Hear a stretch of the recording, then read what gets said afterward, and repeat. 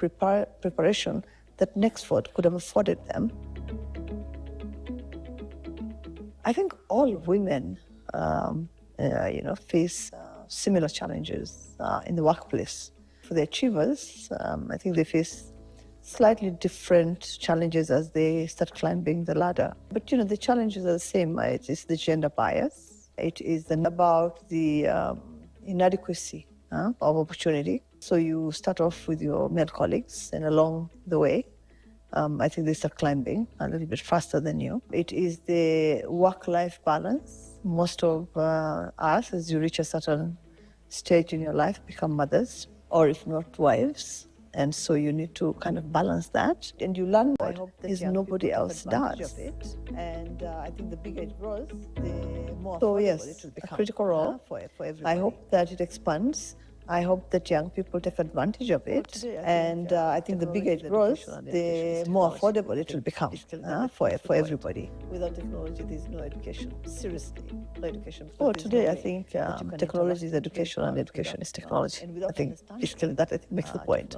Without technology, there's no education. Seriously, no education, because there's no way that you can interact in today's world without technology and without understanding technology. I think we moved all the way to artificial intelligence and the wonders that it does.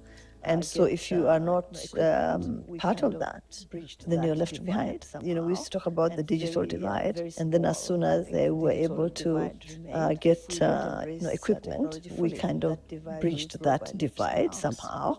And very small, I think, digital divide remained. If we don't embrace technology fully, that divide will grow by leaps and bounds. And if I didn't have education is an equalizer. It's an equalizer. It worked for me. It should work for everybody else. I came from a very humble background, and if I didn't have that, if we didn't have free education, and I always insist free healthcare, I don't think that many of us would have actually survived the malaria onslaught, right? Especially in a place like Kakamega, where obviously because of the rain, the forest, and the beauty, you also have that side, where, malaria is very prevalent, just around the whole area, that lake area. And so if we didn't have free education and free healthcare, I don't think that it would have been possible to achieve what we've been able to achieve, especially for the poor. Matters because it equalizes. It provides you the opportunities that you wouldn't have otherwise. There's nothing else that can do that for you. Very few people. Nothing. Very hard work. But that's limited. Just a few people can make it through hard work with education. Very few people. You must have some level of education. And some people always, say and quote the fact that some people made it without really finishing, completing university education and all that. I don't think that is, that's very, the geniuses of this world that are able to do that, the Bill Gates, and others who went into technology. Again, technology is education, education is technology. If they didn't embrace technology at a young age, if they were not exposed to technology in university, and they were at an age where they were creative and innovative, right? I don't think they'd have also made it as far as they did. So even in their case, the fact that they were exposed to that level of technology at such an early age, worked for them. So education is an equalizer. Education with technology is advantageous.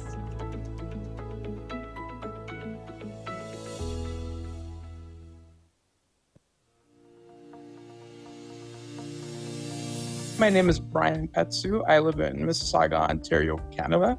I work for TD Bank, which is the second largest bank in Canada. I am a physical security analyst.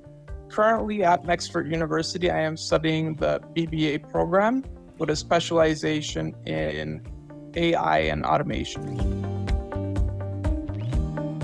I elected to do a BBA at Nexford University because of my interest in business, in the world of business, specifically management, business operations. I'm also an aspiring manager team leader. So I've connected my skill set to that as well. I chose a specialization in AI and automation as it is an additional resource that I can use on top of my BBA. In my case, the specialization allows me to connect my changing workplace and the use of AI technology. Those are all necessary in my current role as we automate. The BBA is an effective foundation for a master's degree, specifically in my case, an MBA, which I also look to obtain from Nexford University for my studies. I chose Nexford University over a traditional university in Canada as it's affordable, it's flexible, it allows me to save money while also working a 40 to 50 hour work week, this all while studying. Skills from my Nexford BBA that were most helpful for my job at TD Bank were skills that were people-minded skills, presentation skills, as we do many of those, writing skills, managerial skills, specifically the managerial skills in taking lead of a difficult situation. The Nexford BBA is helping to advance my career as a physical security analyst by landing me, again, the job, the higher paying full-time job. I used to be a contractor, now I work full-time. Without a degree, I was only getting those contractual positions, nothing in-house based. And as soon as I've mentioned the credential and also raising that it had a specialization in AI and automation, it was a huge foundation for other courses, the job, and even other degrees as well. Nexford as a community has helped me greatly with learning through success advisors who act as faculty guides that are available 24/7. Social media communities with other students such as WhatsApp and Facebook are a great way to connect, both on camera and in chat. Smaller class sizes and approachable professors as well, who you would not be able to engage in a traditional, larger environment. There's a personal approach, again, with faculty and the students as well. Everybody helps each other, everyone cares for each other, and everybody looks to grow one another's successes and growths as well. I would recommend Nexford University. As mentioned before, actually to everyone in Canada and North America, the country can be quite a toll with bills and housing costs. Nexford offers an affordable path to high quality education that improves your chances of landing a higher paid job, like in my case. The support is amazing. It's approachable. You could have demand even on the holidays. You can ask for help and you'll get it on a holiday. That's the amazing piece about that. You can fast track your degree in 3 years' time compared to 4 or 5 in Canada. Finally, it is a great option for working professionals such as myself, who must work 40 plus hours per week to provide for family and themselves. Also, the good thing about Nexford is that you don't have to sit in a fancy lecture hall or commute to class, spend money on that. Yet you get the same or even better approach to learning through higher education, through faculty and fellow classmates. You can work wherever you want. Currently, I'm completing the BBA in North America and Canada. So there are countless reasons Nexford University is the top option and better standing than the traditional university on site in Canada or in the US.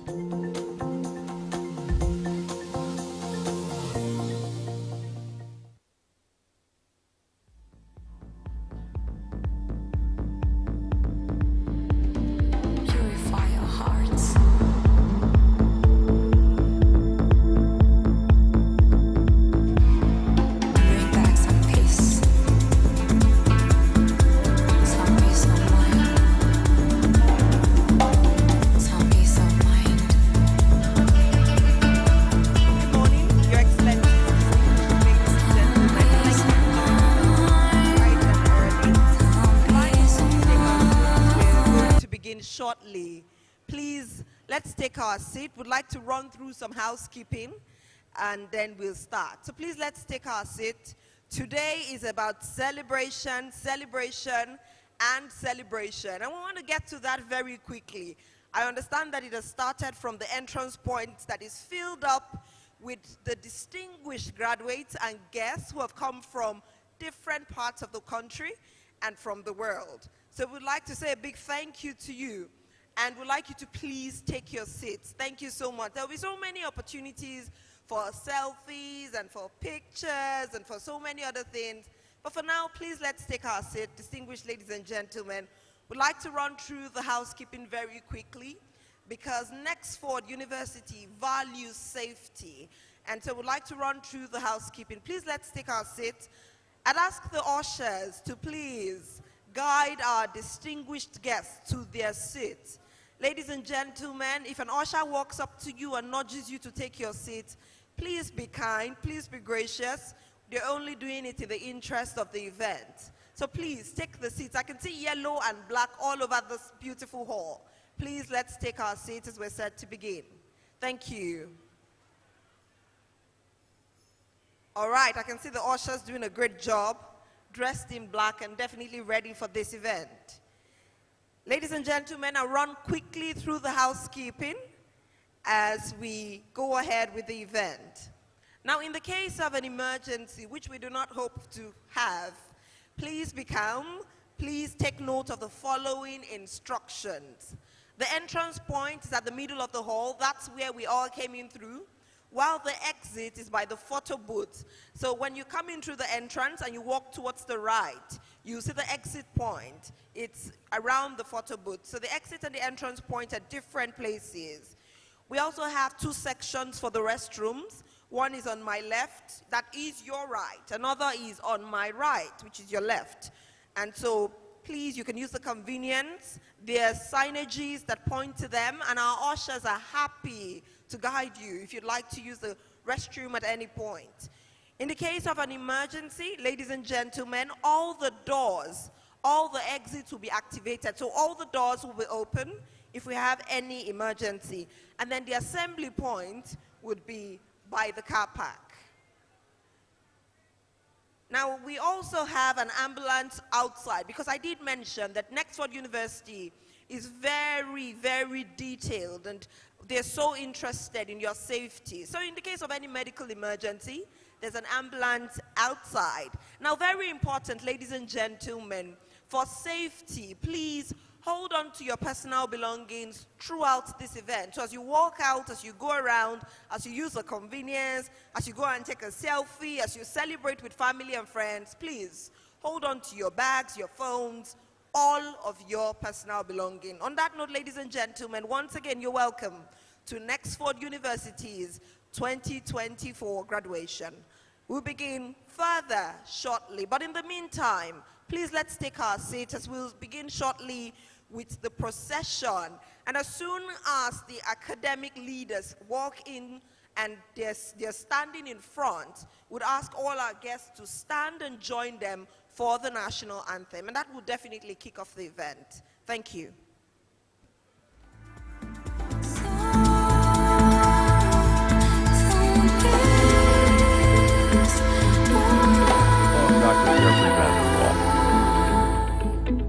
So if you're considering the MSc program, even if you don't have a clear path for developing a product, or you're wondering if you have entrepreneurial aspirations, an MSc can still be a valuable investment. The skills and knowledge gained are applicable to a wide range of careers, including management roles, consulting, and innovation positions within larger firms or companies. The exploratory environment of an MSc program can also provide clarity and direction for one's own career path. So in conclusion, while starting a business is inherently practical and hands-on, the knowledge, skills, and network gained from an MSc program can significantly enhance an entrepreneur's chances of success. For those on the fence about their entrepreneurial journey, such a program can offer valuable insights and experiences that inform their career choices moving forward.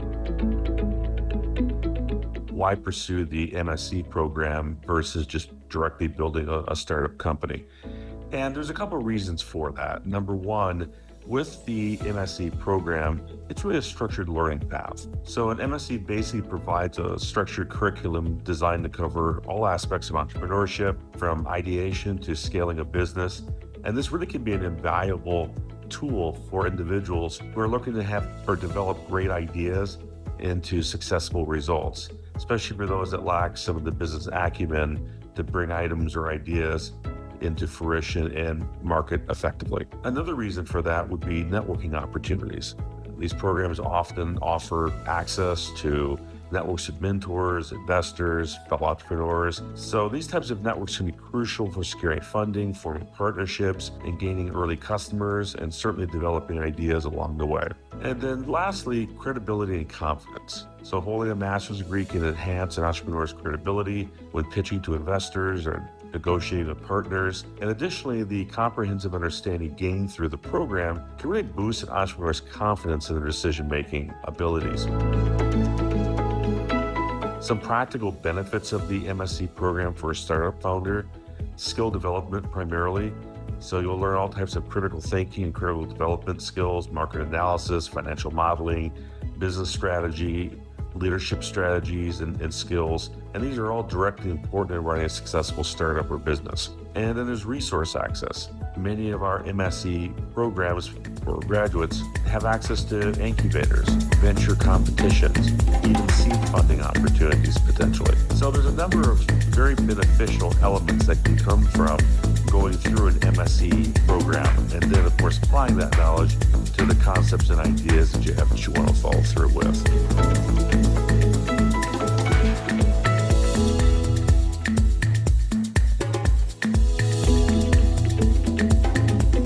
Hi everybody, my name is Dr. Keith Wade. I live in Tryon, North Carolina, and have been teaching finance, entrepreneurship, and data analytics for Nexford for over a year.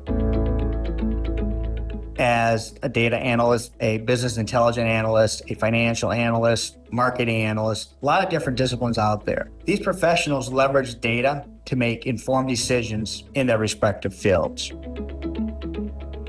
Business leverage analytics to analyze past performance, identify trends, and make predictions for the future is a tool for optimizing processes, enhancing customer experience, right? One thing you'll learn, it's really all about the customer. And by gaining competitive edge through data-driven decisions, can make that company much more successful. For example, an e-commerce company, by analyzing past sales data, they may look at the information and based off that information, carry lower levels of inventory during certain timeframes. In this way, the business not only anticipates market trends, patterns, purchasing power, but may also be able to filter out pricing in different channels of how to distribute the product.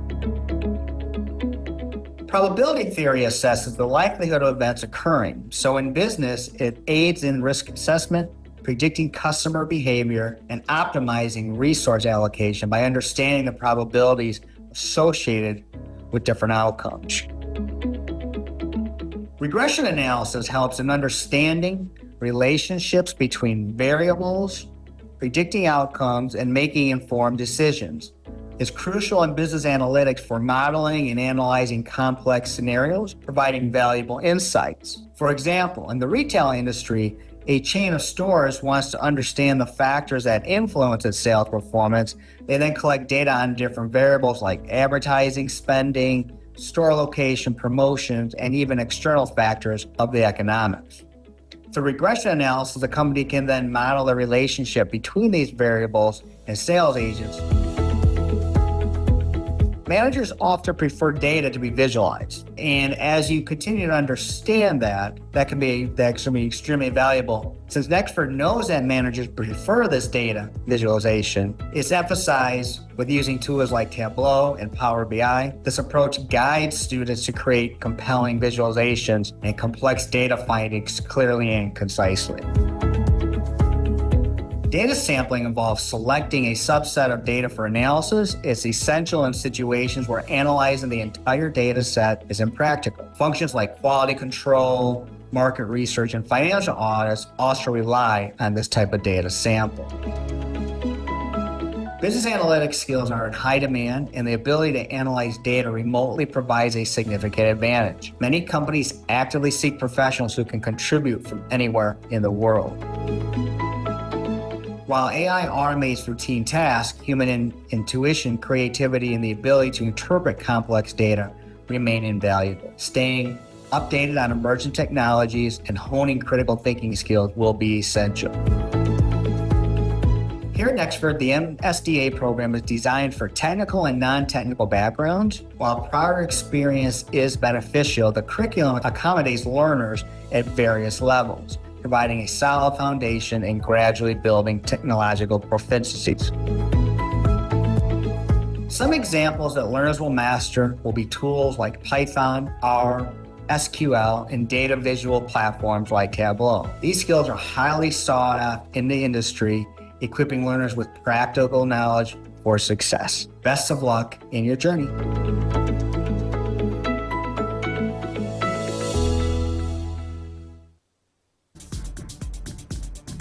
All right, ladies and gentlemen, your excellencies, we are set to begin. So please, let's take our seat very quickly. And then we'll have the event fully swing into action. So please, let's take our seat.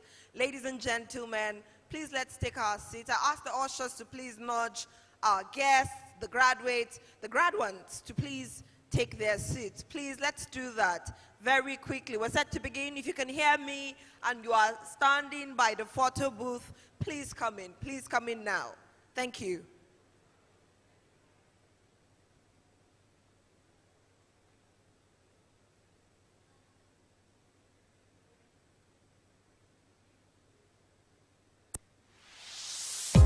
Introducing Nexford University's online Master of Science in Data Analytics.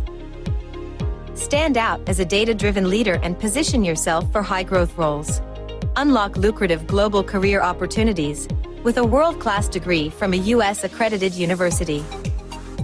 The MSDA program includes future-focused courses in analytics, statistics, data science, and more.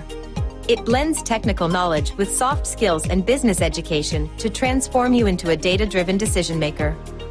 Instead of essays and exams, you'll learn through engaging content and real-world projects.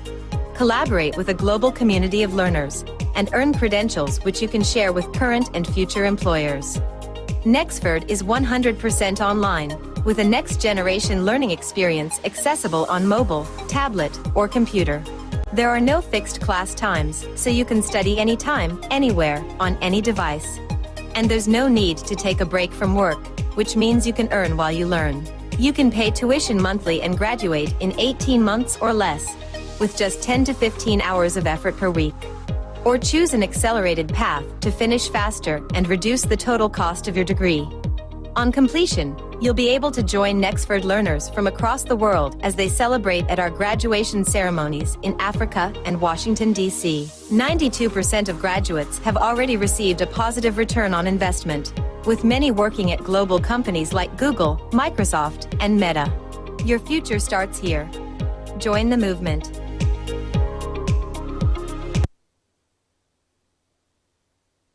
They came from across the globe to the Nexford 2022 graduation ceremony held in Washington, D.C., the nation's capital and Nexford's hometown. A group of forward thinkers who decided to take a different path to that of a traditional university, to take on the world and be the next generation of leaders, CEOs, entrepreneurs, and startup founders. It was a time to reflect on their hard work and achievements, give thanks to those who supported them, and celebrate their perseverance against time constraints and a global pandemic. We listened to their stories of newfound success across global careers with pride and admiration. Their achievements were celebrated in the company of business leaders, family, and friends, as each began to dream of their future success. To the 2022 Nexford U.S. graduates, we salute you. And to those looking to emulate them, we say, be bold, be different, be a part of the 2023 U.S. graduation class.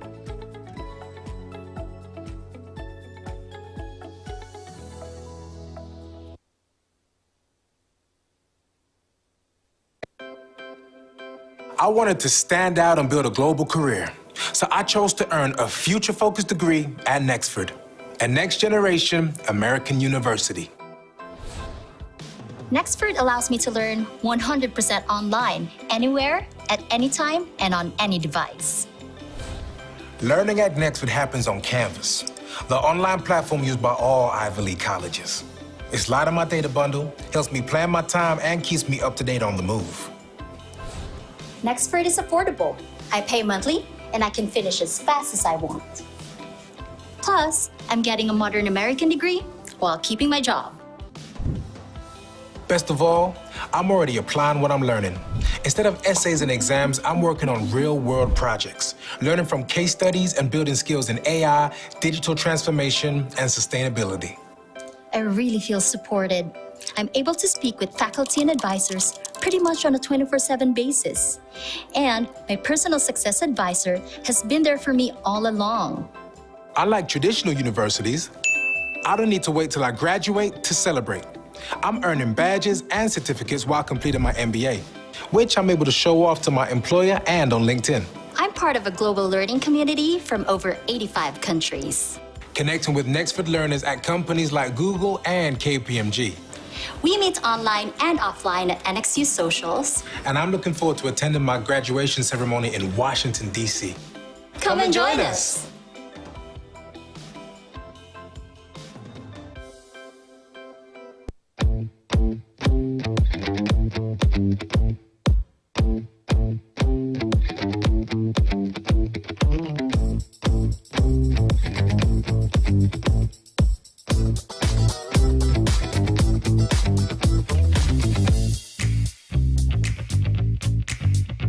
Nexford University is designed for a global audience. So we have 10,000 learners from across 110 countries. But there's something that makes Nexford quite unique, and it's this mission-oriented mindset, right? It is set up specifically to help make the world a better place, but through higher education. And it does that through affordability, bringing in flexibility, just to give people access to high quality education. So we also factored in stackable credentials as part of your learning. So in our minds, learning is not something you do one time and you stop. It's something you do over a long period of time for the rest of your life. You don't have to do a full degree at every point in time. You can do certain courses, you can do groups of courses, and then those groups of courses can become stackable to earning larger degrees within Nexford. Another unique attribute of Nexford University is our monthly payments scheme.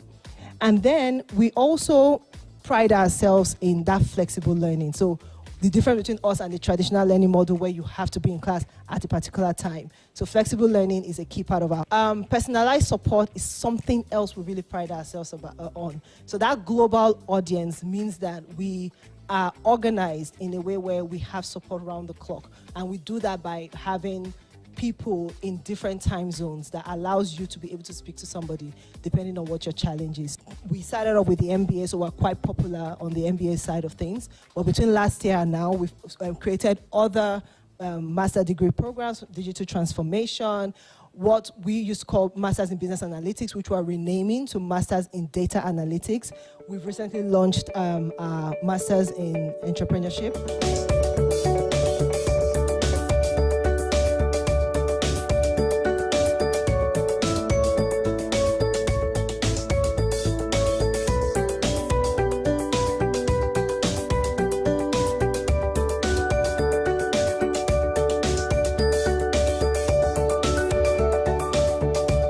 Nexford is teaching you, giving you the skills to work in a global environment, not just Nigeria alone. Everything about Nexford is hands-on. So I'll say that is one of the things that I gained from Nexford, because getting that skill, I was able to work on a lot of projects, and these projects propelled me to get into the career place that I am right now. One thing you should know is that Nexford will trigger an aspect of you that you didn't even know existed. So, which was what happened to me. I now own my own business. Then, while I was at Nexford University, I specialized in e-commerce. And I can say that right now, I do e-commerce consulting for most businesses who are trying to move from decided to take a different path to that of a traditional university, to take on the world and be the next generation of leaders, CEOs, entrepreneurs, and startup founders. It was a time to reflect on their hard work and achievements, give thanks to those who supported them, and celebrate their perseverance against time constraints and a global pandemic. We listened to their stories of newfound success across global careers with pride and admiration. Their achievements were celebrated in the company of business leaders, family, and friends as each began to dream of their future success. To the 2022 Nexford US graduates, we salute you. And to those looking to emulate them, we say, be bold, be different, be a part of the 2023 US graduation class.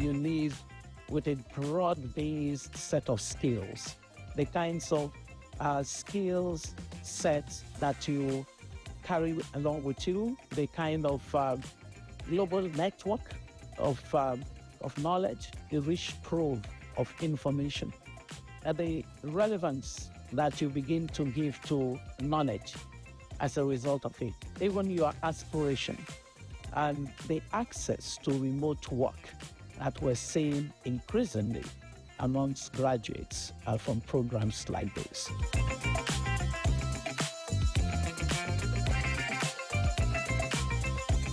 Nexford MBA has helped me especially to achieve my career goals in terms of promotion. I got an MBA 2022, 2023, I got promoted from assistant manager to deputy manager. I would recommend Nexford University to others in Nigeria because it is flexible and also the payments plan is monthly, especially you can pay with your local currency. And also Nexford is an American university and you stand to compete globally.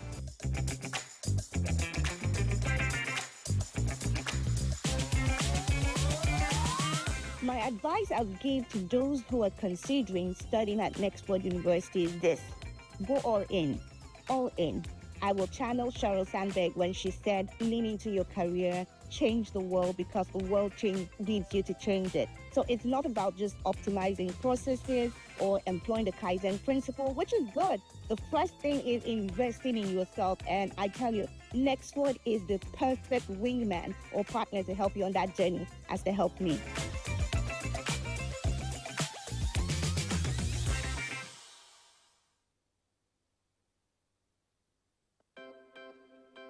wanted to stand out and build a global career, so I chose to earn a future-focused degree at Nexford, a next-generation American university.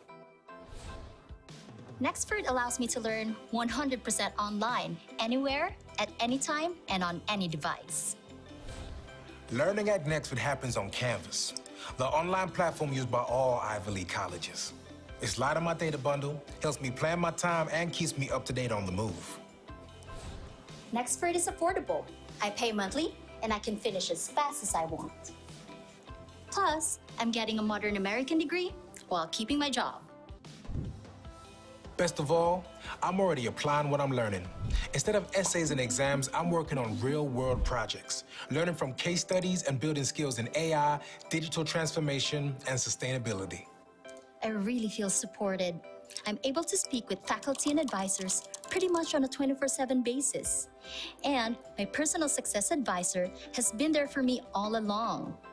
Unlike traditional universities, I don't need to wait till I graduate to celebrate. I'm earning badges and certificates while completing my MBA, which I'm able to show off to my employer and on LinkedIn. I'm part of a global learning community from over 85 countries.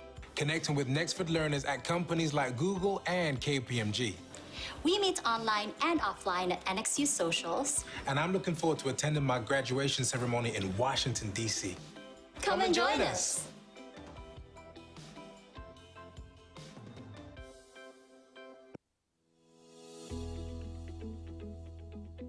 So my name is Amina Mohammed.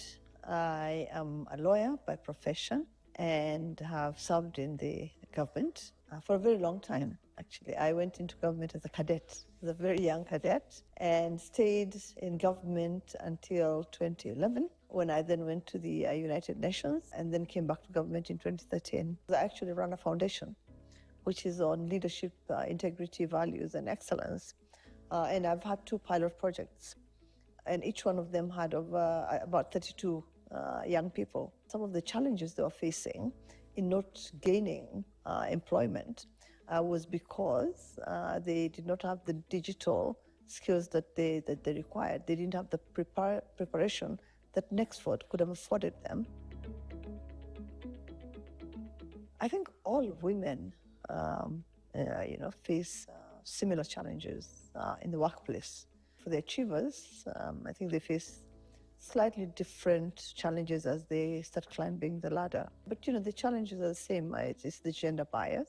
It is the networking amongst our male colleagues that kind of leaves women out. It is the spaces where networking happens, which are quite uncomfortable for women in most cases. It is about the inadequacy of opportunity. So you start off with your male colleagues, and along the way, I think they start climbing a little bit faster than you. It is the work-life balance. Most of us, as you reach a certain stage in your life, become mothers, or if not, wives. And so you need to kind of balance that. And you learn very early on to prioritize. It's a lot of work. And so you also need, I think, to find some space for yourself.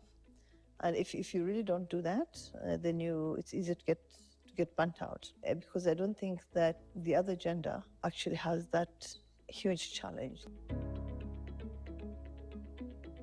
For me, the first one was the 100% transition, which I was the first cabinet secretary to implement. And then I think others followed on. I think that for me was really critical, because we were losing too many children at a very young age who were falling off track. Because they would get to a certain level and not proceed. And so we made it a policy that any child who got to standard 8 would proceed from 1. And we also wanted to make sure that that transition was 100%, so that nobody was left behind. I think that Nexford, as an institution of higher learning, has a really critical role to play, because what it does is it offers accessibility and it's affordable. So even for the young people who cannot afford expensive university fees, they're able to access university education and high quality university education through Nexford. The subjects that are offered as well are 21st century subjects. right? So there's nothing that would stop one who went through an Nexford education from actually achieving not just their potential, but being able to fit into 21st world, and especially world of work. Everything, the demands are different, the requirements are different, the spaces are different. Today you could actually work from home and earn much more than, a colleague who goes to work every day and sits in a brick and mortar. So that, I think, preparation, that education is offered by Nexford, is nobody else does. So yes, a critical role. I hope that it expands. I hope that young people take advantage of it. And I think the bigger it grows, the more affordable it will become for everybody. Well, today I think technology is education and education is technology. I think basically that makes the point. Without technology, there's no education. Seriously, no education, because there's no way that you can interact in today's world without technology and without understanding technology. I think we moved all the way to artificial intelligence and the wonders that it does. And so if you are not part of that, then you're left behind. We used to talk about the digital divide, and then as soon as they were able to get equipment, we kind of bridged that divide somehow, and very small, I think, digital divide remained. If we don't embrace technology fully, that divide will grow by leaps and bounds. Education is an equalizer. It worked for me. It should work for everybody else. I came from a very humble background, and if I didn't have that, if we didn't have free education, and I always insist free healthcare, I don't think that many of us would have actually survived the malaria onslaught, right? Especially in a place like Kakamega, where, obviously because of the rains, the forest, and the beauty, you also have that side, where, malaria is very prevalent, just around the whole area, that lake area. And so if we didn't have free education and free healthcare, I don't think that it would have been possible to achieve what we've been able to achieve, especially for the poor. It matters because it equalizes. It provides you the opportunities that you wouldn't have otherwise. There's nothing else that can do that for you. Nothing. Very, very hard work, but that's limited. Just a few people can make it through hard work with the education. Very few people. You must have some level of education. And some people always, say and quote the fact that, some people made it without really finishing, completing university education and all that. I don't think that is, that's very, very, it's the geniuses of this world that are able to do that, the Bill Gates, and others who went into technology. Again, technology is education, education is technology. If they didn't embrace technology at a young age, if they're not exposed to technology in university, and they were at an age where they were creative and innovative, right? I don't think they'd have also made it as far as they did. So even in their case, the fact that they were exposed to that level of technology at such an early age, worked for them. So education is an equalizer. Education with technology is advantageous.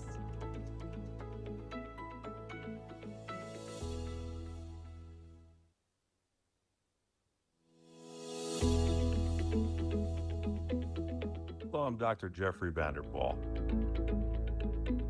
So if you're considering the MSc program, even if you don't have a clear path for developing a product, or you're wondering if you have entrepreneurial aspirations, an MSc can still be a valuable investment. The skills and knowledge gained are applicable in a wide range of careers, including management roles, consulting, and innovation positions within larger firms or companies. The exploratory environment of an MSc program can also provide clarity and direction for one's own career path. So in conclusion, while starting a business is inherently practical and hands-on, the knowledge, skills, and network gained from an MSc program can significantly enhance an entrepreneur's chances of success. For those on the fence about their entrepreneurial journey, Such a program can offer valuable insights and experiences that inform their career choices moving forward.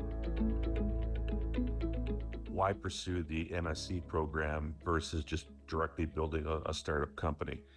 And there's a couple of reasons for that. Number one, with the MSc program, it's really a structured learning path. So an MSc basically provides a structured curriculum designed to cover all aspects of entrepreneurship, from ideation to scaling a business. And this really can be an invaluable tool for individuals who are looking to have or develop great ideas into successful results, especially for those that lack some of the business acumen to bring items or ideas into fruition and market effectively. Another reason for that would be networking opportunities. These programs often offer access to networks of mentors, investors, fellow entrepreneurs. So these types of networks can be crucial for securing funding, forming partnerships, and gaining early customers, and certainly developing ideas along the way. And then lastly, credibility and confidence. So holding a master's degree can enhance an entrepreneur's credibility when pitching to investors or negotiating with partners. And additionally, the comprehensive understanding gained through the program can really boost an entrepreneur's confidence in their decision-making abilities. Some practical benefits of the MSc program for a startup founder: skill development primarily. So you'll learn all types of critical thinking and critical development skills, market analysis, financial modeling, business strategy, leadership strategies and skills. And these are all directly important in running a successful startup or business. And then there's resource access. Many of our MSc programs for graduates have access to incubators, venture competitions, even seed funding opportunities potentially. So there's a number of very beneficial elements that can come from going through an MSc program, and then of course applying that knowledge to the concepts and ideas that you want to follow through with.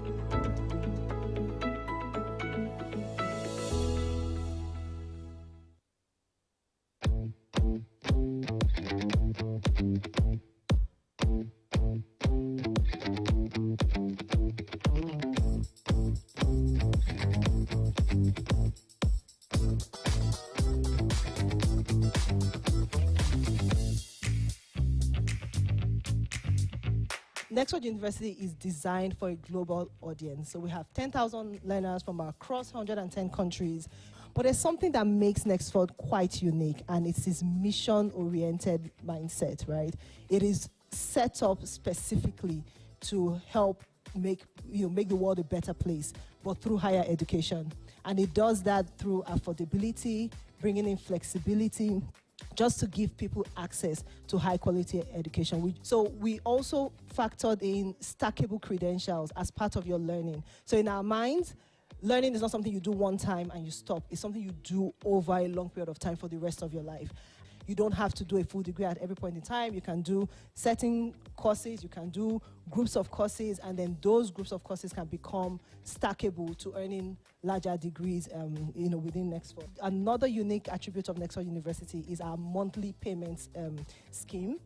And then we also pride ourselves in that flexible learning. So the difference between us and the traditional learning model where you have to be in class at a particular time. So flexible learning is a key part of our personalized support is something else we really pride ourselves on. So that global audience means that we are organized in a way where we have support around the clock. And we do that by having people in different time zones that allows you to be able to speak to somebody depending on what your challenge is. We started off with the MBA, so we're quite popular on the MBA side of things. But between last year and now, we've created other master degree programs, digital transformation, what we used to call Masters in Business Analytics, which we're renaming to Masters in Data Analytics. We've recently launched our Masters in Entrepreneurship.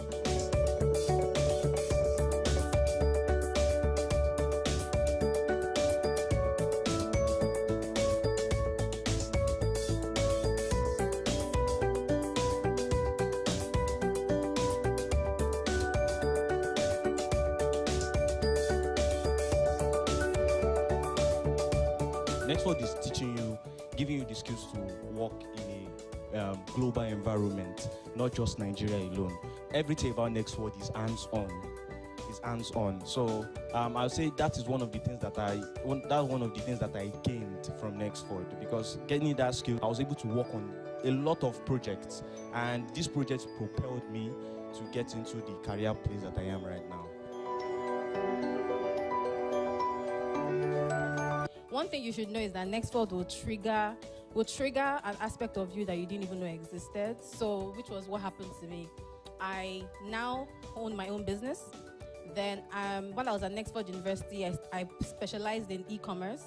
And I can say that right now, I do e-commerce consulting for most businesses who are trying to move from their brick and mortar way of doing business to, the online way of doing business. So I consult for e-commerce brands.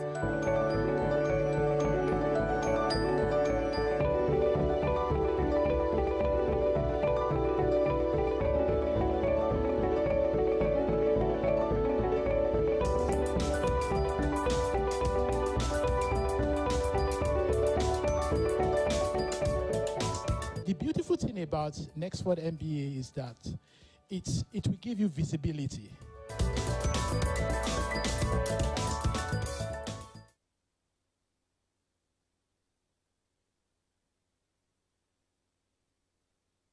Your Excellencies, distinguished ladies and gentlemen, once again, welcome to Nexford University's Class of 2024 graduation. We'll begin with a procession led by the academic and leadership team and distinguished guests at Nexford University. So I would ask you, ladies and gentlemen, to please remain on your seat as they walk in, and when they get to their seat, I will cue you for the national anthem, and by that time, everyone will stand for the national anthem. Thank you.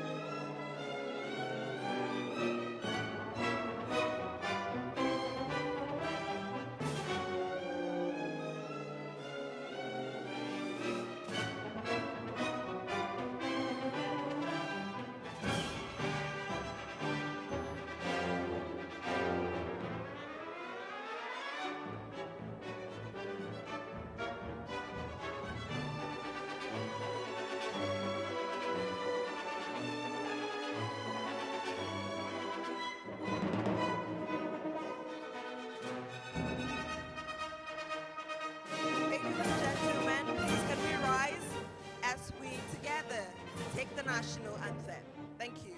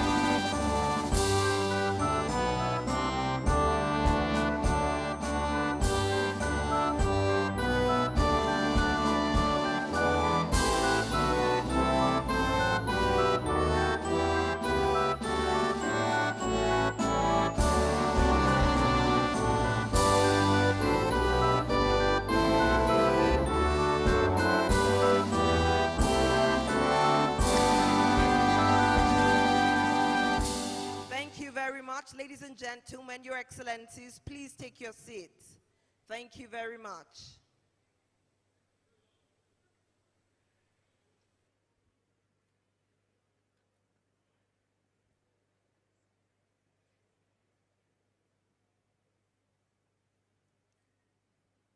Thank you.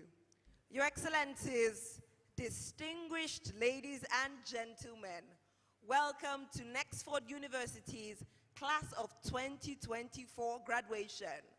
Woo! I like the excitement. I think it's starting from here and it's beginning to go around the hall. All right. And I think that people in the middle row, they're catching on quite fast. So I'm going to do it again, and I expect that it's going to be everywhere. Your Excellencies, distinguished ladies and gentlemen, welcome to Nexford University's Class of 2024 graduation. That's the energy. That's the energy. We would like to thank you, distinguished ladies and gentlemen, for joining us here this morning. The hall looks very beautiful with a sprinkle of yellow and black everywhere. It's truly such a privilege to see people gathered from different parts of the country to celebrate today. As we begin today, I'd like to observe due protocol by acknowledging the presence of His Excellency, the former Governor of Anambra State, a business leader, a philanthropist, Mr. Peter Obi-Con, CEO, Human Capital Africa, and of course, a proud advisory board member of Nexford University, Dr. Obi Ezekwesili, Chairman, EcoBank Nigeria, Mrs. Bola Adeshola. Let's keep the energy going till the very end. Chairman, African Capital Alliance, Dr. Oke Enelama. Commissioner, Innovation, Science and Technology, Lagos State, Mr. Tumbosun Alake. CEO, Nexford University, Mr. Fadil El Tazi. Chief Academic Officer, Nexford University, Madam Jennifer L. Scott, PhD. Thank you very much, ladies and gentlemen. And of course, please, let's do a final resounding applause for the VVVVIPs here. And you know who I'm talking about? I'm talking about the graduates. Please, a round of applause for yourself. Thank you. And let's do one more. You know, there's an African saying that it takes a village. When I walked into this hall today, I needed nobody to tell me that it truly takes a village. Because with one person, I could see the village that came to support them. From Africa and beyond, some people flew in to say, we must be a part of your big day. Please, to all of our guests, a round of applause. Thank you, thank you, thank you for being here today. Now, ladies and gentlemen, I'll just give us a quick summary of what's going to happen today. But before we do that, I'd like us to take a moment to look to one another. Please, can you just look at the person beside you? Look at the person beside you. Give the person a warm smile. And tell the person, welcome to Nexford graduation. A warm smile. Now, if the person beside you happens to be a graduate, please say congratulations. If the person is not celebrating you, you know, in Africa and particularly in Nigeria, and I'll say this in Pidgin English and I'll interpret, you know, we usually say, if he easy, do am, right? If he easy, run am. You know, it's a lot of grit. So please tell the person beside you that it is no mean feat to sit here as a graduate. So please, tell that person, I deserve the congratulations. So, a round of applause for yourselves. Thank you so much. Ladies and gentlemen, Your Excellencies, today we'll have the pleasure of listening to welcome remarks by the leadership team of Nexford University. We also have a goodwill message by Mrs. Bola Adeshola coming up later. We have a spoken word performance by one of our own, one of our very own, one of the graduates here. We also have an address by Dr. Obieze Ezekwesili and a keynote address by Mr. Peter Obi. That will be coming up today.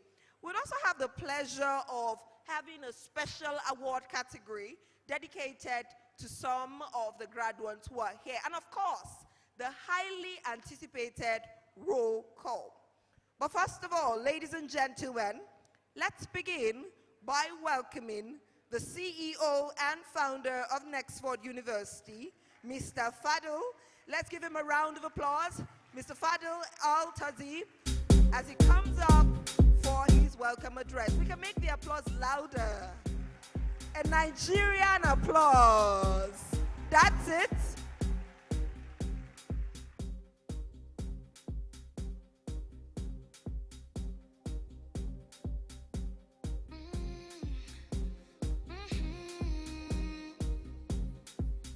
I'd be gone by 5, but it's sunrise and I'm still in your bed. Good night usually means goodbye. Me replaying memories in my head. Look at you, look what you made me do. How do you figure my every move? Who are you, you look so familiar. I know you, baby. Good morning. Is this working? Yes. First of all, I'd like to welcome everybody. And second, I'd like to apologize for some of the delays we had earlier this morning. We really didn't expect so many of you to join. We had about 100 graduates who had not registered but showed up. And we were, of course, very keen to make sure you join us. So thank you for your patience. Thank you all for waiting outside. And we appreciate you being here with us right now. Just 1 second while they fix this. Yes.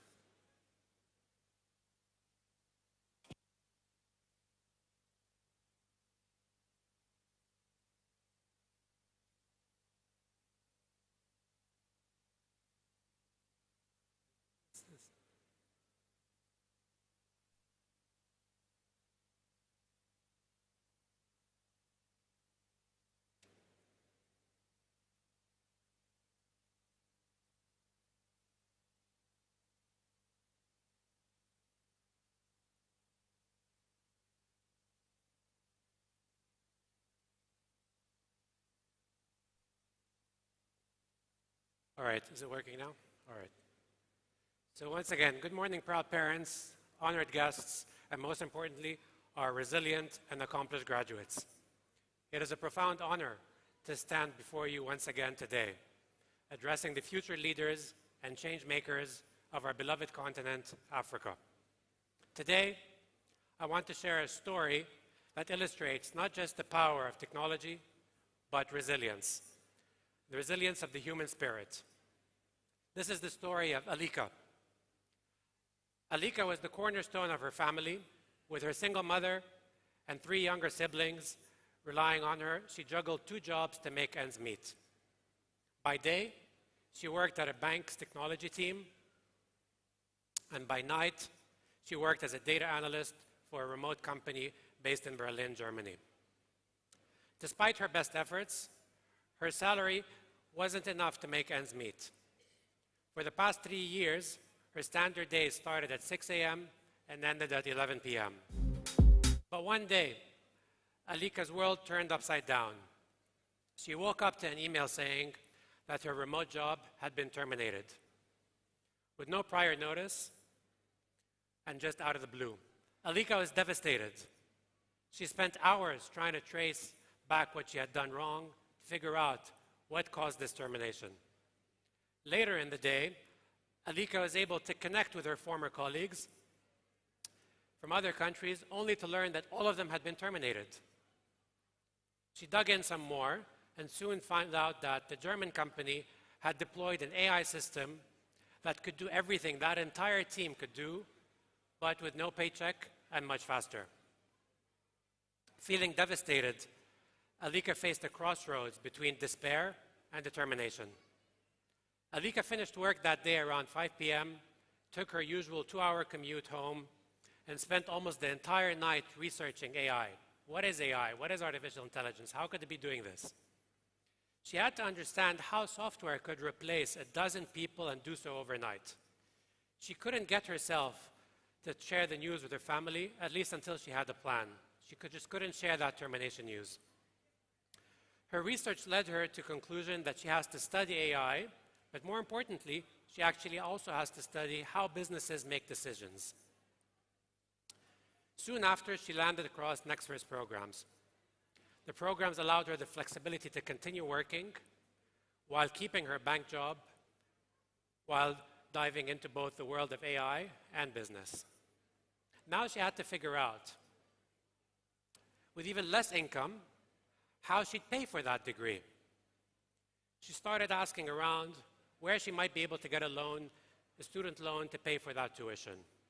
Lucky for her, she soon learned that her own bank offered a program where they funded 80% of tuition for their employees. She found out how she could apply and quickly did so. Originally feeling a bit unsure about the commitment, she now switched to a feeling of determination. She thought to herself, that scholarship must be a sign, and decided to master the very force that displaced her. In March of 2023, Alika enrolled in Nexford's MBA with a specialization in artificial intelligence. A year later, she'd already designed her first AI solution, a tool specifically designed to help banks detect fraud a lot more quickly. She was so excited about this solution, she gathered her managers, managed to get them all in the same room, and started pitching her idea. Unfortunately, the meeting didn't go so well. 30 minutes later, everyone lost interest. Alika returned to her desk thinking, I wonder, if I was some Oyibo from the US or the UK selling this idea, would the bank have taken me more seriously? Over the next 6 months, Alika transformed. She not only mastered AI, but she started attending online career fairs, networking with professionals from all around the world. It was one of these fairs that she met her future employer, a Dutch cybersecurity company based in Amsterdam. When I asked Alika, what do you think was the #1 reason you got that job? Interestingly, she didn't cite technical skills, but she said her demonstration of excellent communication skills, as well as critical thinking. Indeed, 2 of the skills in highest demand all across the world. As grateful as Alika was to the bank for having funded her scholarship, she did what's best for her and for her family. She quit the bank and joined the Dutch company. Today, Alika's job involves AI to develop ethical hacking solutions, protecting banks across Africa from cyber threats, and she earns triple what she used to 2 years ago. Just a few days ago, I asked Alika, so why do you think the bank never took your idea seriously, that AI idea? I was so happy to hear her change her views. She realized it was due to having poor communication skills back then. I asked her, so if that Oyibo from California had flown in and given that pitch instead of you, would they likely have adopted it? Her answer was surely no. They would definitely have rejected it. That self-reflection and development is probably what I love most about her story. Ladies and gentlemen, believe me when I say this. If you are not actively thinking about how you're going to use AI, then you will be replaced by someone who is. It may take days, it may take months, it may take years, but the day will come. Alika's story is a powerful reminder. It teaches us that while AI will undoubtedly replace millions of jobs, it also offers a gateway to new opportunities for those who embrace it. Alika's journey from adversity to innovation is not just about survival. It's about thriving in the face of global change. And it's about perseverance. It is a testament to where determination and embracing change can lead. As we stand on the brink of a technological revolution, where AI shapes our economies and societies, let us remember, it is not just our ability to develop new technologies that will define our future, but our willingness to adapt, learn, and transform these challenges into opportunities. Nigeria, with one of the world's youngest populations, and you all graduates today, as graduates of an online university, already have an advantage over others across the world. You are adopting technology in ways most others have not yet learned. In fact, most of the world's population does not have a university degree until today. You are already ahead. What's even more exciting is almost 40% here today have already specialized in artificial intelligence. 40% of our graduates today. You are definitely ahead of the crowd. Most importantly, you've learned how to learn. And that is the most important skill in the world. Learning is for life. And education is only as valuable as you put it to work for you. So today I say, don't let the degrees you've earned get in the way of your education. Thank you. All those days that you stayed at my house, we were just passing the time. When we were young, we ain't had no vows. You know, Mr. Fadil has been a part of this graduation. This is the 4th graduation, and he's been in Nigeria for this graduation ceremony. So I think that somehow we can give him Nexford citizenship by attendance. And maybe we can give him a Nigerian name sometime, right? So that every time he visits Nigeria, he just drops Fadil at the airport. And when he walks in, he comes in with a new name. So I'm just wondering what name will be befitting. Okay, I can hear so many echoes, but if you could say it loudly. Okay, let's do it this way. We'll section the hall into 3. 1, 2, 3. So each section gets to decide on the name for Mr. Fadil. And I'll say that let us pick names across different regions of Nigeria. All right, over there, what's the name? Ifeanyi. Okay, noted, Mr. Ifeanyi. All right, here. No, we can't take another. Okay, did I hear Bolaji? Okay, good. That's a Yoruba name. We have an Igbo name. Ifeanyi Bolaji, right here. Do I hear a name from northern Nigeria? Okay, we need unity. There's division here.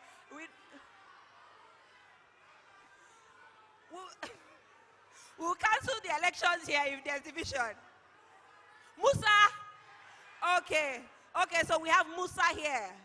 All right, so we have Musa, Ifeanyi, Bolaji, and I hope that he's taking note of those names so that every time he walks into Nigeria, he drops Fadil and he goes by them. Please, another round of applause for him.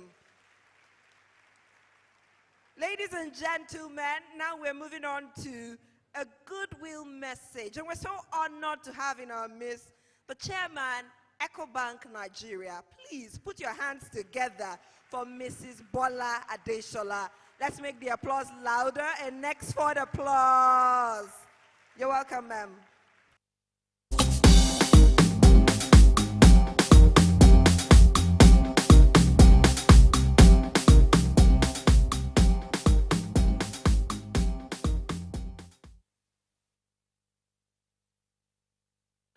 To clear, because I have to welcome people.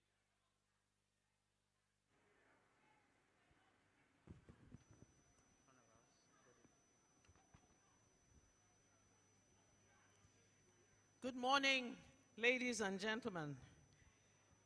Before I go into the meat of my goodwill message, I have a message for the graduates. I think it is disrespectful when the founder and CEO of Nexford is speaking and you all are talking. Very disrespectful. So I think that please let's adjust our attitude way before the guest speaker comes to the podium. I think we need to understand that this is a graduation ceremony and you need to listen attentively to the speakers. So please, ladies and gentlemen, if we're not yet settled to continue the event, then I will wait. There is still an enormous amount of activity going on at the back. And I don't think that that is what is intended today. Are we ready to go on? Graduates, are we ready to go on? I hear yes, I hear no. Are we ready to go on? We are? All right, thank you very much. The founder of Nexford, Fadil Al-Tazi, members of the board of directors, I guess represented here by Dr. Obi Ezekwesili, the academic team, the keynote speaker, His Excellency Mr. Peter Obi, who I'm sure will be here very soon. The most important people in the room today, the dynamic and inspiring class of 2024. Now you see, you are hailing yourselves, yet you won't keep quiet for your founder. Eh? The proud family members who are here today, distinguished guests, ladies and gentlemen, good morning. I would like to start by congratulating two groups of people, the team at Nexford University and then the graduating class of 2024. I would like to first applaud Nexford University for revolutionizing higher education by enabling a greater social and economic mobility across the world. This, Fadl and the faculty and the governing council have done and continue to do in line with the mission of the university by providing learners with access to high quality, affordable, dynamic online education that prepares them for the global workplace. Education at every level has always been an endeavor of passion, and I doff my hat to the visionary founder, Mr. Fadl Altazi, or now Ifeanyi Bolaji Musa.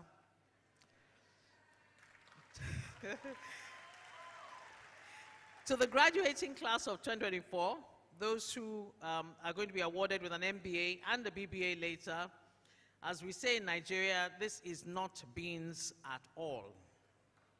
So well done to you all.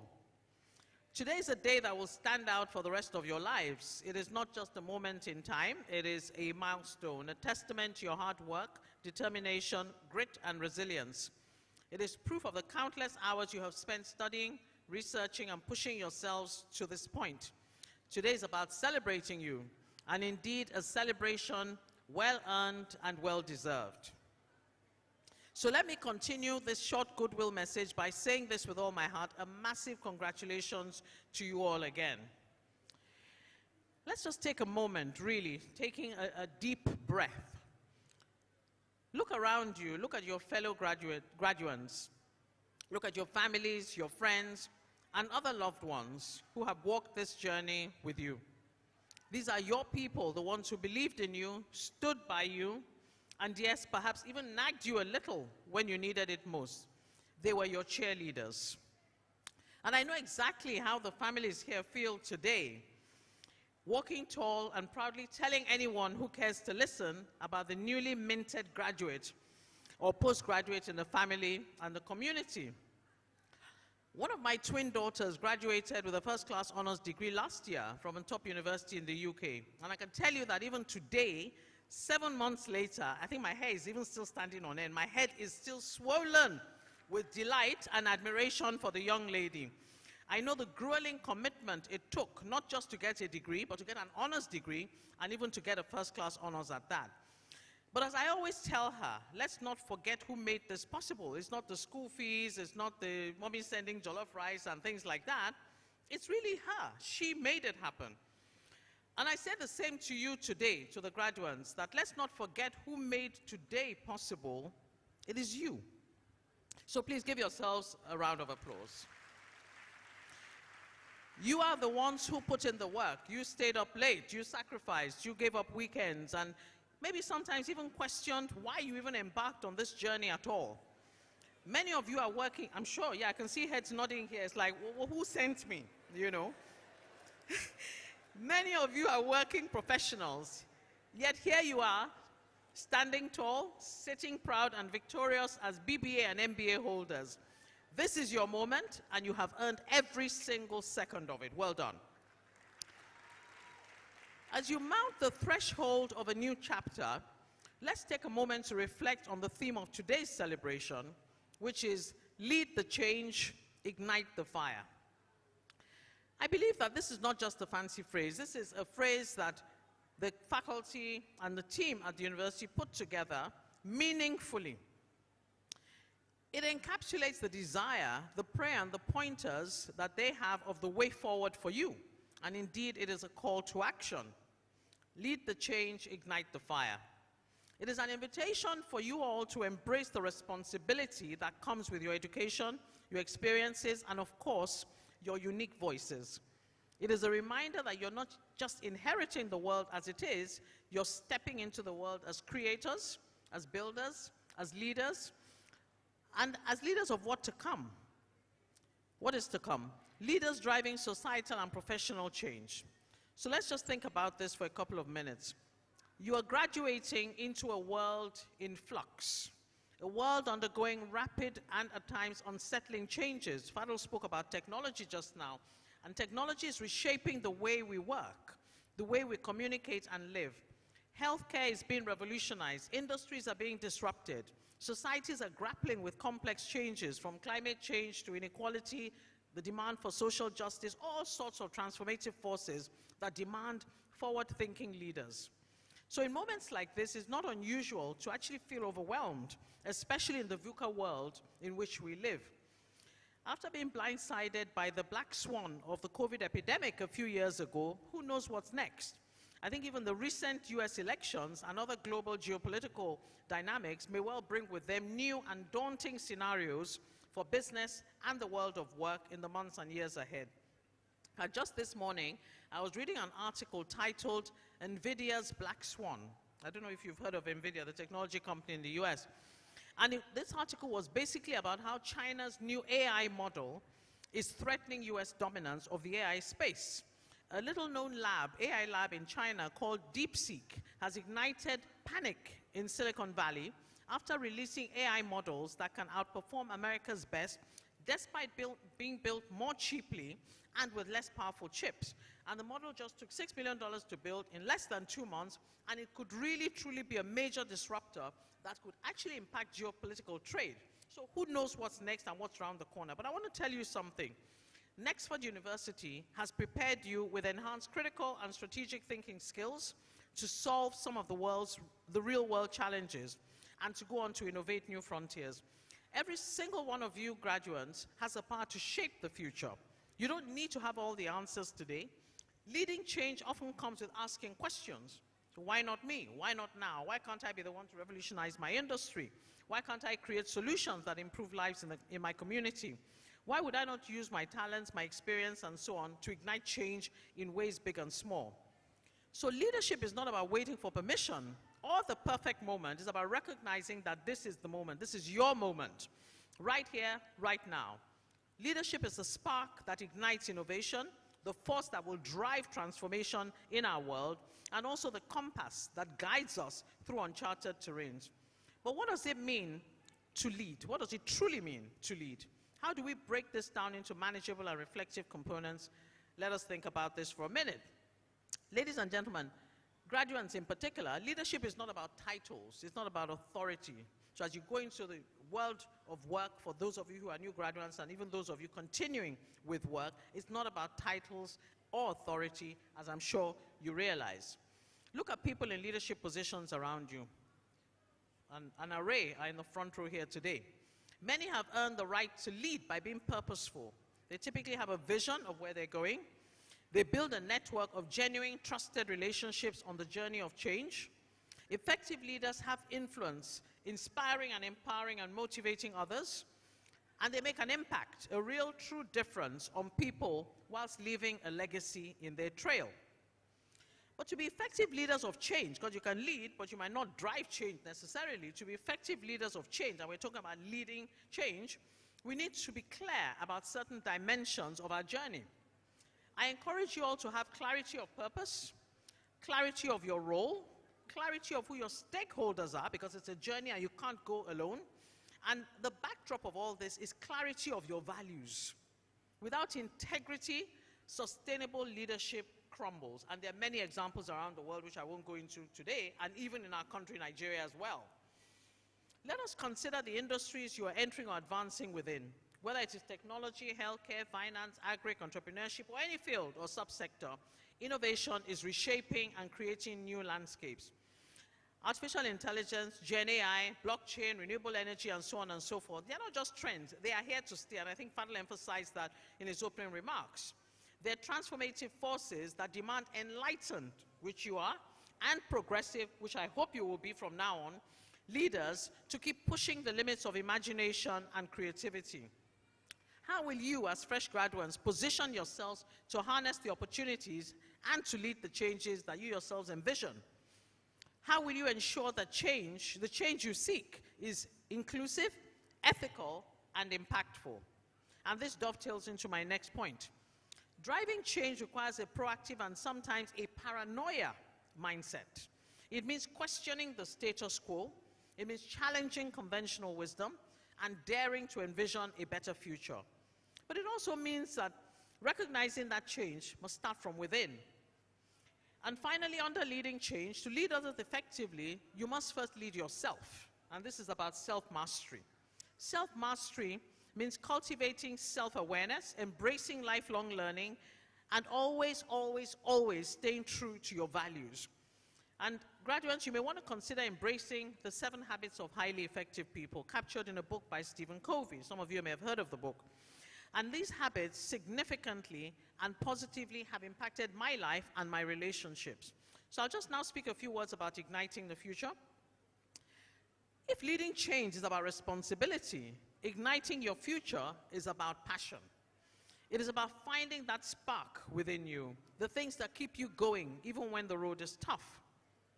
Graduates, as you all step into the next chapter of your journey, remember that the future is not something that happens to you. It is something you envision. It is something you create. Your degree has provided you with that robust foundation, a blend of strategic thinking and all the other analytical skills and leadership acumen that you've acquired during your time at Nexford. But the degree is merely a means to an end. The true measure of your education lies in how you apply it to make a difference in the lives of people. And I'll use myself as a quick example.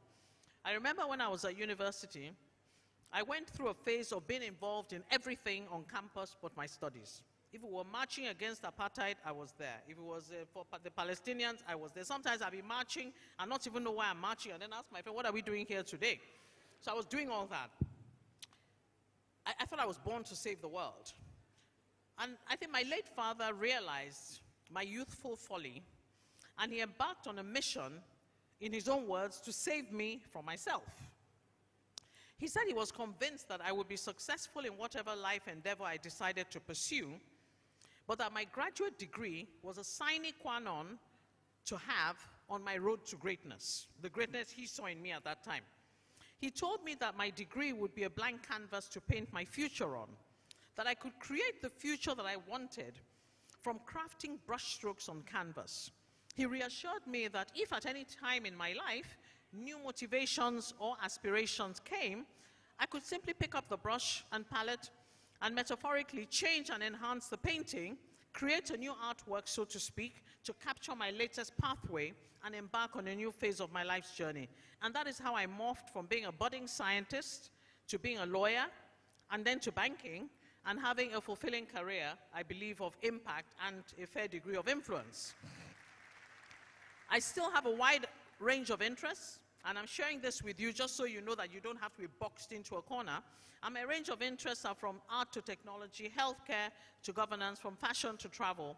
But the common thread is my realization many years ago that my purpose in life was to help others find their voice. And again, this is captured in one of Stephen Covey's books, The 8th Habit, which is find your voice and inspire others to find theirs. So I'm sharing this snapshot with you so that you know that some of us have walked this track before and walked it passionately and effectively, but above all, with purpose. So let's be honest, we're talking about igniting the future. Passion is needed for that, and passion is often misunderstood. It's not only about being endlessly motivated or brimming with ideas 24/7. I think passion is actually much quieter than that. I think igniting your future will often start with that still, quiet voice in you. Passion is a voice to you that says, try again, and again, and again. Even after failure or a setback, it's a determination, graduates, to keep going when others might quit. It's what drives and takes your unique perspective, your dreams, and your knowledge and turns them into something meaningful to you and others. But there will be challenges. There will be moments when the fire feels dim, where you will encounter hurdles, and you might question if the sacrifices were worth it. But in those moments, remember this, that the setbacks will not define you. Mistakes will not define you either. But what defines you is how you rise. As Nelson Mandela so beautifully said, the greatest glory in living lies not in never failing, not failing, but in rising every time we fall. The greatest glory in living lies not in never falling, but in rising every time we fall. So, ladies, gentlemen, Graduates, let us rise with resilience, let us rise with courage. Let us rise with the knowledge that failure is not the opposite of success. It is part of your journey to success. And let me tell you something else. That resilience is in your DNA. We are all Nigerians, including Fadul, who is now an honorary Nigerian. As Nigerians and as global citizens, you have been shaped by challenges. You know what it means to persevere, to adapt, to thrive in the face of adversity. That strength is your fire. And no obstacle can extinguish it. So my dear graduating class, please remember the tools that you carry. Your time at Nexford has given you more than a degree. It has equipped you with tools that will serve you for a lifetime. You are privileged to have access to resources and so on, to think critically and collaborate. Please use this privilege very wisely and productively. Beyond the lectures, assignments, and so on, remember this: the world doesn't just need your skills, it needs you. It needs your kindness. It needs your creativity, your boldness, and your empathy. And remember, leadership, that leadership that you need to use to change the world, is not confined to the boardroom. It's reflected also, ladies and gentlemen, in how you treat people. It's not about treating people just because you need favors. It's how you contribute to your community, how you uphold your values. Leadership is a daily routine, graduates, a series of small but significant actions that collectively make a lasting impact. And the world needs leaders who will listen, leaders who are, and I thank you for listening to me when I said you should keep quiet, because you need to listen to what is being said from this stage. So thank you. We need leaders who are unafraid to challenge the status quo. So let me close with a few tips on practical advices for the journey ahead. As you stay forward into the next chapter, I want to leave you with 3 things. Stay curious. Curiosity is a fuel for growth. Don't settle for what you know now or what you're coming out of Nexford with. Be a lifelong learner and, ask questions, perspectives, and so on. My curiosity is insatiable and helps to continually sharpen my soul. I have an exam on the 20th of March, and even my children ask me, why are you still doing exams? Well, it's because of my quest for continuous knowledge and even testing that knowledge beyond just being spoken to, but testing how deeply I know it. Number 2, build meaningful connections. Success is not a solo journey. Surround yourself with people who inspire you, challenge you, and lift you up higher.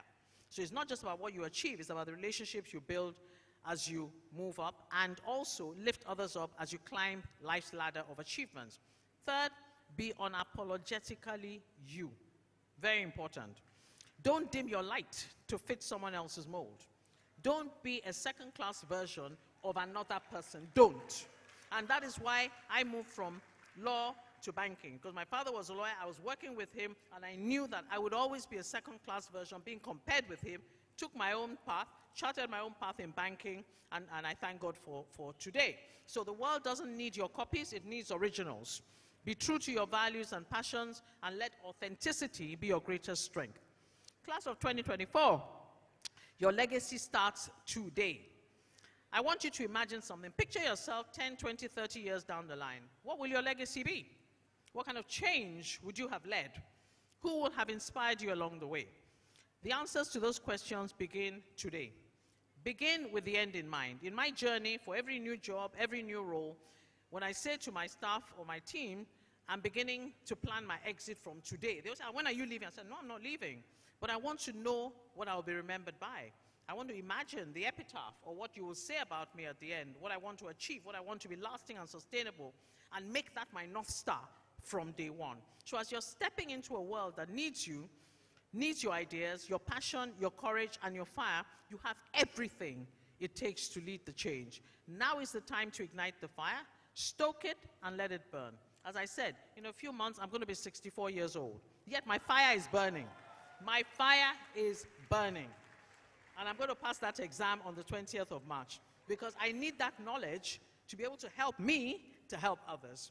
So as you walk out of this ceremony and into your next chapter of your journey, you are ready, you are capable, you're unstoppable. I will end with a quotation from Ayn Rand, an American-Russian writer and philosopher, and it's something that has always guided me. The question isn't who is going to let me, it is who is going to stop me. So who is going to stop you here? Stick it on your mirror at home and make it a mantra, as I have done for the last 2 or 3 decades. Congratulations once again, class of 2024. I know indeed that your faculty, Fadl, and all of us seated here are immensely proud of you. Your families are immensely proud of you. So go out there, make your mark on the world. The world awaits your brilliance. Thank you very much for listening. Had no patience together day and night. Getting high on our supply, yeah. We ain't satisfied. I could love you all occasions. For the chairman, EcoBank Nigeria, Mrs. Bola Adeshonu. Please, let's make it louder. Amazing. Thank you very much, ma'am. Okay. Your Excellencies, distinguished ladies and gentlemen, as she was speaking, our keynote speaker walked in. Please, a round of applause for His Excellency, Mr. Peter Obi, C.O.N. We're just celebrating you again, sir. Shortly, you'll be coming up. But first of all, ladies and gentlemen, I heard something. A little bird told me that you're graduating today, but there's one more exam you need to take before you pass and before you now become graduates, right? Just one quick exam. A little bird told me. Now, the exam is simple, no panic. You're already wearing your black and yellow. I'm going to ask you, from what the speakers have said, I'd like you to echo it. Now, remember when she said, Mrs. Adeshonu said at the end of her speech, she said, you're ready? What's the second one? Capable. What's the last one? Unstoppable. And you know, she said something as well. She said that it is about rising. It's not about your mistakes. It's not about your setbacks, but it is about rising again. So that was on a lighter note. Don't worry. You don't need to meet the Nexford staff to say, are we really graduating today? You're graduating today. But I'd like us to take note of everything that each speaker says because it's truly, truly important. Now I'd like to bring up the next speaker who will be sharing an address with us. She's not new to the Nexford stage. She's not new to any of us either. She is an economic policy expert, an advocate for accountability and human capital development. You know who I'm talking about?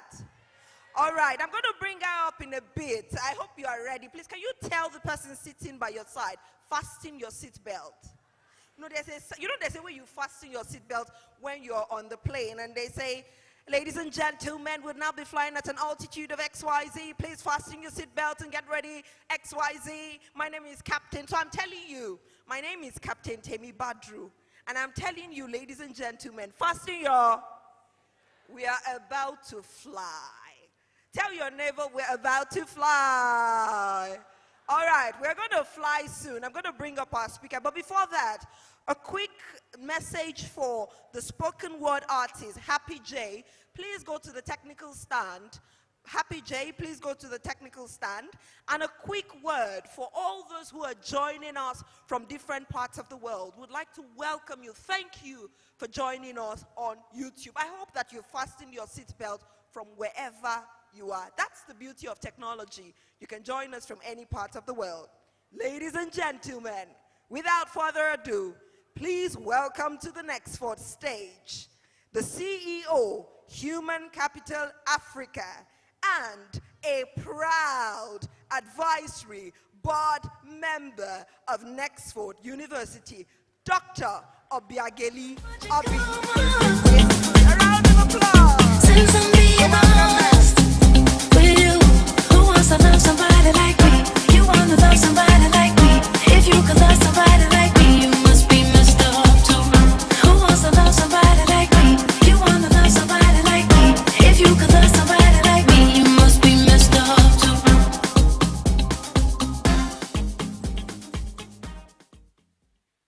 Can you help me to applaud our moderator, our MC, our umpire?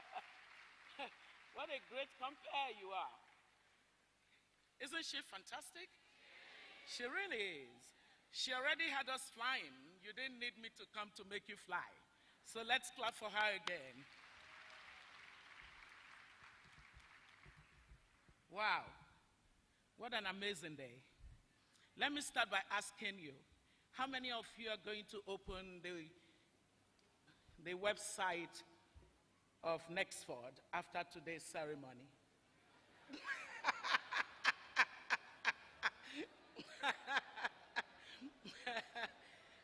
I asked that question because I frankly know the feeling that people have on graduation day. It's almost like, just leave me alone. We might send emails and you'd never even bother to open them because you're saying to yourself, maybe I'll come to it in a few weeks. But right now, I just need to decompress from what I have been through. And that is the reason I'd really like you to sit. And the rest of us who are guests at this ceremony, we need to stand and give them a standing ovation even as they sit. So the graduates will sit and the rest of us will stand to acknowledge the kind of work that they have done, improving their lives. I don't want a tepid clapping. I want a real clap for these ones.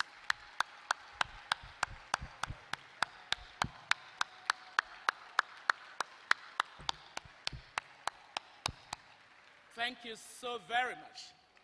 Thank you for indulging me. Ladies and gentlemen, what an awesome day. You know, the Nexford graduation ceremonies are often an important part of my annual calendar. And that is because from the moment that a young woman, Lamidun Majekodumi at that time, came seeking for me and was insistent that I had to see her. So it became a case of knowing that it was either I saw Lamidun or I would not rest. And you know those kinds of situations where you know that saying yes would cost you less than saying no. So Olamidu made it impossible for me not to listen to what she had come to discuss.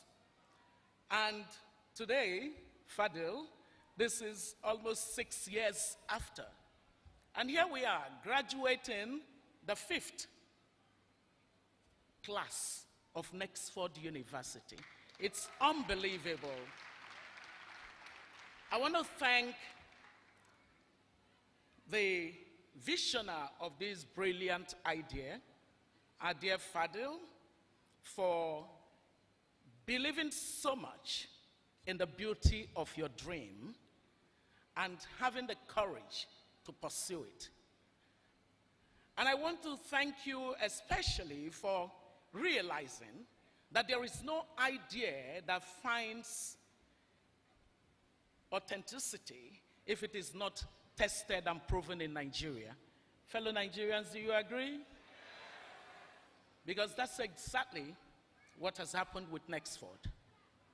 As Nexford grows across the continent, being able to say to those people from other regions of the continent that Nexford is doing great in Nigeria has enabled Fadil to convince and persuade people that this is a school worth attending. And so here you are today, graduating from a school that has brand recognition. You want to clap for yourselves for that? The reason that that is important is that in the world we live in, there is clearly this way of knowing that you have acquired good education. It is in looking at the faculty that you were exposed to. What Fadil has done is to brilliantly bring great minds from all around the world and to enable you have access to those brilliant people that would never have shown up in Nigeria had it been that you were simply applying to a school that does not have the kind of reach that Nexford has. I can assure you, it looks like we need to get somebody in. Who is the noise coming from? We need to placate them. I'm sure someone is taking care of that. Please placate them. We are an environment, a respectful workspace environment. You know how important that is. Our dear sister Bola, whom I'm immensely proud of for the strides that she has made in the banking sector and continues to make, with no scandal behind anything that you did in the financial sector. So glad to have you deliver this powerful, inspiring speech to our students, to our graduates. So, just knowing that you're now part of a global network of knowledge is incredible. How many of you were able to connect with other Nexford students from the rest of the world? How many of you? The rest of you, what were you doing? You were exposed to a global network, and you did not make an effort to find someone within that network? Okay, it's not yet late. What you need to do is to introduce yourself to someone who also has received Nexford education. Is that not so, Fadel? That's an incredible network. You were just exposed to the world. All it took was to you to send an email and say, hello, I'm from Nexford, Nigeria. Would you mind if we could chat even for 5 minutes? That's the world being your oyster. And yet you refuse to eat anything of it. It's not yet late. Can you say it's not yet late? It's not yet late. So, I think that I gave me 30 minutes to speak, but I'm going to use less than that so we can capture some time for other things. Because the special person that we have brought today, in the person of Peter Obi, who loves to pretend and tell you people that he's just a trader. He doesn't know what to say. I would want him to get a couple of the time added to his so that he would be able to say more. But there are a couple of things that I do want to leave you with. Number one is the range of knowledge you acquired at Nexford. I want you to value it with everything you've got. And I want you to broaden it even more, because now you have the foundational part of that knowledge, of that range. Now it is important that you should deepen it on your own. Don't be slothful. Don't say that I have received Nexford certificate and that's all there is to it. When you go before the world of employment, which is what we've prepared you for, what would normally happen is people want to see what you have added on your own to what was given to you. Are you hearing me? It's very important, therefore, that you should be able to say to the world that I got an Nexford certificate and this is what I have built on top of it. Have you heard me? Very important. Number two thing that I want you to take with you following this graduation is how important it is for you to actually take a problem and solve it. Are you hearing me? Just take a problem. It can be a simple problem. It can be a mid-complex problem. It can be a really complex problem. I want you to take one problem and solve it. And be the author of a solution to a problem. Because in this world of work that you're exposed to following your graduation, whether it means that you're looking to be promoted in your existing workplace or you're looking for new opportunities, I want you to be able to present to the world a problem solved by Atinuke, solved by Oh, solved by, oh, your name now is Father Iro also, because I don't think our compare did not admit of the Father Iro, but I really loved that name because it's a play on your Fadil, you know. Or, you know, whomsoever you are, we want to see an authentic solution that has come from you because you got the best of skilled education. That's what we pride ourselves for at Nexford. Not just a bunch of words threaded together and given to you. This is skilled education that you have achieved. And it's 21st century skilled education. So solve a problem and let your name be attached to that solution. It will be important.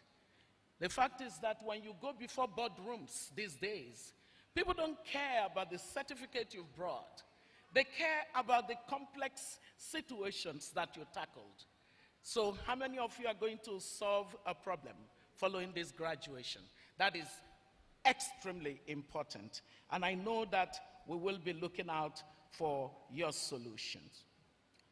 The number 3 thing that I'd like you to know, because today's graduation is happening at a time that the world, as you heard from Fadil, as well as from our dear sister, Mrs. Bola Adeshola, is a world where everywhere you go now, the conversation is on how are we going to live with AI? That's the topic. I feel so sad for Nigerian organizations, Nigerian companies, the Nigerian government, if it is not realizing that there is a sea change that has come upon our world. I was at Davos, and I was a speaker at Time Magazine event. And the main speaker was speaking about AI. Guess what he said? He said that with artificial intelligence, we are likely to now solve problems that would have taken us 100 years to solve in 10 years. Did you hear me? That we can take a problem that would have taken us 100 years to solve, that we now will be able to solve it. In the next 10 years, it will take 10 years to solve a problem that would have taken us 100 years to solve. Then he added an interesting rider. He said he and his team are working to see whether it could become a problem that should take us 1,000 years to solve, that we'll be able to solve in 10 years. Do you know what that means? That's an entirely different world. That's the world in which you're graduating. That's the world in which you're being thrown to a world of works. Now, if you are just balancing and judging yourself against a Nigerian standard, I'm sorry for you. Because this is a complete transformation, a radical transformation. What this means, therefore, is that those of you who, when the class on artificial intelligence, you simply said, what thing concern me with artificial intelligence? Who is going to need artificial in this Nigeria? They are dreaming. Hey, you still have the opportunity to take this as a single course after this graduation. Because I am here to let you know that the world of works that you are in is different from our world of works. Those of us in our 60s can tell you clearly that many did not even bother to touch the computer.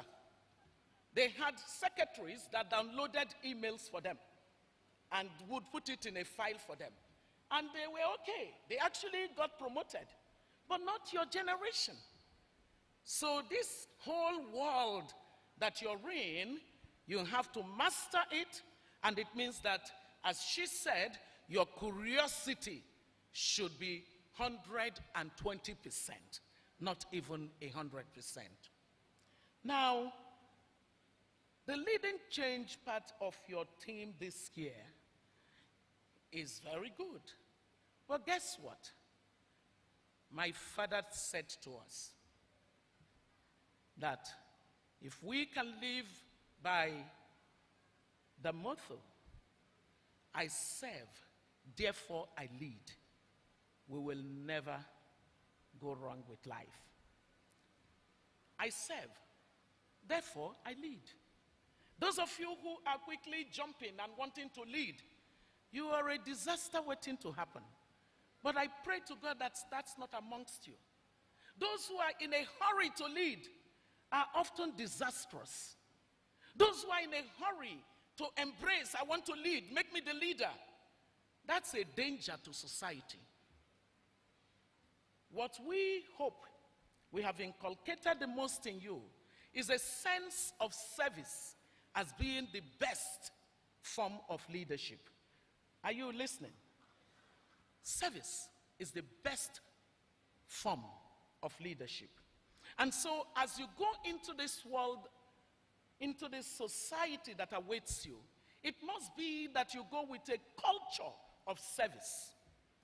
If life is all about you getting one promotion, buying a new car, getting a house, then indeed you become the most miserable of men or women. Life is much more than that.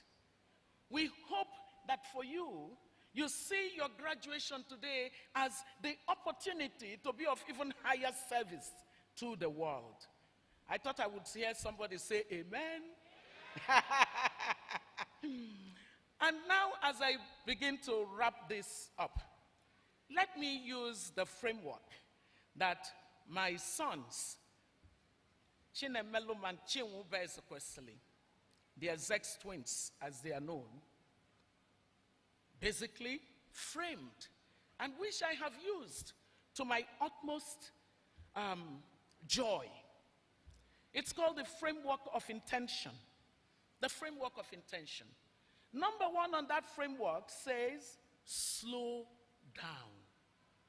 Isn't it amazing that you would be told to slow down?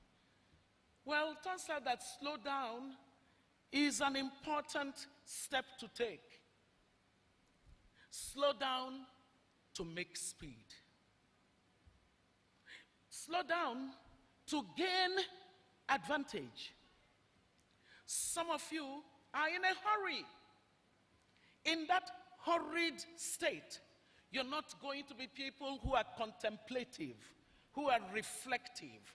You will not be people who are ponderous. You will not be people who ask the right questions. And guess what? It would be a big mistake and a blunder to not have those moments. Because a slow down moment is a moment of research. It's a moment of inquiry. It's a moment that creates the range of things that would support what your real good step should be. Now, slow down is important because Einstein, the most intelligent of them in his era, said, if I had 60 minutes to solve a problem, I would use 55 of those minutes asking the right questions. And I would need only 5 minutes to get my solution. Slow down and ask the right questions. Adopt this as a principle, because I was not the typical African parent and said, how can my children be teaching me something? I learned to. I took it to heart and I've been the better for it. Slow down. Number one. You know what their number two is? Give gratitude. Give gratitude. We're in a culture where people have difficulty now giving gratitude. You have to give gratitude to these parents and guardians that have supported you, spouses that have carried the cost, not just of paying school fees, but the cost of having to take charge of things that you should have been doing. They were doing them. Give gratitude for what brought you up to where you are. Give gratitude for the opportunities that enabled you to be the person that we celebrate today. Give gratitude to God. Give gratitude to all the factors that enabled the person that you are. Give gratitude to yourself for putting in the work that brought you here. Don't despise the past. Give gratitude for the past. Give gratitude. Give gratitude to your classmates. Give gratitude to Fadil for Nexford. Don't have damning, kind of mind. You got an international level education on a financing structure that you would not find easily. Give gratitude for it. Give gratitude. Give gratitude for the faculty that spent so much preparing the best of lectures for you. Give gratitude. There's nothing more beautiful than gratitude. You know, God would not even punish you for being ungrateful to him, but God would punish you for being ungrateful to all your fellow human beings. Learn how to give gratitude. Can you help me tell the person next to you? Form the habit of gratitude. Gratitude to others and gratitude to yourself. Gratitude to all that surround you. Give gratitude for being a Nigerian. Oh! My goodness.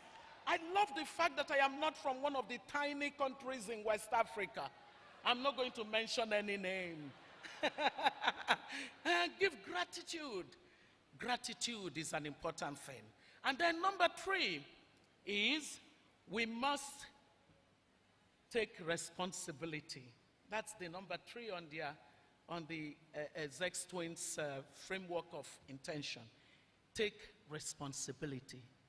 My dear graduates, you must take responsibility. Are you comfortable with Africa being a laggard continent? This continent, according to data, will have 90% of the world's poor people living in it by 2030. Is that the continent you want to become a great man in? Is that the continent you want to be the richest person in? No, that's not the continent you want. The continent that you can drive, because the spirit of private capital, the spirit of private enterprise is the driver of the structural transformation of economies all over the earth. The truth is that the education you have received is not so that you will get a fatter pay.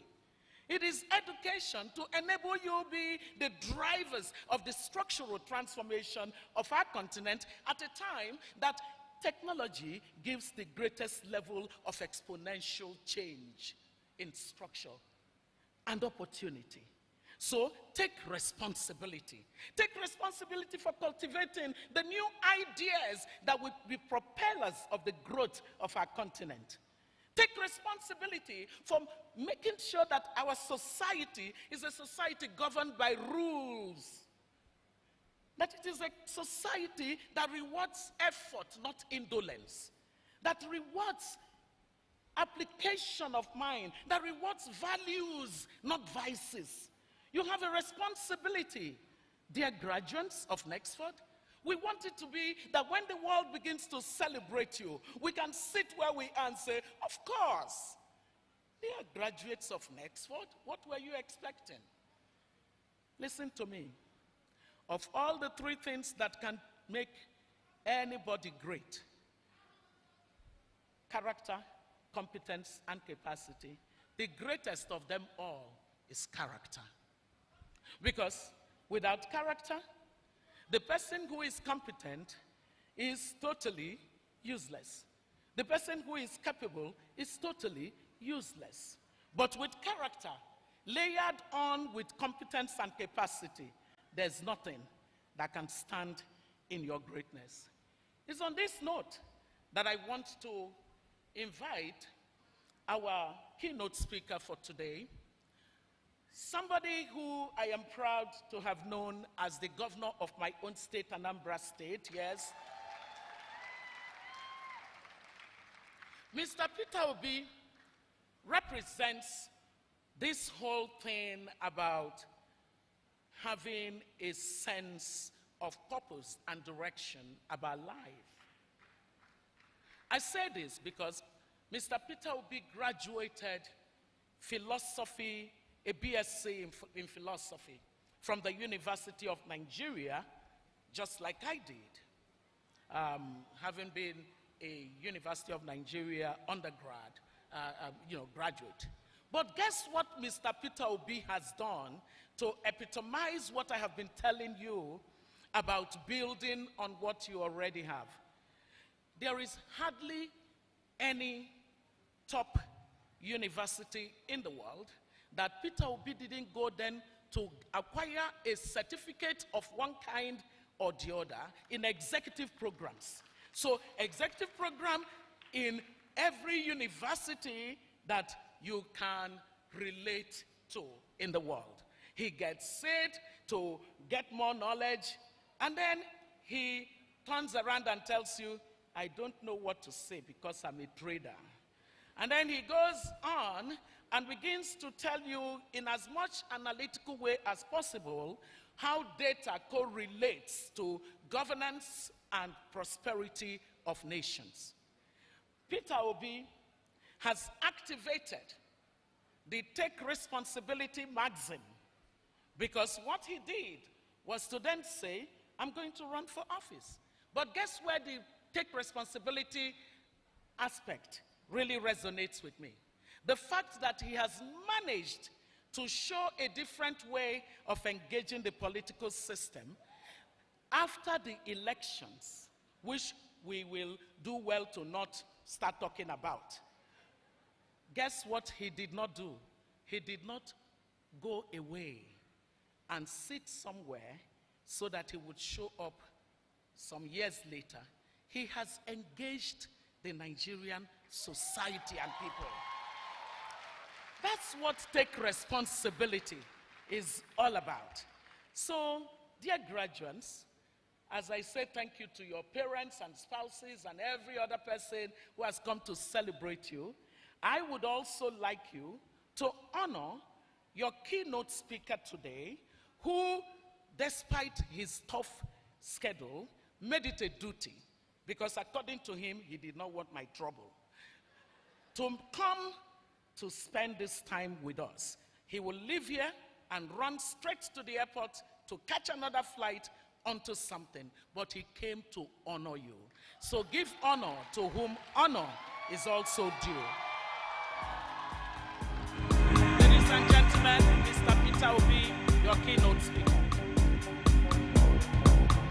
We got way too much in common.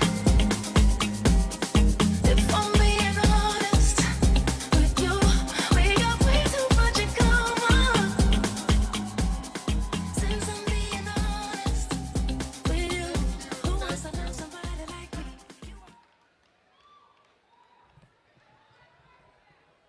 Thank you. Please be seated, please.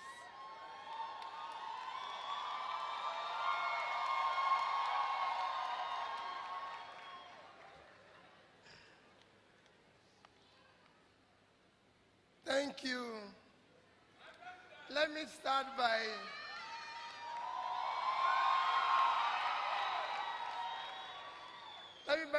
by most sincerely again thanking my dear sister Obi for the introduction and for the invitation. And he's told you why I'm here. It's just to make sure, you know, there's people you don't want to cross their path. And I happen to have, imagine me standing between Obi and Bola. You don't know what these two women represent. They are one of the best globally. And there are people who have courage. You know, sitting as a governor, when all be calls, you just keep imagining what he's going to say. Because there are people who can tell you, you know, when you do the job I did in Nigeria as governor, what happens to you that you won't believe is that you meet 10 people, but 11 will tell you you're doing well. Even when you know you're doing the wrong thing, they will tell you you're doing well. So when you have people like Obi calling you, you know you're not doing well. And of course, Bola, as governor, one day I came back from the UK. I was rushing to catch the Enugu flight for 7 a.m. And I decided to jump the queue. Unfortunately, that day I wasn't lucky. Bola was with me. Bola said, Peter, come and queue up, please. And that is the type of person that spoke to you today. When I listened to her, I told Obi, you've had a keynote speech. I'm only going to add to what they are doing.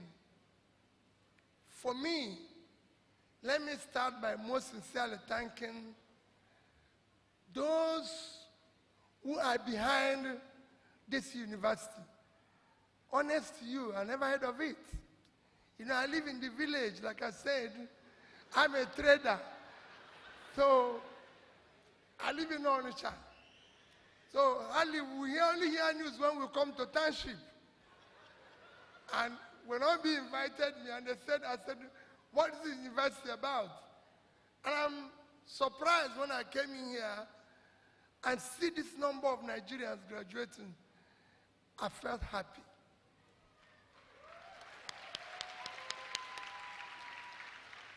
So I said thank you. I thank you, Obi, for being part of this. I thank all those who are part of it and everything.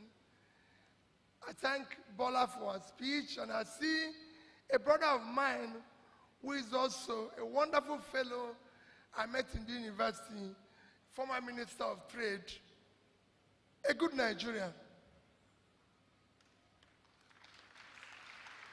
And to you, where do I start?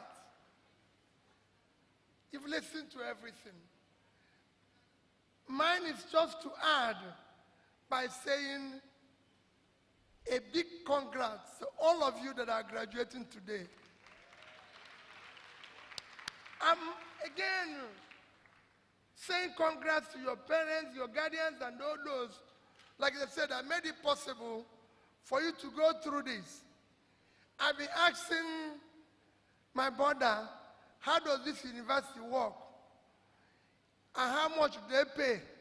Because I like knowing the price before I get involved in anything.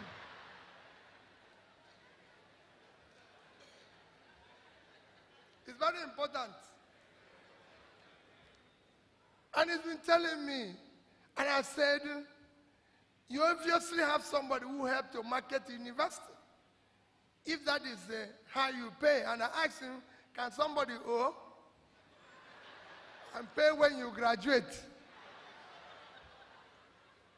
So, wherever I am, I want to make inquiry.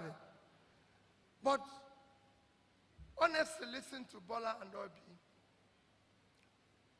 It's talk about leadership and igniting the future.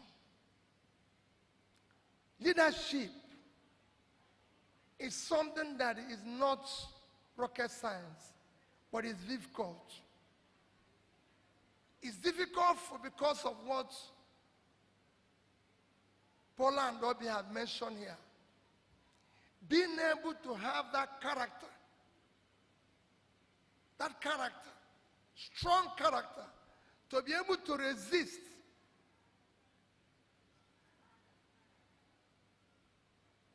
the ability not to do the wrong thing. To be able to have that sense of value that this is wrong, this is right, is very difficult. especially in our own situation, where what people value in the system and the society is what is wrong. Even here now, when I was coming in here, I came alone with somebody. I asked security people. Someone said, "Where are your security men? How can you just be moving this like this?" And I said, "These people are not going to kill me, so why would I move in?" But our ability to say, "No, this is wrong, this is right." I could have said to Bola, "Why will you tell me to go and queue up? After all, as a governor, I'm not supposed to pass through where she's passing through in the first place. So why am I even passing through here that she's telling me to queue up when my people are supposed to take me from the plane straight to the next place?" That is the problem. It is difficult. So leadership is a very difficult thing. You talk about change. Change is constant. It looks easy, but very difficult.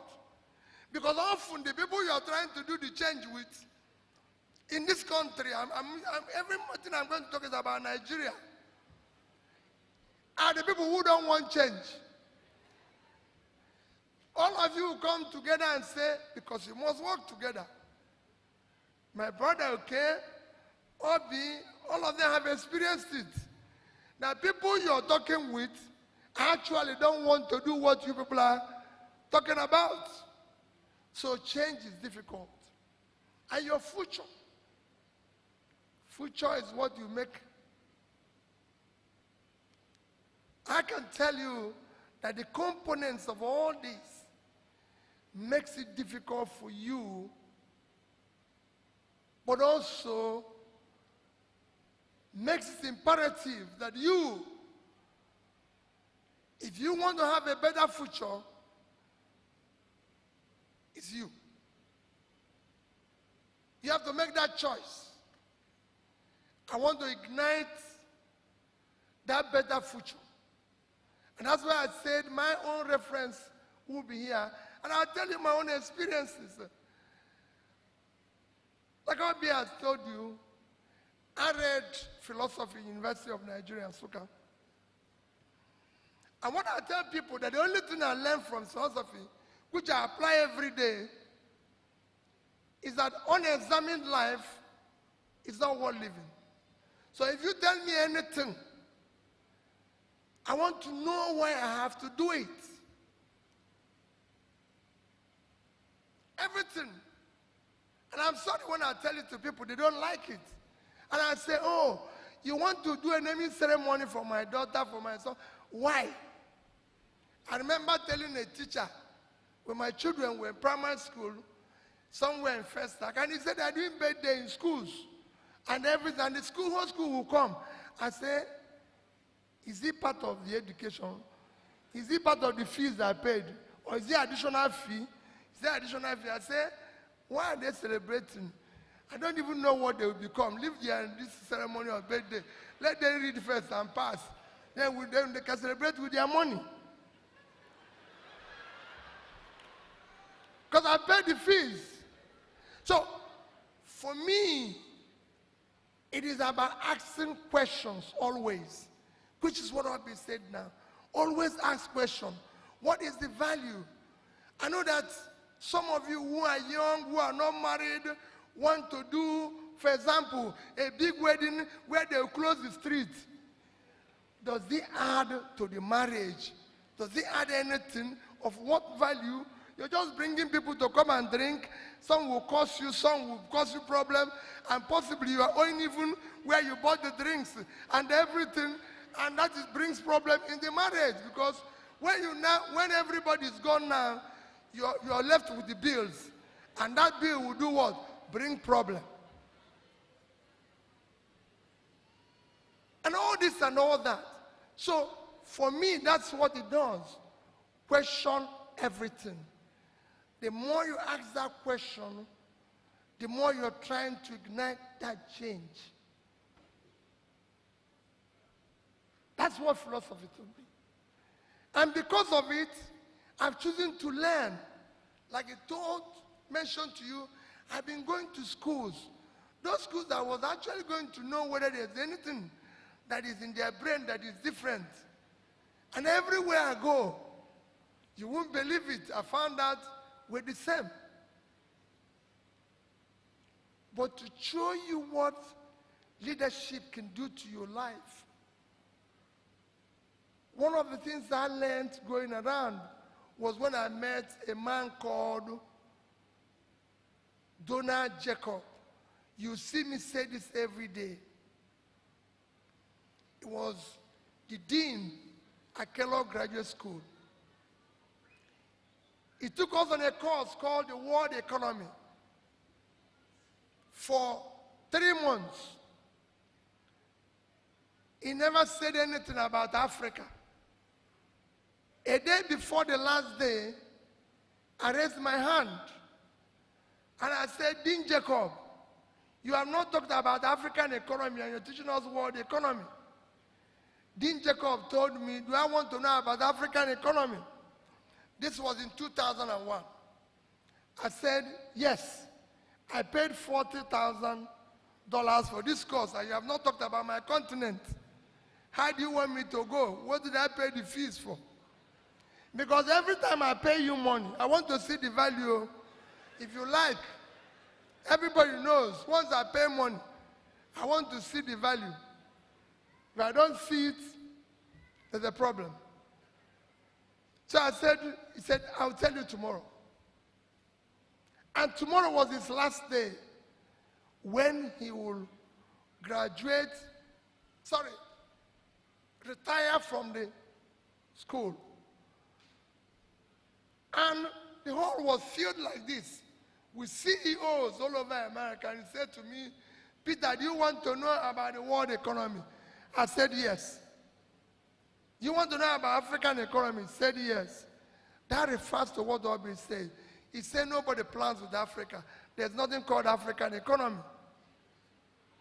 You can imagine how I feel being in Africa. He said, have I ever seen African spec in car? There's European spec, there's American spec, there's Arab spec, have I ever seen African spec? I've not seen. Said, you're from Nigeria. Do you have 5 years, 10 years, 20 years, 30 years economic plan? Of course you know because we're crowded there. Even when I have not seen, I say, yes, I've seen. I said, because I believed it would be somewhere. I didn't know that it's not somewhere, but I believed, so I said, yes. He said he would like to have them. After that lecture, he said I should join him for lunch. And I did. After the lunch, he said, let's take a walk by Lake Michigan. Because Kellogg is the bank of Lake Michigan. As we were walking, he said, do you have any of your country's currency? I said, yes. I'm only telling this so I can tell you for that story. I said, yes. So I brought 100 naira, which was the highest denomination we had then. He brought $100. And he said to me, which of these two currencies do you prefer? Which one will you prefer? One is 100 naira to $1. So I said the dollar. And he asked me, why do you prefer the dollar? I said, because it's 100 naira to $1. So I said, keep my dollar then. So he gave me 100 naira. I took my 100 naira. You can imagine the gain I've made in my mind. So I pocketed his $100. We walked like a pole again, and he stopped and said, Peter, can you bring out that $100? I was already feeling a sense of losing this money, which I've gained. But I brought it out reluctantly. And he said, which of these two currencies do you prefer? Again.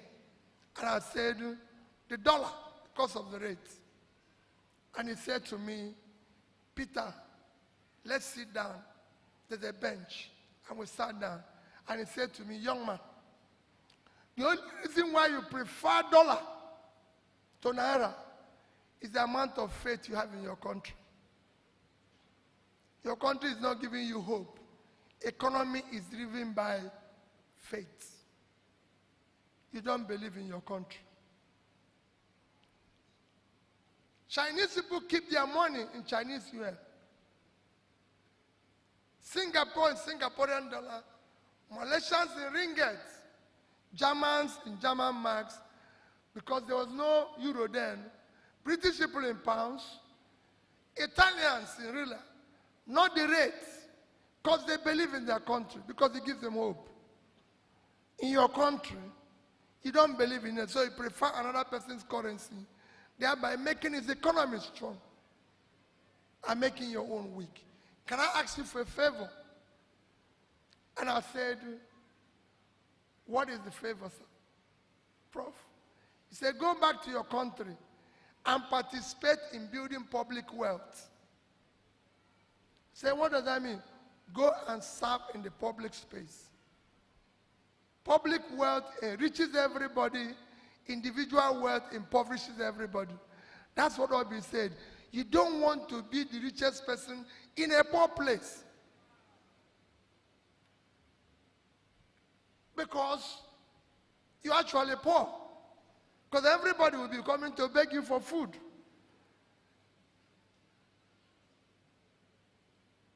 And that changed everything about me. And today I'm involved in public life. Why did I tell this story? Everything I listened to here is what I'm going to tell you.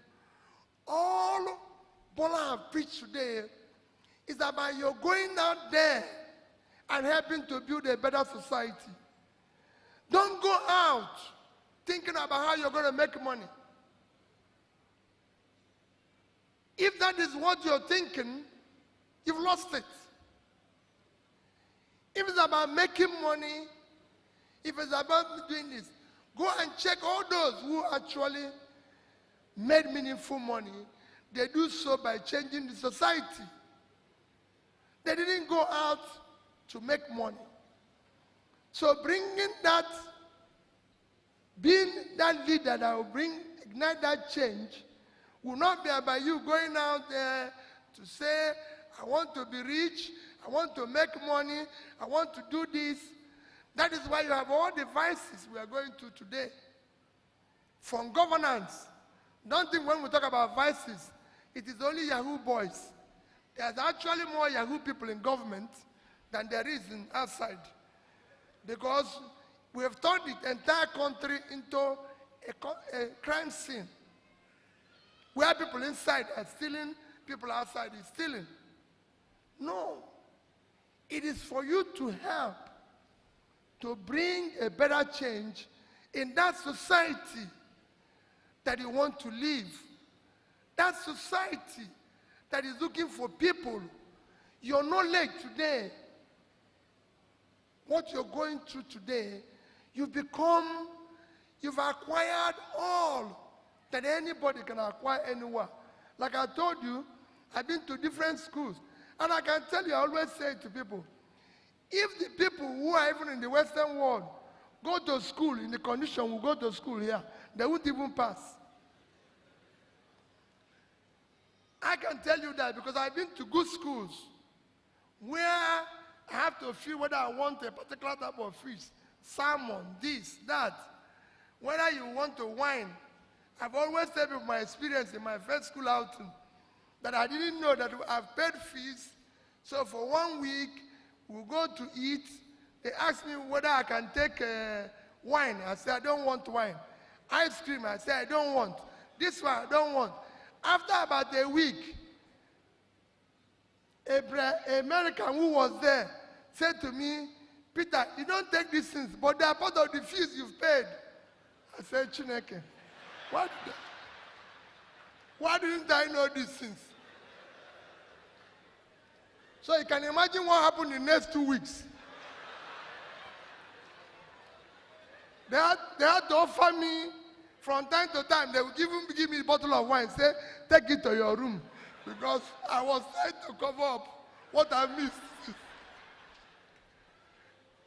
Because I went to a school where if you see beer, you won lottery. All of a sudden, you're drinking wine after meal. So all this, I said, you're struggling, you're doing this. It is for you to now use that to bring that, ignite that change. Ignite that change. Support. And like Obi said, it's not for you to go out and say, I want to be in charge. I want to lead. I want to do this. When I say, people say, no, I'm not desperate to be Nigerian president. I'm desperate to see Nigeria work. Because it can work. Because it can work. Let me tell you one of the things. It's not because Bola is here. Ask somebody. When in 2015, they were trying to form government and they were doing transition committee. And I saw Bola there. I said, she's Minister of Finance. When they announced, I said, what is wrong here? We have somebody here who can do this job. Why are we always choosing?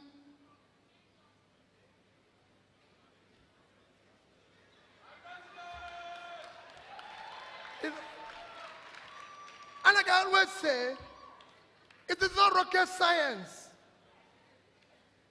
James Robinson, one of the Nobel laureates last year in economics, said it openly that Nigeria is a country that knows what to do to prosper and refuses to do it. How can you allow drivers and people who have since passed their destination to drive you forward? You lose. They have passed their destination. They have passed their time. That is what you need to help to ignite. So you're going out there to use what you've learned in Nexford to help us to change the society. Don't go and be part of this. We're not going to change this. You are a victim of Nigeria. Because our age and the age before us refuse to do what is right, you're suffering it. I can tell you as you're here graduating, for those who are not working, you're wondering, what next? Where am I going to do youth service? Because the whole place is insecure. If they tell you now that you've been posted to do it here, you're running around to change it. When we did youth service, we are actually looking forward to going to Medugri. We are looking forward to going to Sokoto. If they post you there now and say, no, you're running around. But that's what people were excited. So you're a victim of it. You're wondering whether you can get a job. You're wondering, what am I going to do? Yes, you're going to start business. Which business am I going to do? How am I going to start it? Startups, yes, you can see one or two who have succeeded in fintech, in this and that, but I can tell you, for everyone that succeeded, there's 100 that failed. And what is the level of failure? Because you have a system that is not productive. You have a system that don't care about people who are suffering. It's a criminal system. Only criminals thrive in it. So your job is to help to dismantle it. So that future you're going to ignite, it is not a personal future. It is not about you. It is about us. How do I help that this society will get better? How do I ensure that after us, people can say, oh, they're proud to be Nigerians. You can see the world today is now fighting us of migration. In fact, it's now reversing itself. So don't think you're going to go to anywhere. You can see what is happening in America. Everywhere. Nobody wants anybody now. They've changed everything. You don't even know what you're going to do. So it is not time when we came out of university, if you want to go to London, no visa. If you want to go to America, everybody is begging you. Today, even to go to Congo, you need a visa. So everything is turning against you. So how do we change here?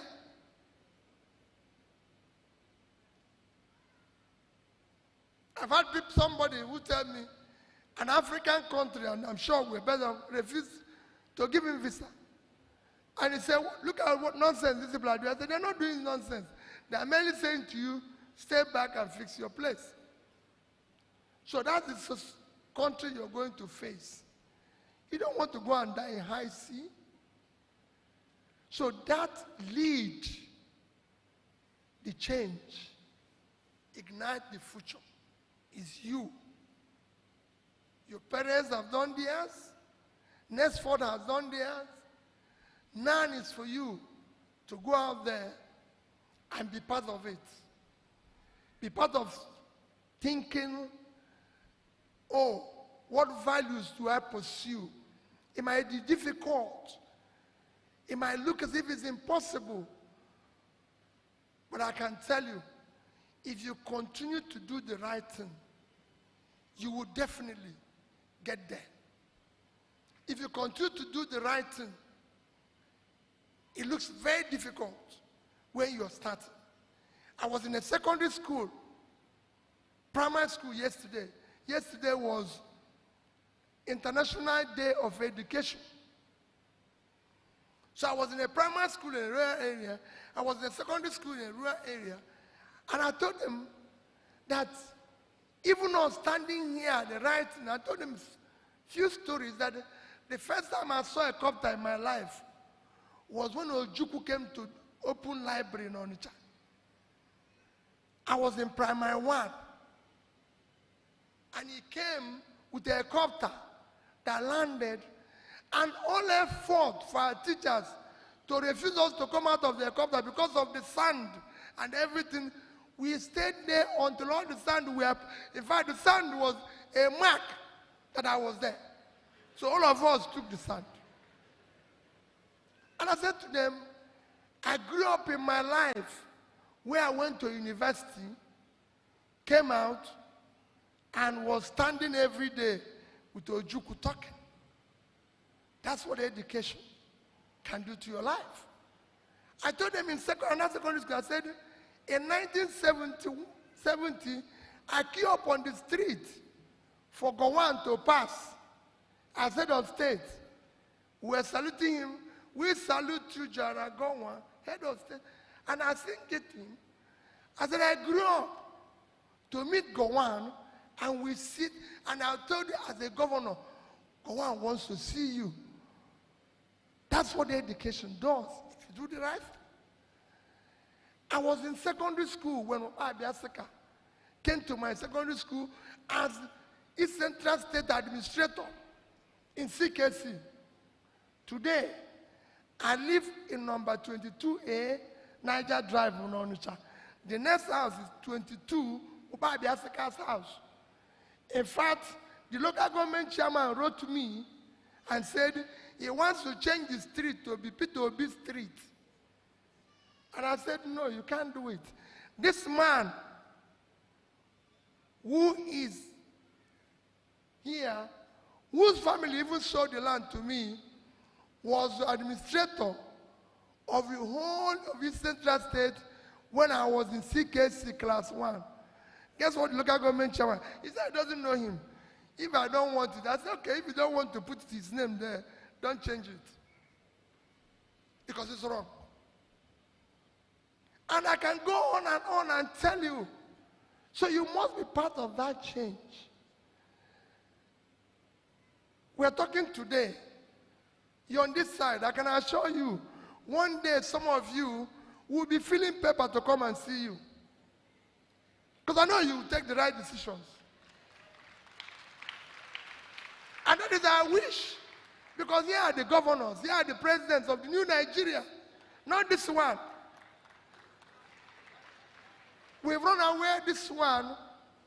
This one is what I describe as where lunatics have taken over the asylum.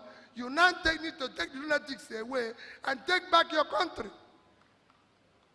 And run it as a country where we will be glad to see you prosper, a society where people's hard work, talent will match up their opportunity, where the best can be involved in governance, not the worst. What we have now is that people who are not incapable of going to school have become teachers. It's a disaster. So that's for this acquired you. Go out there. Be that change you desire, because that's what you desire. You want a better society. Don't go to America. Don't let nobody tell you about UK. This country is richer than all those states. Those countries. Quote me anywhere. This country is better, richer. We have good weather. Weather is not our problem. Have you ever seen bad weather here? No. We're not experiencing anything. We have good food. I can tell you, our food is richer than what they cook all over the world. I used to tell people that when I was growing up, I was imagining where I'm going to eat this, eat this, eat this. Now, it's worse. Doctors, the only thing doctors have reduced me now is eating grass, which is available there.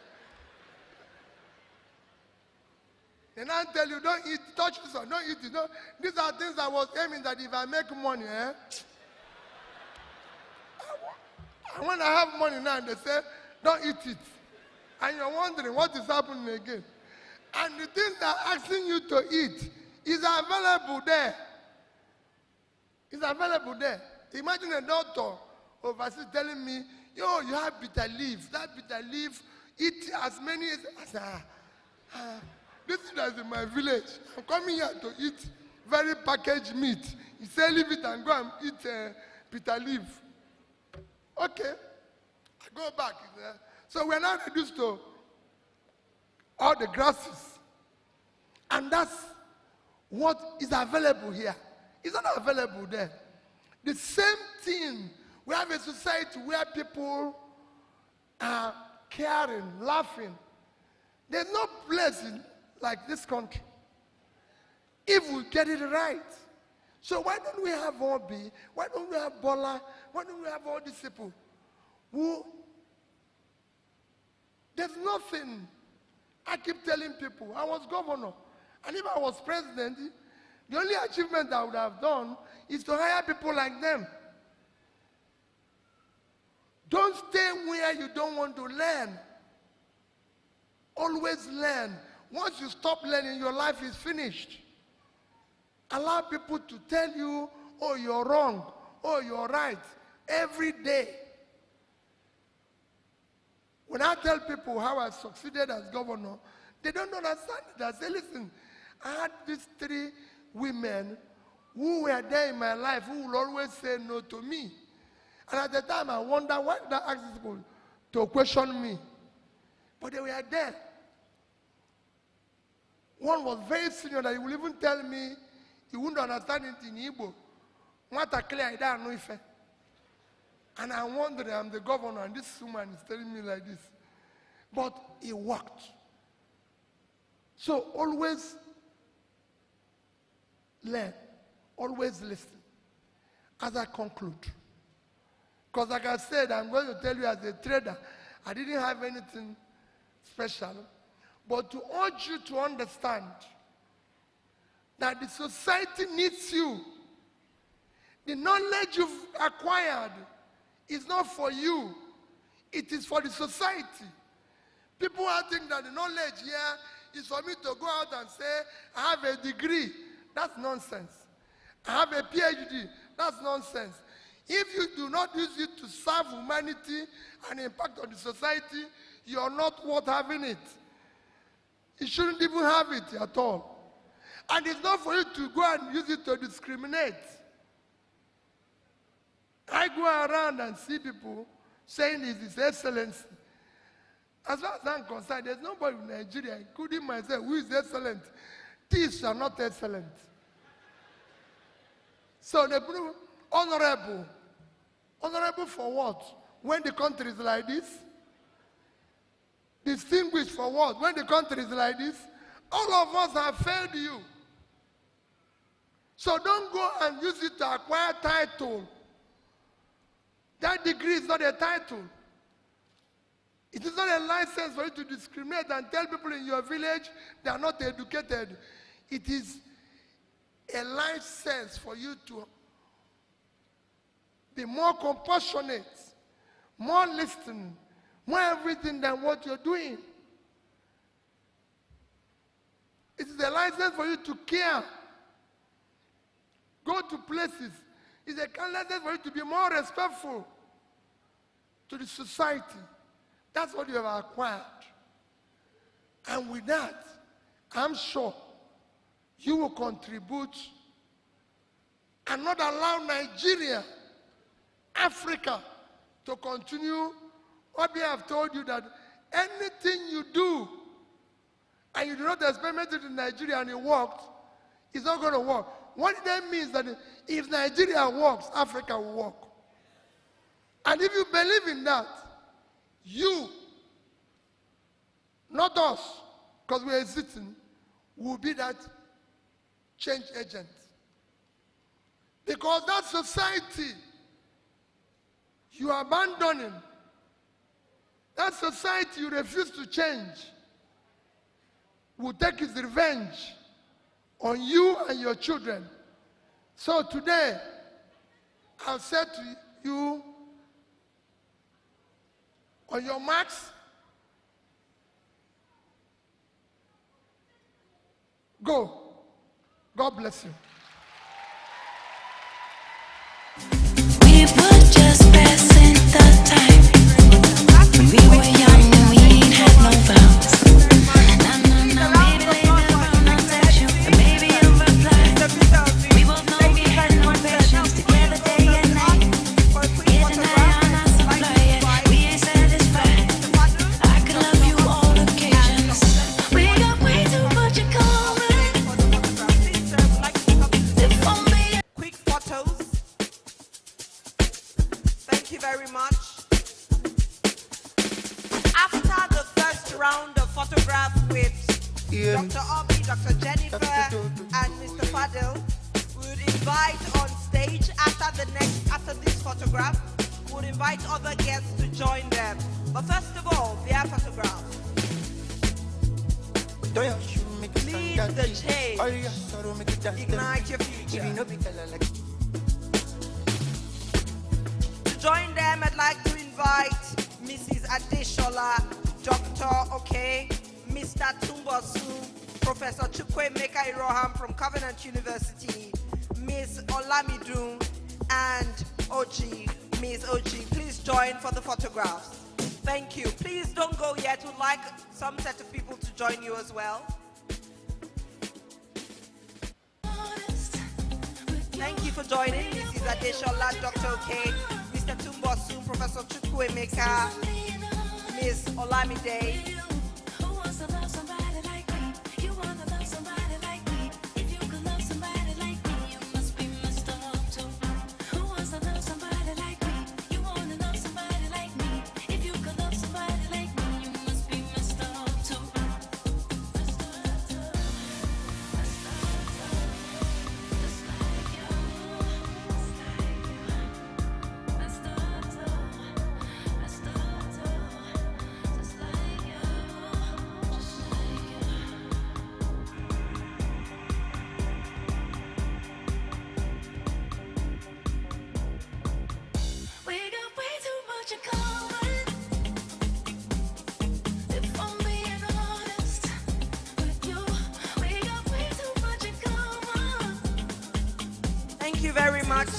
Your Excellency, distinguished ladies and gentlemen, would ask the country director to please wait behind. All right, ladies and gentlemen, if I say NXU, you say lead the change. Are you ready? Are you ready?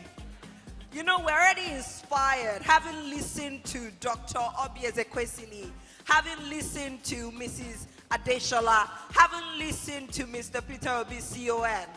So, with this energy, are you ready? When I say NXU or when I say Nexford University, you say? Okay, Nexford University. Nexford University. All right, on that note, can I ask for something, ladies and gentlemen?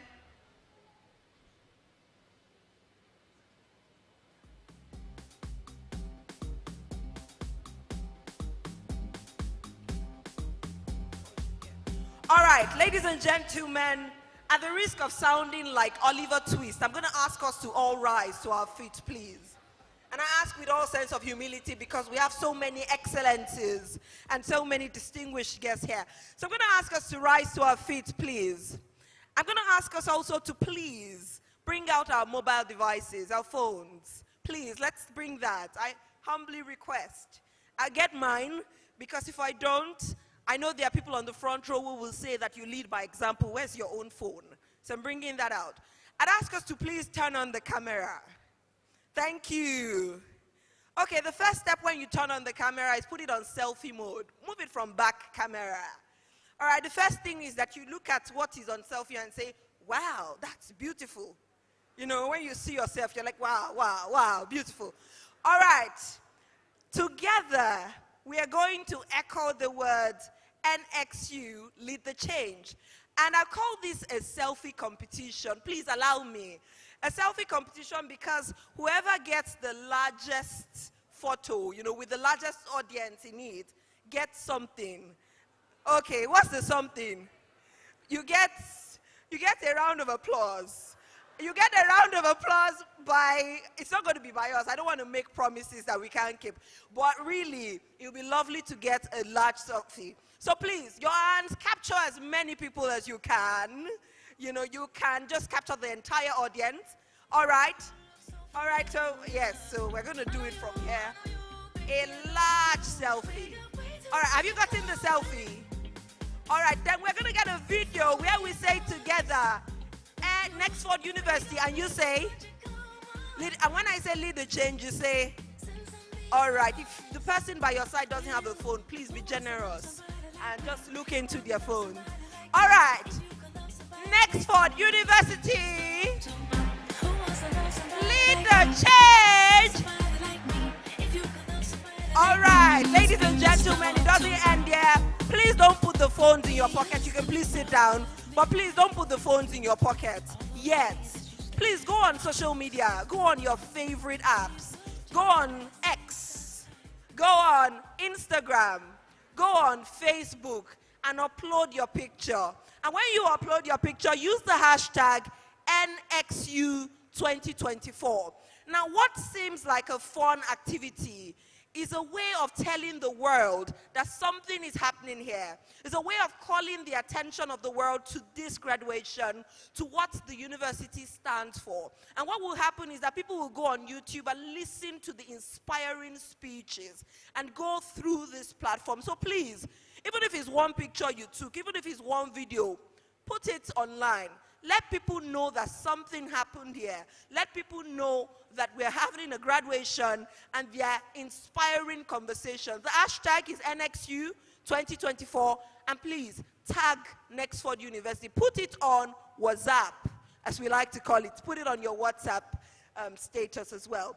Without further ado, ladies and gentlemen, while we're doing that, I'd like to invite, if your hands are still not too busy, you can please put them together for the country director, Nexford University, Nigeria, OG.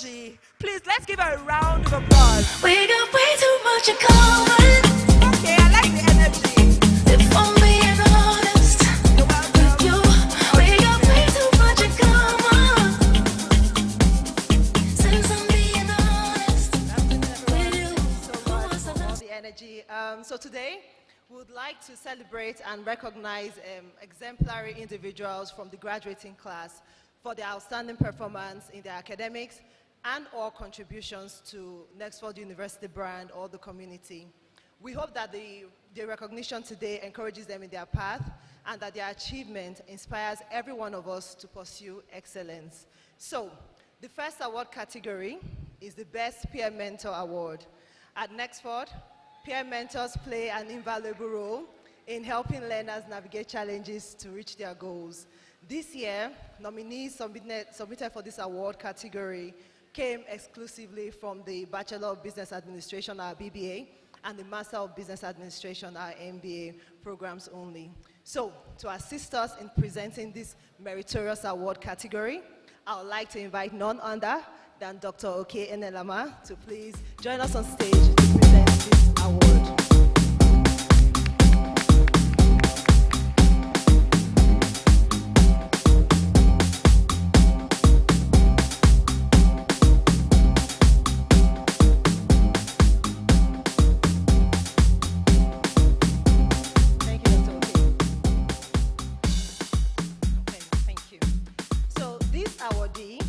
Exemplified exceptional leadership, selflessness, and unwavering support for her peers, and her efforts has made a lasting impact on our community.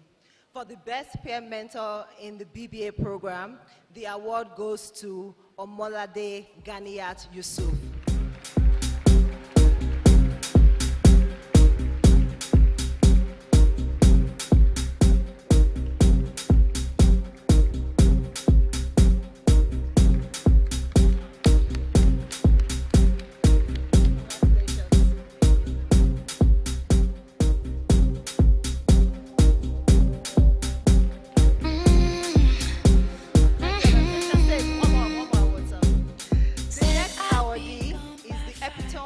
Problem solver. He has gone above and beyond in his dedication to mentoring his fellow learners for his guidance and empowerment of others. The best peer mentor in the MBO program is no other than Eganoyemi Olarutosi Adetile, aka Let Me Solve.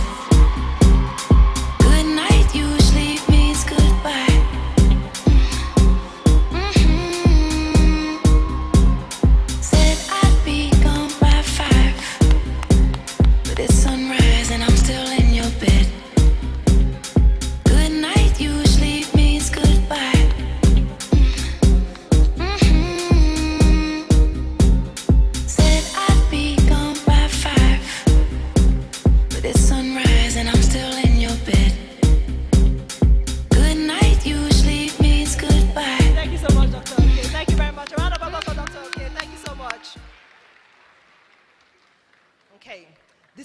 Award category is the Outstanding Volunteer Awards. Volunteering is about giving your time and your energy to create positive change. We are fortunate to have incredible individuals at Nexford who consistently dedicate themselves to promoting the Nexford brand and supporting us in executing some of our initiatives, whether that is supporting us in physical events at the Nexford community space or during our virtual events, during our periodic webinars. Similarly, the nominees this year were only from the BBA and the MBA programs. To assist us in presenting this award category, I would like to invite Mrs. Olamido Ogundoyin.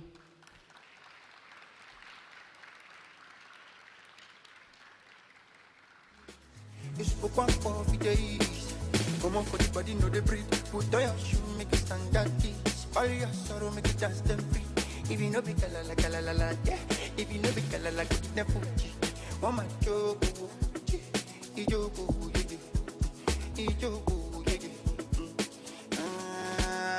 what you want, my choco? Thank you so much, Olamido. We are proud to honor this next awardee for his relentless efforts to help make everyone's life comfortable and easier. The Outstanding Volunteer Award for the BBA class of 2024 goes to our very own Christopher Chukwuka Otako. Yeah, yeah. Joy is gone, only early in the morning. Yeah, yeah. Joy is gone, joy is gone. Yeah, yeah. Joy is gone, only early in the morning. Open never. Do what you wanna do. Now, let me just wait. One more word, one more, please. So the efforts of this next awardee, also in the same category, to serve and build the MBA community has not gone unnoticed. The Outstanding Volunteer Award for the MBA class of 2024 goes to Kayode Olaiton Owoyemi.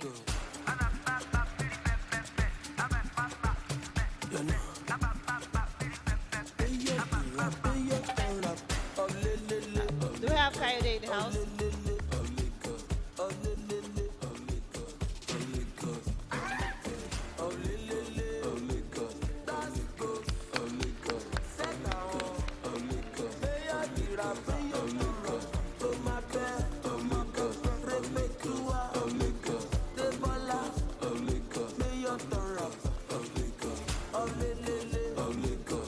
Thank you so much, Olamido. Congratulations, Coyote. Thank you so much. Okay, thank you. So the third and next award category is the Outstanding Brand Ambassador, which is not program specific, but recognizes individuals who have represented the Nexford brand with passion and excellence. The nominees this year are from Nigeria and Ghana. To assist us in presenting this award category, I would like to please invite Mr. Tubosun Alake.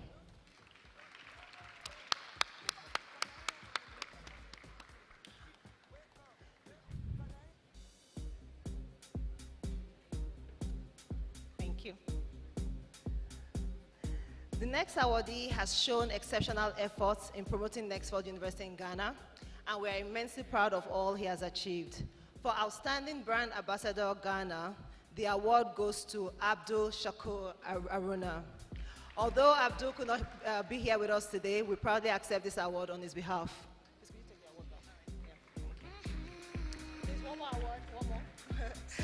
So the dedication, passion, and commitment of Abdul's counterpart in Nigeria truly set him apart in his outstanding efforts in representing and pushing the Nexford brand in Nigeria.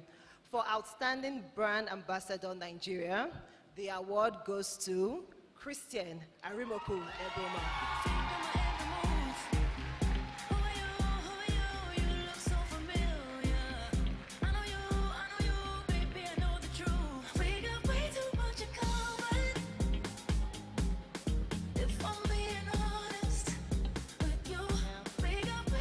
Can we give him a round of applause while he makes his way from the back, please? Thank you.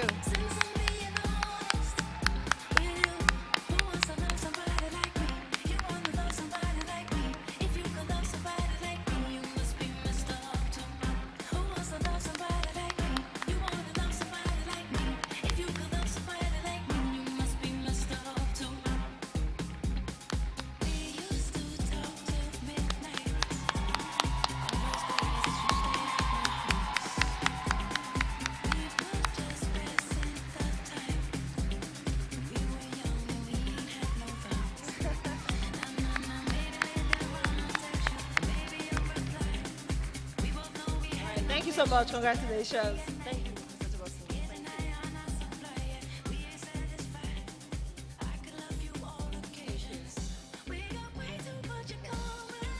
So the final award category for today's graduation ceremony is the award given to the class valedictorian for academic excellence. So this award is a celebration of hard work, determination, and an unwavering commitment to excellence. It is presented to the graduate who has not only achieved the highest academic distinction, but has also demonstrated exemplary dedication to their studies, as well as embodied the core values and spirit of Nexford University. To assist us in presenting this award category, I would like to invite our Chief Academic Officer, Dr. Jennifer Scott, on stage.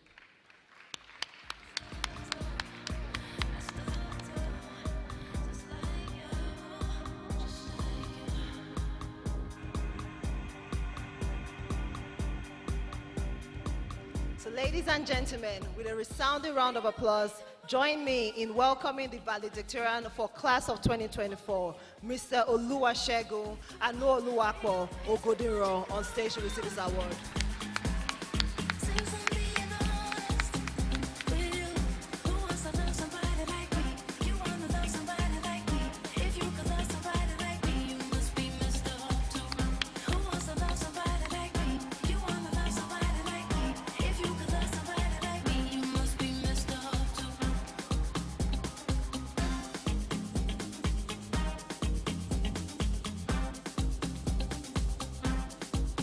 Thank you, Jennifer. Thank you. Thank you. A big thank you to all our award presenters today. We all know you. We thank you for being here with us. And we want to congratulate our awardees on your incredible achievement. May we ask you to come forward to take pictures. And if it's not too much trouble, if we can add the award presenters, so please join us on stage to take a photo with them, please. So Dr. Oke, Olamido, Tubosu, please, and Jennifer. Thank you.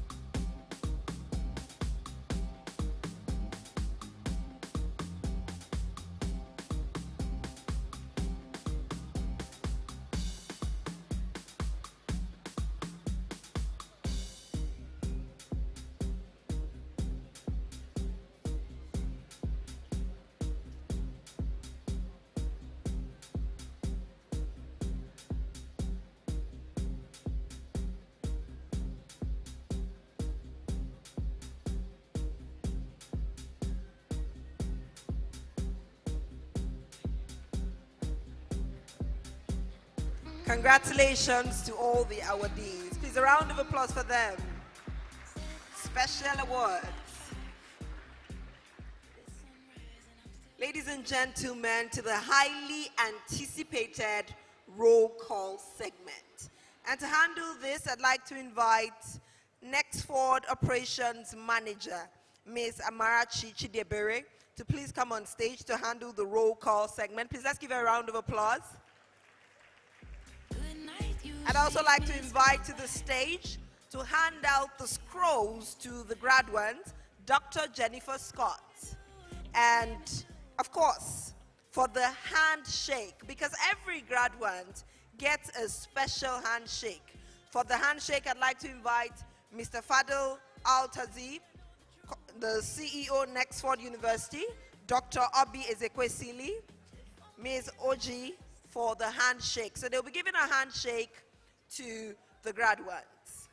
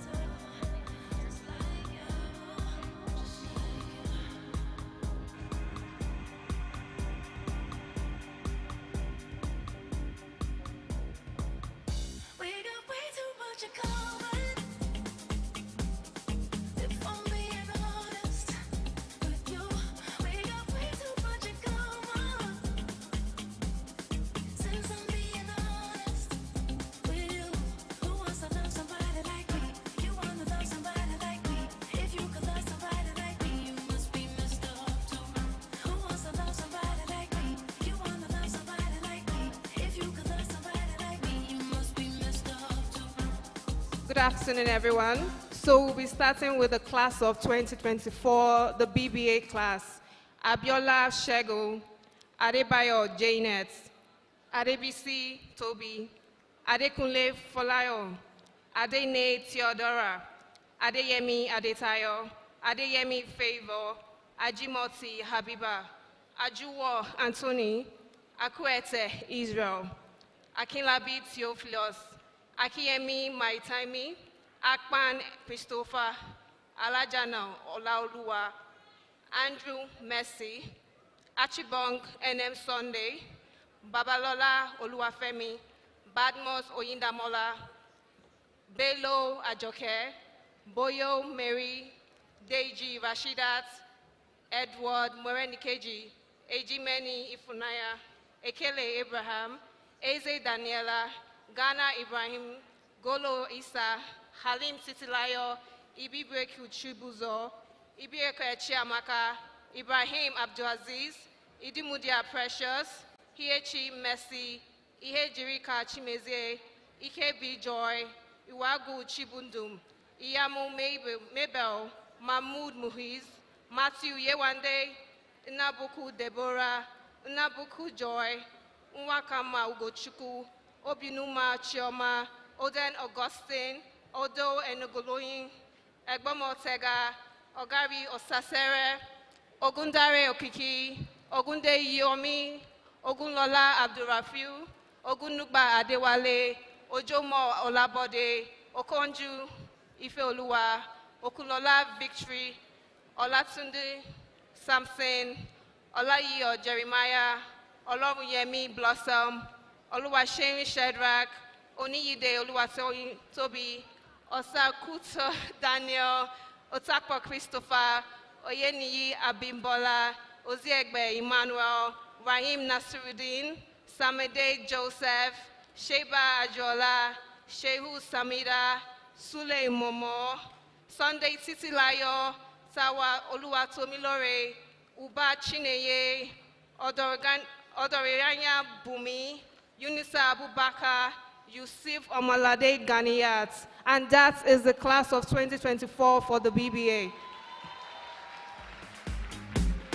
Since I'm being honest with you, who wants to love somebody like me? You want to love somebody like me. If you So the next roll call is the class of the 2024, the MSDA, the Masters in Data Analytics.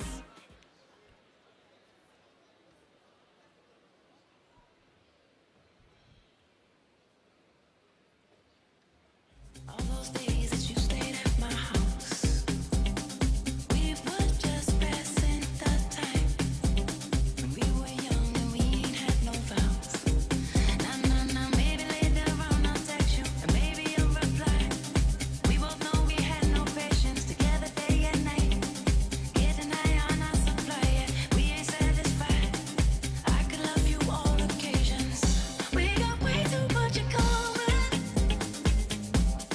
If I'm being honest with you, we got way too much in common. Since I'm being honest with you, who wants to love somebody like me? You want to love somebody like me. If you could love somebody like me, you must be messed up too. Who wants to love somebody like me? You want to love somebody like me. If you could love somebody like me, you must be messed up too.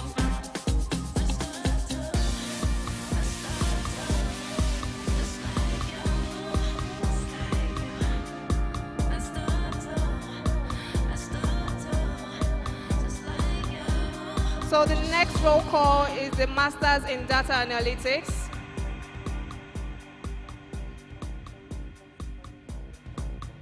We got way too much in common. Abidoye Joseph, Abu Joy, Adeito Richard, Anukuru Chidebere, Basi Nnake, Esho Fumilola, Eviade David, Jegede Oluwatosi, Moito Bonaventura, Ogundikpe Olorifemi.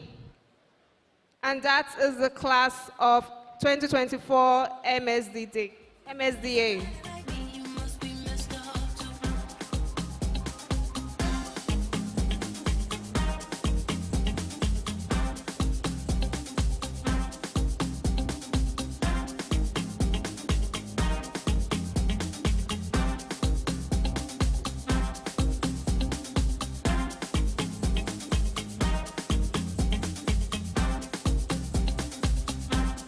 So the next class is for the Masters in Digital Transformation.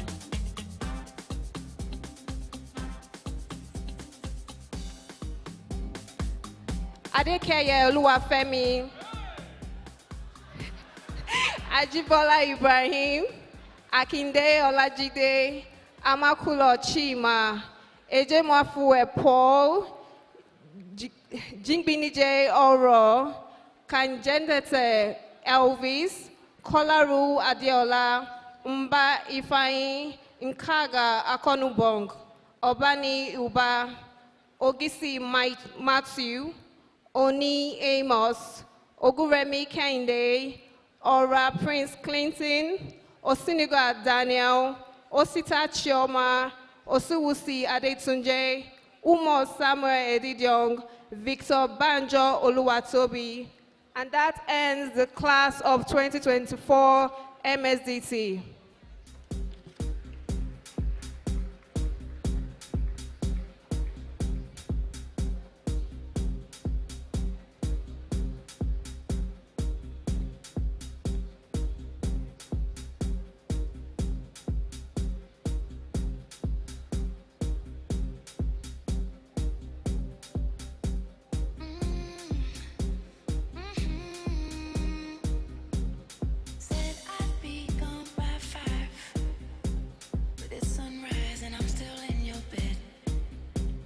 The next class is the class of 2024 Masters in Entrepreneurship.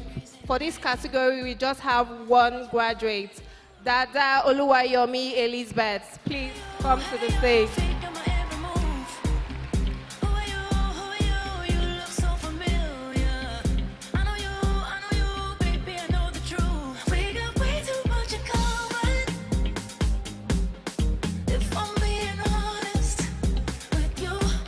Congratulations.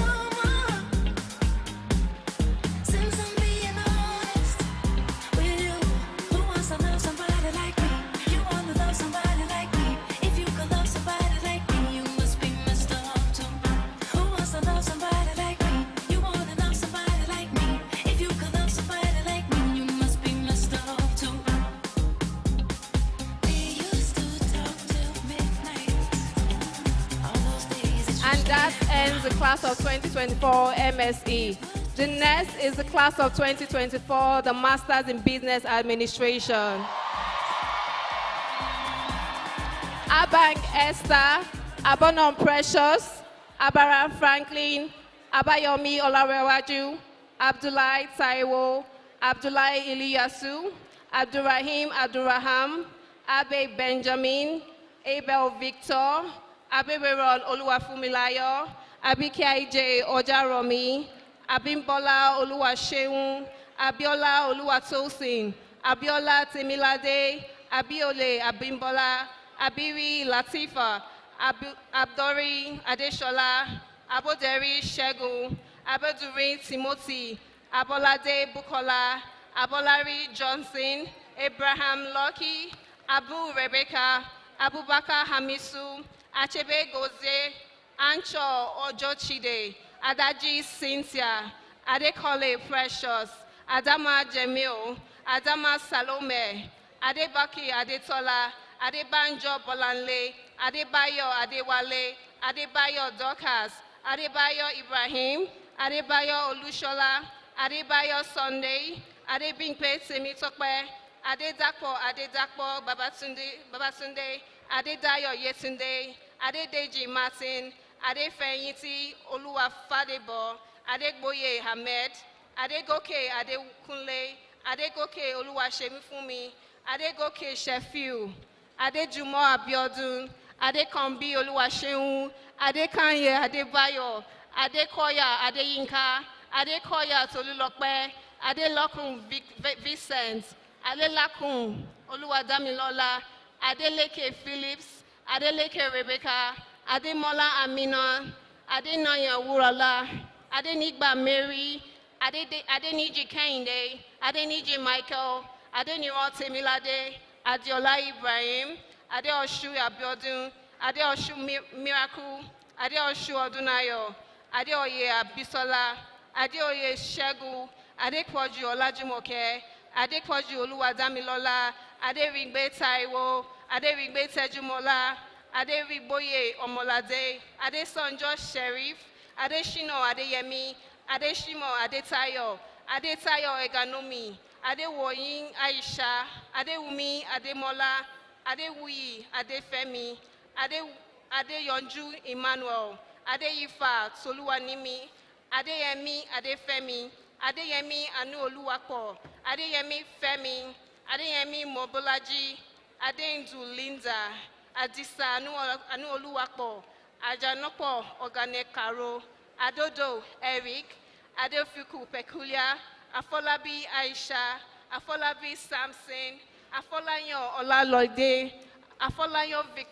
Victoria, Afowakpo Kunduz, Agbato Joy, Agbaye Ogonobukewe, Agbelekeye Taiwo, Agbo Clement, Agbogu Victor, Agbolade Oluwadamilare, Agbola Esther, Agegbe Christian, Ago Sunshine, Ajim Esther, Agogo Stephen, Agomo Obioma, Agoreye Aide, Agun Wamaka, Agumba Adiola, Adewulonu Noel, Hamad Tijani Saidatu, Aibo Faith, Aigbe Kingsley, Aigbe Radion Oluwakemi, Aide Solomon, Aidu Emalereta, Aidu Eric, Ajaja Bukola, Ajanuku Oluwagbemileke, Ajanaku Olu Adenike, Ajao Adenike, Ajayi Abosade, Ajayi Oluwadamilola, Ajayi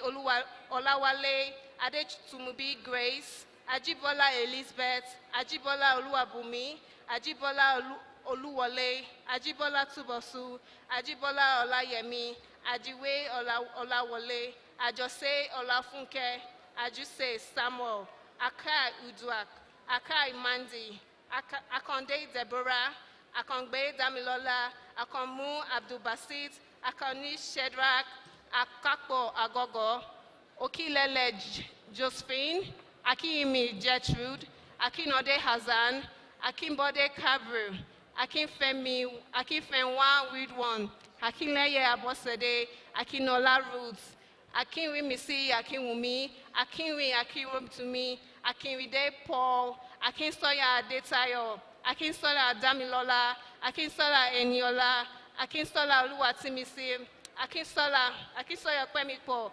Akinsoyunu Okwemikpo, Akintayo Moro Dake, Akintoye Oluwakemi, Akomolafe Ibukun, Ako Margaret, Akosa Somtochukwu, Akpomuje Ogaga, Aku Hope, Aku Stephanie, Alabi Biodun, Alabi Oluwatoyin, Alabi Praise, Ola Buke Immaculata, Alaga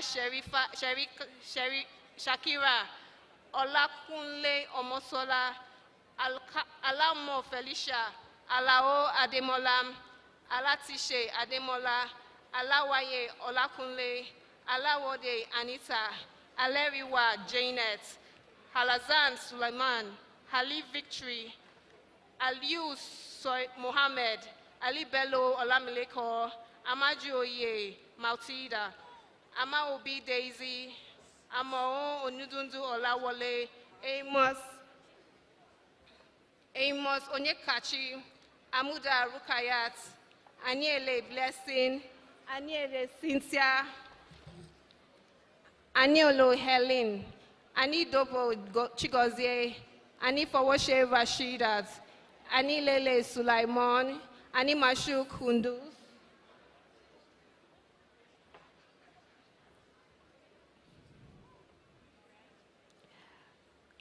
Anochile Nnamdi, Anokwulu Chinedu, Anthony Emmanuel, Anumba Maureen, Anya Oluchi, Anyanwu Faith, Achibogo Linda, Arabene Evelyn, Aramu Temidayo, Arigbogo Batlomi, Aripo Ikwo Francis, Ariwole Tolua Bori, Arongu Temitayo, Ariwole Adedeji, Asaboro Jessica, Asohe Innocence, Asomuta Williams, Ashafa Aminat, Asoji Olasukomi, Asoko Etim, Asoko Maitwell. Okay.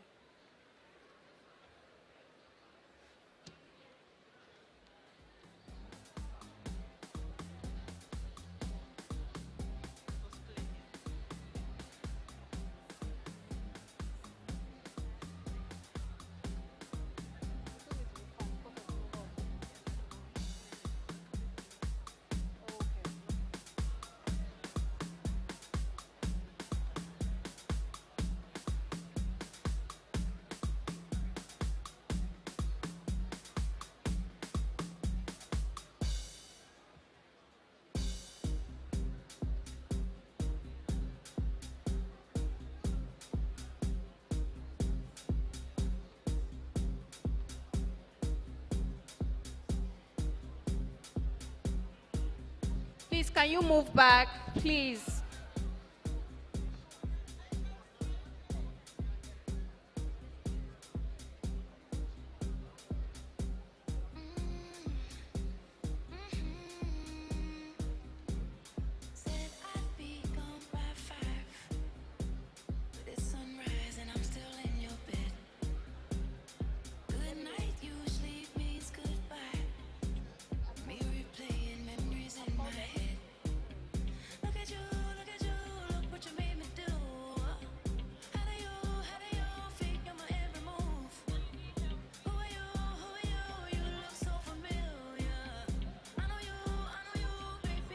Please, can you move back?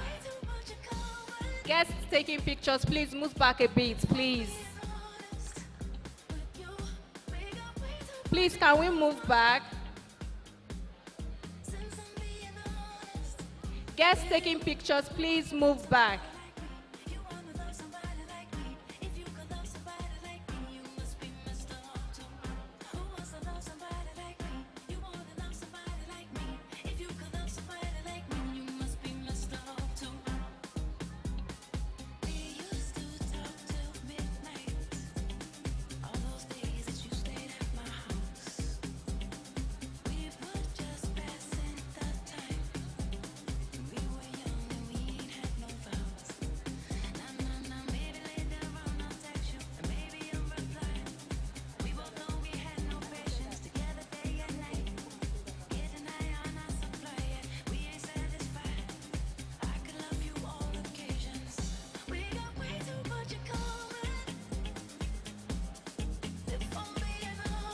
Please, can you move back?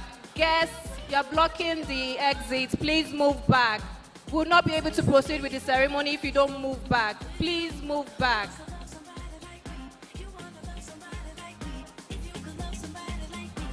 Please move back, please.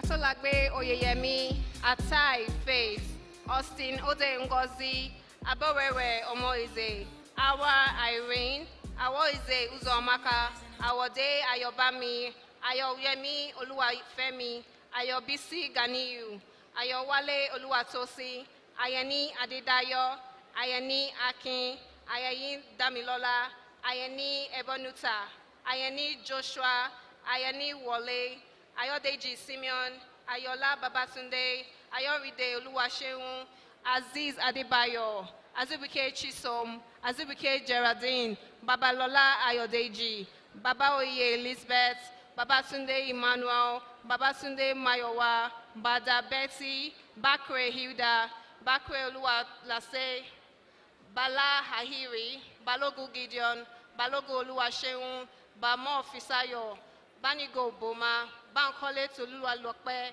Bariwa Favor, Basi Blessing, Basi Lindada, Bede Okere Chiwendu, Bella Mata, Belle Mei Idi Catherine, Bello Folashade, Bello Latif, Bello Olamileko, Ben Ifoma, Ben Niboma, Rejoice, Bernard Mufom, Benuyo Oluwaseun, Bishop Adigwe Chinyere, Bode Obanla Oluwapelumi, Butsi Estalin, Chijoke Ifoma, Chikuluba Idijoma, Chinweoku Kombindi, Chinweze Chiamaka, Chinye Ikujono Ngozi, Christopher Blessing, Christopher Akalize, Chukwebuka, Chukudera Josephine, Chukudumogu Chiamaka, Chukwebuka Onyewankagba, Chukwebuka Uchechi, Chukuma Chiamaka, Chukura Dokas, Dabiri Sophia,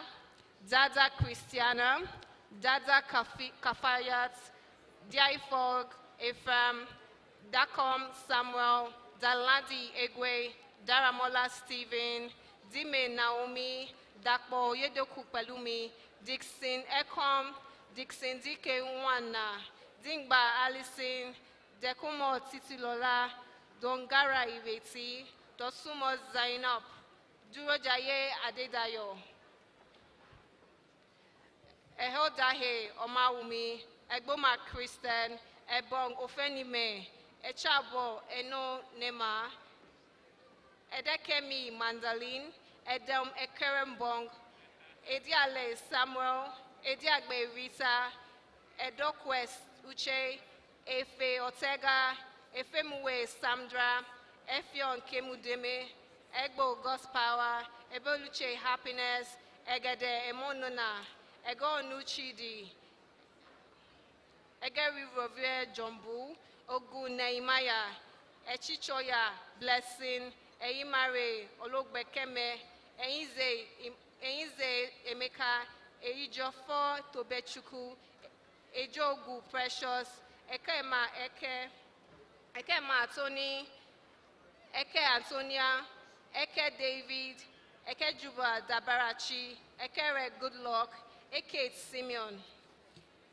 Ekezie Precious, Ekeyota Benedita, Ekpe Messi, Ekpo Emmanuel, Ekerikwe Nancy, Ekuize Chukudi, Ekugom Deborah, Ekulugo Chineye, Ekunife Nicole, Elugbadegbo Gbemi, Emeje Victoria, Emeka Onachioma, Emetuma Lintia, Emmanuel Michael, Omogene Paul, Ena Horo Oke Oluwaseun, Ene Andrew, Enije Michael, Enom Ijoma, Eni Oli Love, Egwachola Peter, Enyi Oke Uchenna, Eraga Benedicta, Eseyigbime Elizabeth, Eseyigbe Folashoda, Esene Peace, Estasere Matthew, Esho Dolapo, Eshu Kenneth, Ete Apolom,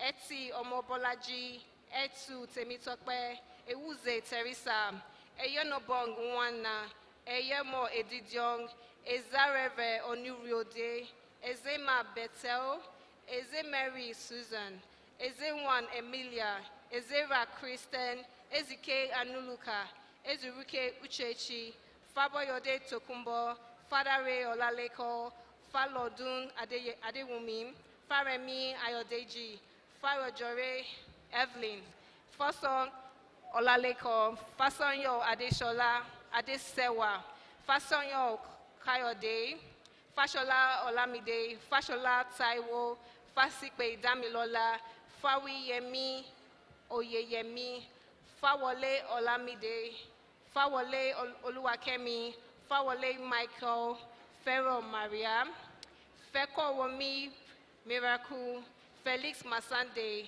Millicent, Feyisiton Oluwakemi, Folowusho Omolare, Folowisewe Temitayo, Fugbara Clinton, Gabriel Monday, Gachi Said, Genogba Josephine, Beju Antonia, Gegele Olayiwolale, Giwa Anita, Giwa Rofiat, Grace Omosekome, Gubio Mohammed, Haliday Oluchi, Hama Husman, Hamed Fatai, Hamzat Nana Hawu, Hazan Abdul Aziz, Hef Alabi Afolake, Haziani Maumuna, Igbe Egbichi Enyidia, Igbe Maureen, Ibitoye Damilola, Ibrahim Hafiz, Ibrahim Awa, Ibrahim Joy, Ide Emmanuel, Idumudia Blessing, Idowu Kayode, Idowu Olayemi, Idowu Oludayo, Idowu Ramon, Idowu Samuel, Idris Ibrahim, Idueze Eboigbe, Ifeanyi Nwocha Chioma, Ifwezi Chioma, Ifweze Ifoma, Ifundu Unuaku, Iga Jennifer, Ibinovia Augustine, Igbiwoke Emmanuel, Emeka, Ibong Ina, Ige Kende, Igoko Elijah, Igwe Fidelia, Igwe Juliet, Igwe Noma, Ihaji Enekole, Ijiwole Abiodun, Ikoni Job, Ikele Emmanuel, Ifeme Funa Onyeka, Inye Yuri Udo, Inyele Teresa, Iki Igbe Philip, Uko Chinere, Uko Kide Kenneth, Ukoti Mayowa, Ikpat Samuel, Ikonogbam Olushola, Ikwegbenyi Chinasa, Ikuneme Samuel, Ilora Chisom, Ilori Temitope, Ilufoye Grace, Imade Osahon, Imawa Rosemary, Inem Nwaka, Inyama Chioma, Inyong Akonimo, Inyong Comfort, Irabo Richard, Iwechuku Chioma, Iweayenama Loveling, Isaac Precious, Isasele Agnes, Isimi Olumide, Isa Memunat, Isa Oluwatosin, Isa Vivian, Isa Getse Chizoma, Iwugbu Emmanuel, Iwajoku Stella, Iwonu Chizam, Iwanmo Peter, Iya Obubokwe, Iya Larita, Iyama Gift, Iyola Honor, Uzoma Joy, Izuagba Adeobi, Jegede Omoiza, Jeje Lola Oluwatemidlade, Jenom Bubu, Jemon Ademuke, Josinoki Olawale, Jimba Benga, Jimeta Abubakar, Jimo Babatunde, John Morin, John Sylvester, John Mekwaini, John Oguadetora, Johnson Happiness, John Will Nkoyo, Jolami Yemi Deborah, Joseph Ijoma, Jombo Ninyechi, Kadri Joseph, Kajo Ejorogane, Kale Abisola, Kale Sonwo Ayobami, Kalu Gladys, Kalu Ninyechi, Kambia Cedric, Karim Modukbeola, Kawekuna Samuel, Kazim Oluwafumilayo, Kilani Mustafa, Kikilomo Hezekiah Olawale, King Leonard, King Chinelo, Kolade Toluwanimi, Kolawole Adedoyin Mayowa, Kolawole Salami Peace, Komolafe Oluwaseun Oluwafemi, Koti Abdurrashid, Koya Eniola, Kosimo Adedubu Oyekpeju, Kangwa Zim David,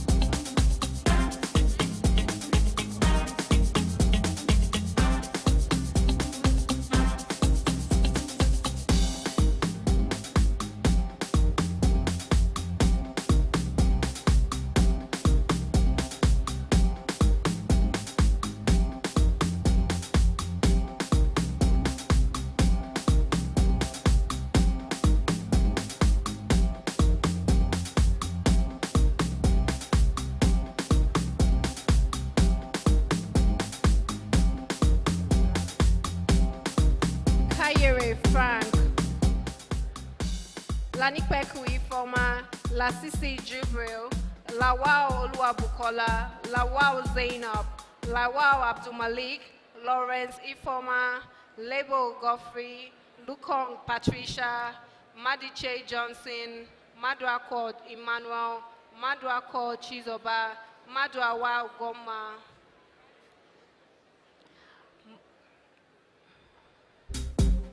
Maduese Kennedy, Makama Chinedu, Maku Michael, Marcel Fondu Rachel, Marcos Yetunde, Marcos Elon, Martin Atojoko Vivian, Matthew Temple, Mba Umuna, Mebele Julie, Mbudu Faith, Medani Nkechinyere, Meda Yede Sarah, Megawa Blessing, Mene Joseph, Megba Bariledom, Metitiri Ajigbike, Mfom Deborah, Mbayuike Halbert, Michael Belinda, Mohammed Sadiq, Morokanyo Goodness, Morikinyo Okpeyemi, Maudie Christabel, Moses Grace, Moshu Damu, Mosagbala J. Janet, Muhammad Sauma, Moniru Brofiat, Muritala Kabiru, Munia Safirat, Musa Anzaku, Mwanike Dennis, Nahihom Ma Okorie, Indatsima Flavin, Undo Emmanuel, Unduka Ikechukwu, Undukwe Rita, Indus Vivian, Ingere Joseph, Ingiri Michael, Ngwabuke Inkiru, Njoku Giving, Nkewume, Michelle, Unko Hilda,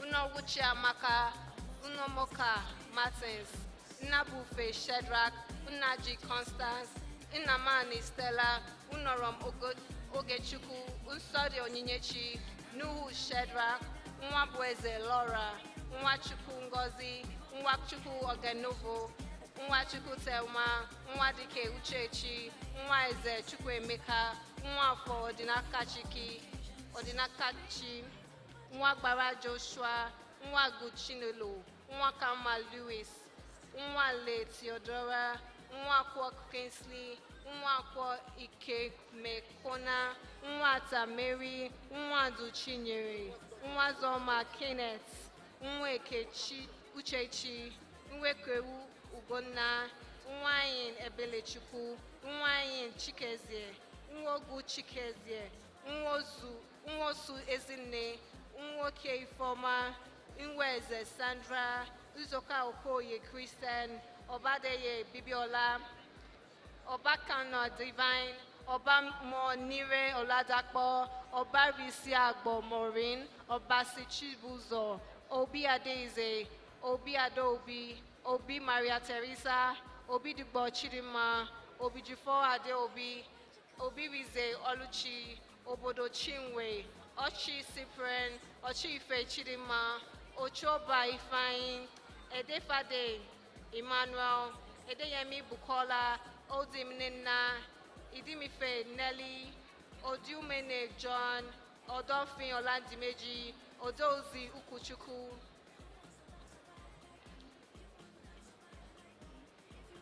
Oduze Ukochuku,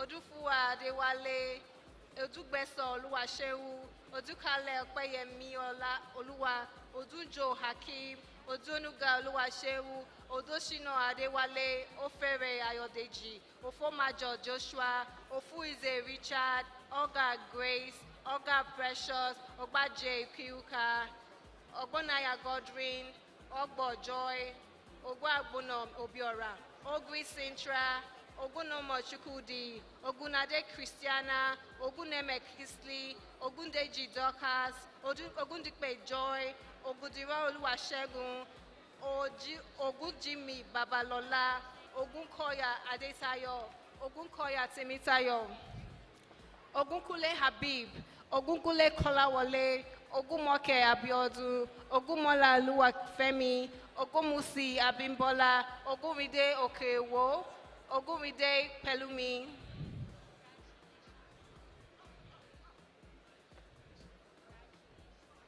Ogunrobi Abidemi, Ogusiju Deborah, Ogushola Adegboyega, Ogushola Olatunde, Ogwadi Awele, Ohabugu Leonard, Ohamara Chinyere, Ohanele Precious, Ohare Angela, Ojarike Ovie, Ojaburu Franklin, Ojefuwa Livinus, OJ Uche, Ojenije, Ojeniyi Stella, Ojeride Elizabeth, Oji Chizoba, Ojo Adebiyi, Ojo Ayoyemi, Ojo Temitope, Ojo Victor, Ojo Adedoyi, Ojo Ezekiel, Ojodu Isaac, Ojuku Antonia, Okafo Adamwa, Okafo Ikenna, Oke Bukola, Oke Mountain, Oke Temitope, Oke Baram Jacob, Oke Chuku Prosper, Oke Hioma, Oke Nwa Eni, Okere Bright, Okere Chinoye,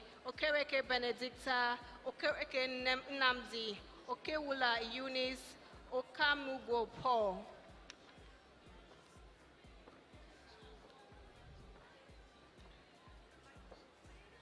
Please move back a bit.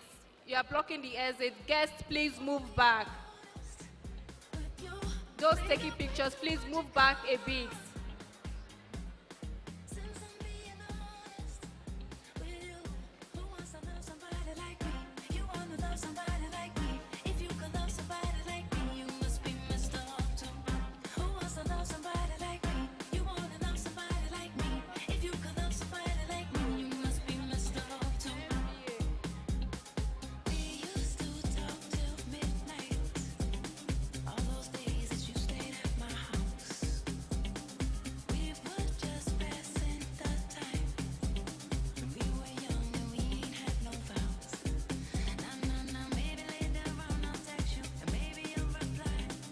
Okaipo Adesuwa, Okocha Salem, Okoeseni Jane, Okoji Ejewele, Okoli Chukwemeka, Okoli Ono Adeze, Okolo Favor, Okolo Chukwebuka, Okolo Cypren, Okolo Esther, Okolo Neka, Okon Effion, Okongu Chidima, Okonkwo Daniel, Okonkwo Grace, Okoji Adora, Okowo Chinaza Muku, Okowo Ugoma, Okorafo Uzoma, Okoye Anita, Okoye Ngozi, Okpara Chininem, Okugbeni Tobore, Okuk Utib, Okon Madu, Okuade Ajibola, Okoyibo Angela, Okorapo Victory, Okochuku Collins, Ola Tolumoke, Olabanji Chinoye,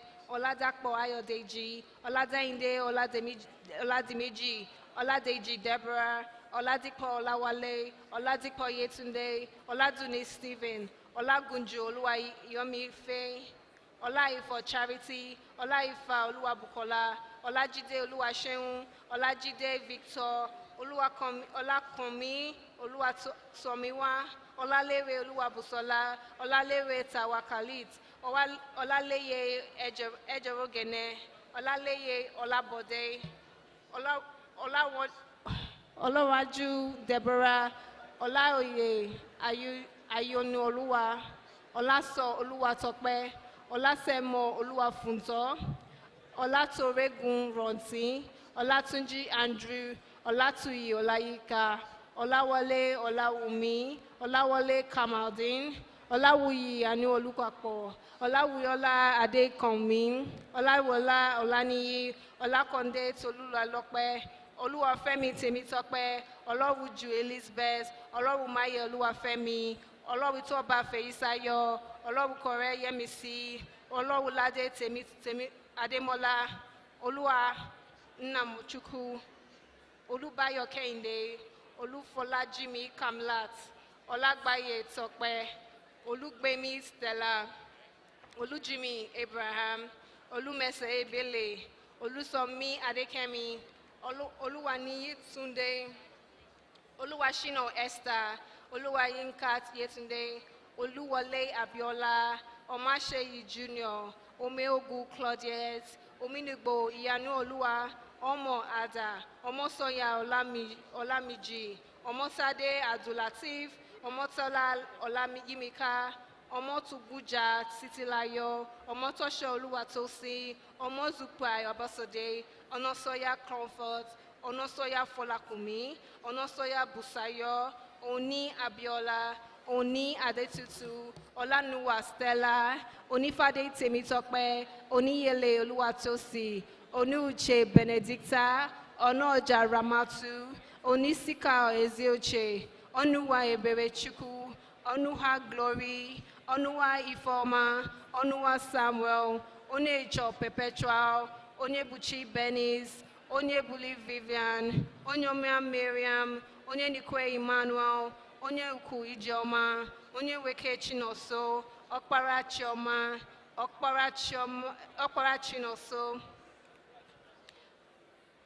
Okpara Obinna, Okparinde Olakbeju, Okpene Mirabel, Okwiti Odinichi, Okuta Uzo, Orenuga Oluseyi, Ohewere Larry, Orifa Paul, Oji Amarachi, Oji Augusta, Oji Chinyere, Oji Emeka, Orungbe Adebayo, Osafunwa Margaret, Oseni Idris, Osilaja Omotola, Oshiemi Temitokpe, Osibajo Adeleke, Oshukbodu Olasunbomi, Oshiagbo Ekene, Osilaja Oriyomi, Osinowa Temitokpe, Osisonya Toluyemi, Osokoya Oluwabukola, Osai Chukwuemeka, Oswagu Chiwendu Joyce, Osiji Kizito, Osenuga Roslyn, Osisereluwa Sholaye.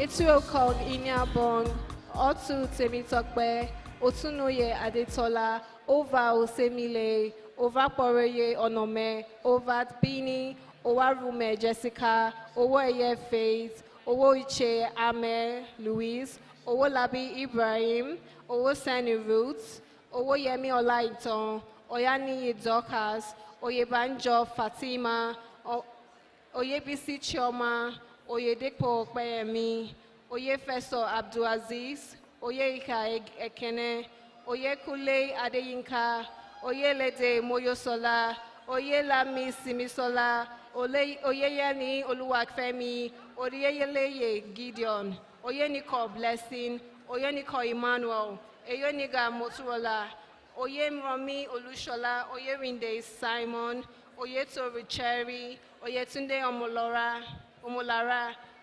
Oyewole Adeniran, Oyeyemi Sadiq, Oyeyola Omobolale, Oyimbo Jude, Ezemome Raymond, Oziebo Roots, Ozorungba Oluchi, Pepu Mathieu, Petra Roots, Peter Ubere, Popola Olaito, Rabiu Bilikis, Raji Yafiz, Ramoni Ayodele, Robert Laura, Roland Sharon, Sadare Oluwafunke, Sakiru Akonde, Salami Haziz, Salawu Webiola, Saliu Chinwe, Sam Iyong Salome, Samuel Tokwe, Sani Victor, Sani Luis, Sanusi Olamikon Israel, Soya Ezekiel, Shitu Hadiza, Shoyobo Babatunde, Shaub Saidat, Silver Temple, Smith Henry, Smith Oyeyemi, Sombaju Abimbola, Sokonle Olabisi, Solake Glory, Solomon Grace, Sonuye Timilayin, Sorotire Oluwadamilola, Sowumi Olushola, Soyombo Mary, Soyeye Oyidamola, Stephen Oluwatosin, Sule Muhammad, Suma Daniel, Safa Osiseye, Taiwo Omotolani, Tam George Abiye, Tamimola Joseph, Temidara Olabisi, Temitokpe Olajumoke, Thomas Deborah, Thomas Morolayo, Tinga Theophilus, Tochuku Hazaya, Tunje Paul, Tolohu Omolola, Uchendu Samuel, Udozo Ebele, Udeze Chinedu, Udo Peace, Udo Kong Aneye.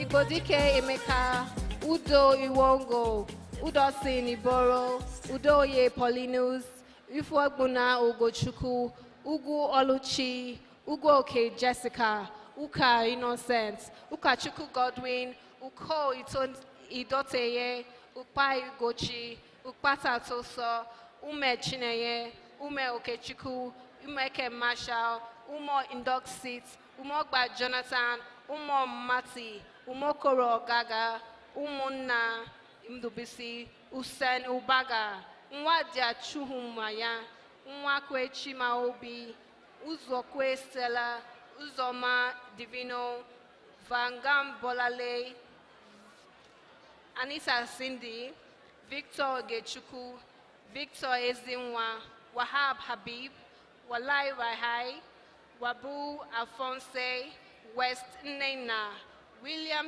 Prince, Williams Martins, Williams Oluwaseun, Wasu Sarah, Yakini Miriam, Yinka Olawuyi Ajoke, Yusuf Jubril, Yusuf Mutariru, Yusuf Oluwatobi, Yusuf Saida, Yusuf Sumaye, Yusuf Dongo Nasilami, Zakios Oluwagbenga, Zebedi Haziba, Zachariah Michael, Zote Bubele.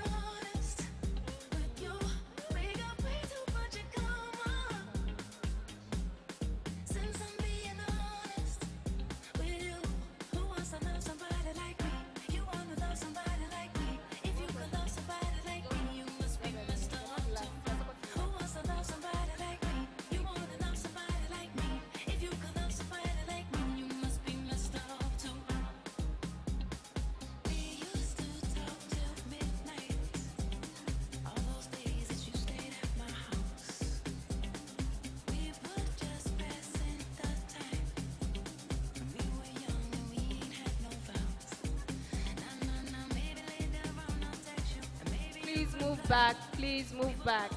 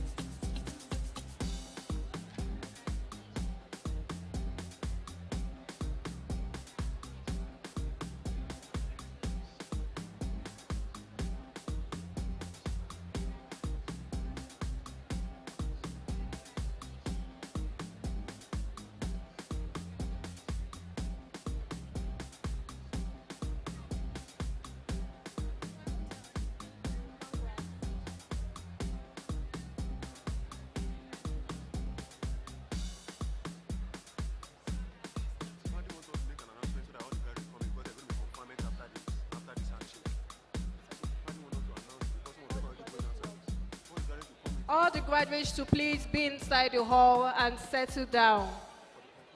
After the roll call is the conferment of your degrees. Please be in the hall seated down. All graduates be in the hall seated down.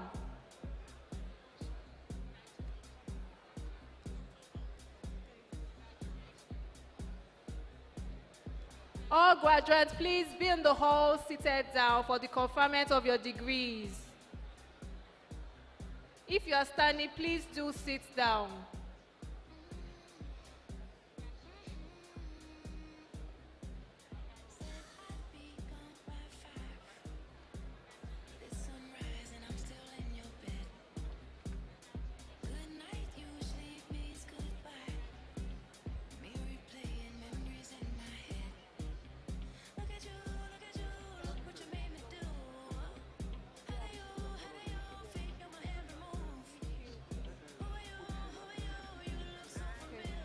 All graduates in the hall, please sit down.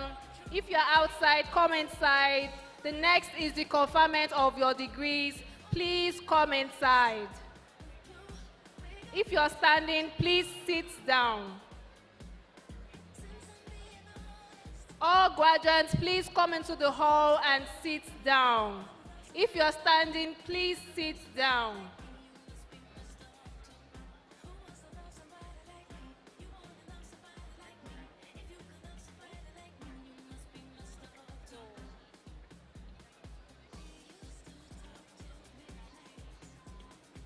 All graduates, please be in the hall, seated down. If you are outside, please come back into the hall.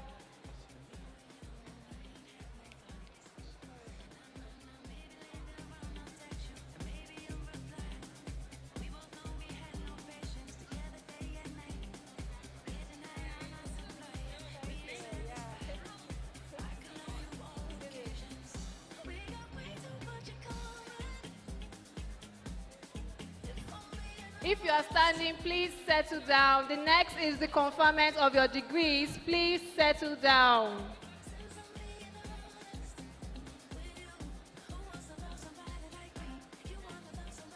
Ladies and gentlemen, that was the class of 2024 MBA. Congratulations.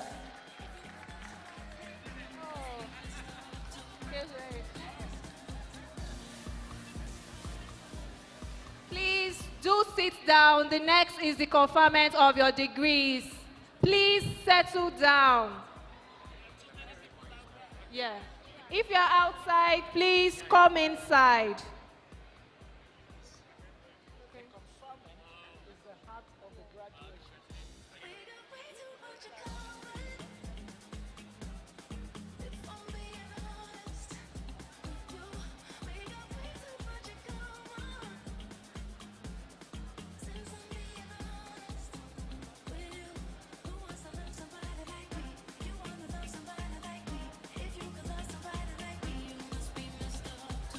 Ladies and gentlemen, dear distinguished graduates, please let's take our seats.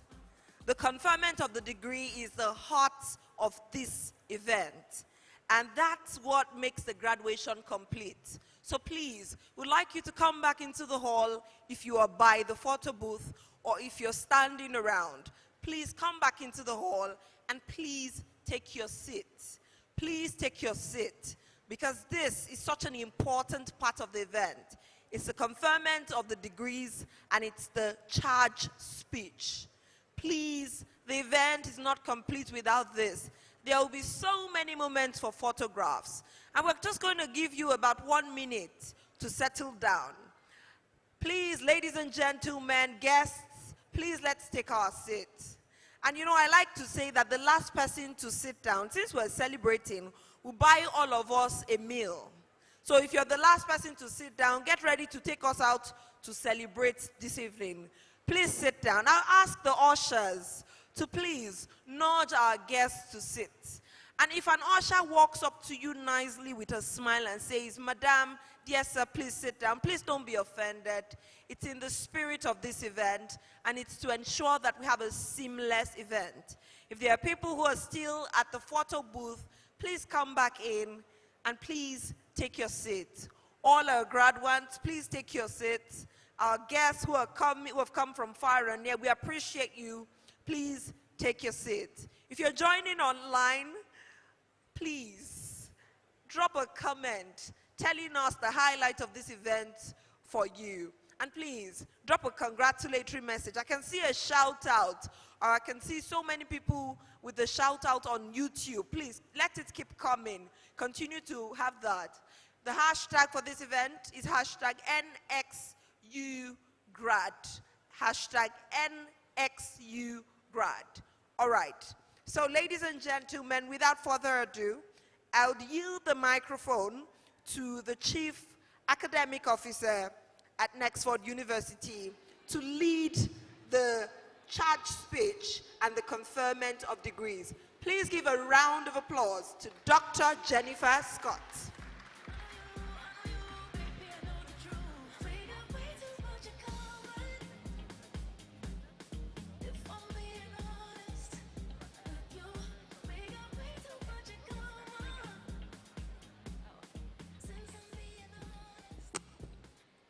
Good afternoon.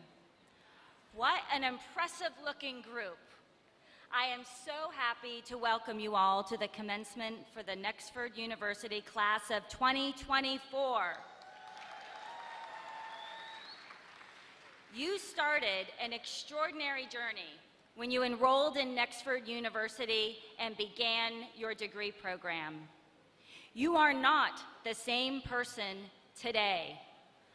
All of your hard work in the last few years has transformed you, has changed you.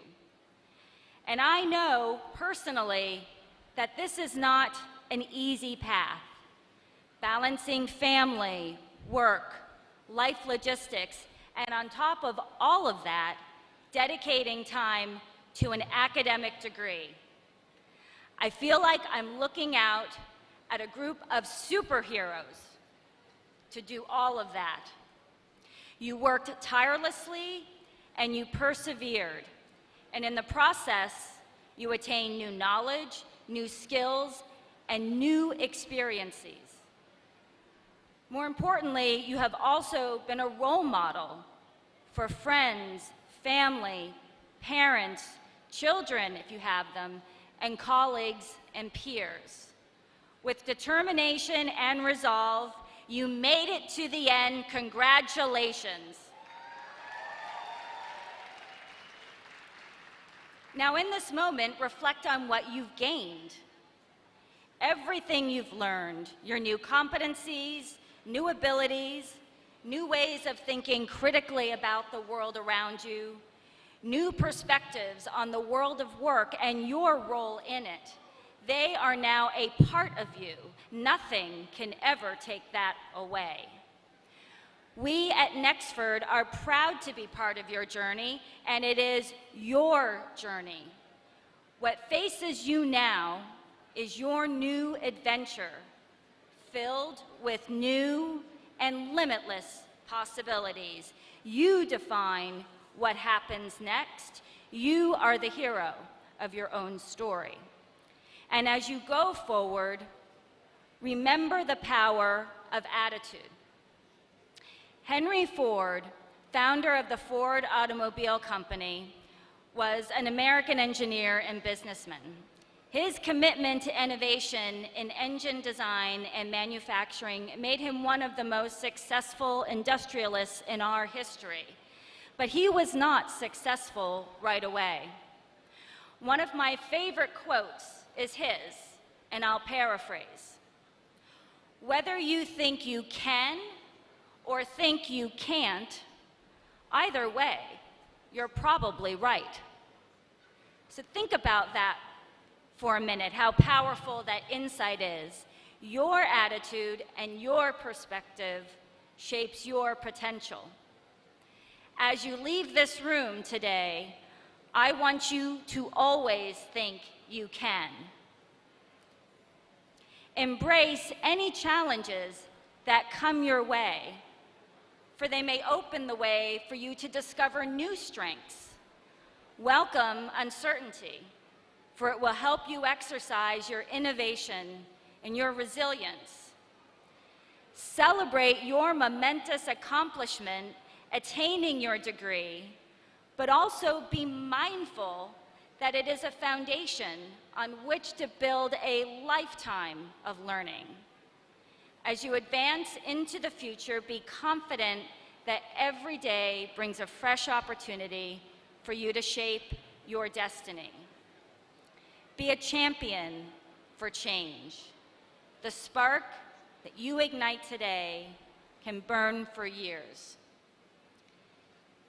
The world needs people ready to lead the change with passion, courage, and resolve. And you don't need to be a president or a CEO to lead, although maybe some of you are already. Regardless of your community, your job role, you can lead from whatever seat you have. You can lead from wherever you are. You can serve from wherever you are. Teddy Roosevelt, the 26th President of the United States, became one of our most famous leaders and known for perseverance in the face of adversity. Another favorite quote of mine is one of his. Do what you can with what you have, where you are. You can lead the change. And as a leader, leadership is not about perfection, but continuous learning, empathy, and resilience. Trust in your capabilities. Stay true to your values. Inspire with compassion, and innovate with boldness. The world needs your commitment. The world awaits your unique gifts, ideas, and determination. You can blaze a trail, leading the change from wherever you are. Congratulations, graduates. Your future starts now. All graduates, can you please rise?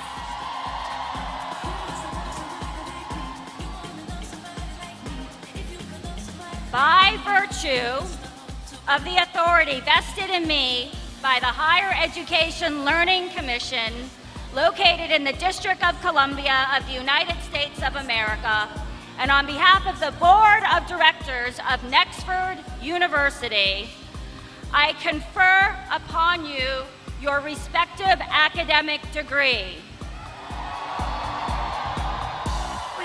Bachelor of Business Administration, Master of Business Administration, Master of Science in Digital Transformation, Master of Science in Data Analytics, and Master of Science in Entrepreneurship, degrees that you have earned with all the rights and privileges pertaining thereto.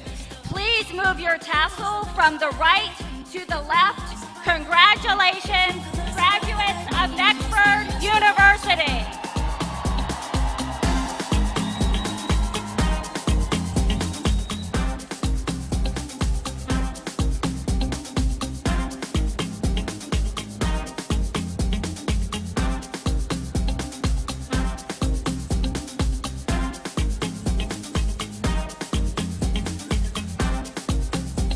And now we can say again, officially, congratulations. Ladies and gentlemen, please take your seats. We'd like to hear from one of your own. And I think that it's important that we pay attention to this person. I'm talking about the class valedictorian. Please put your hands together for Anu Oluwapo Oluwasegun Ogundiro. A round of applause. Class valedictorian, Nexford University graduation, class of 2024.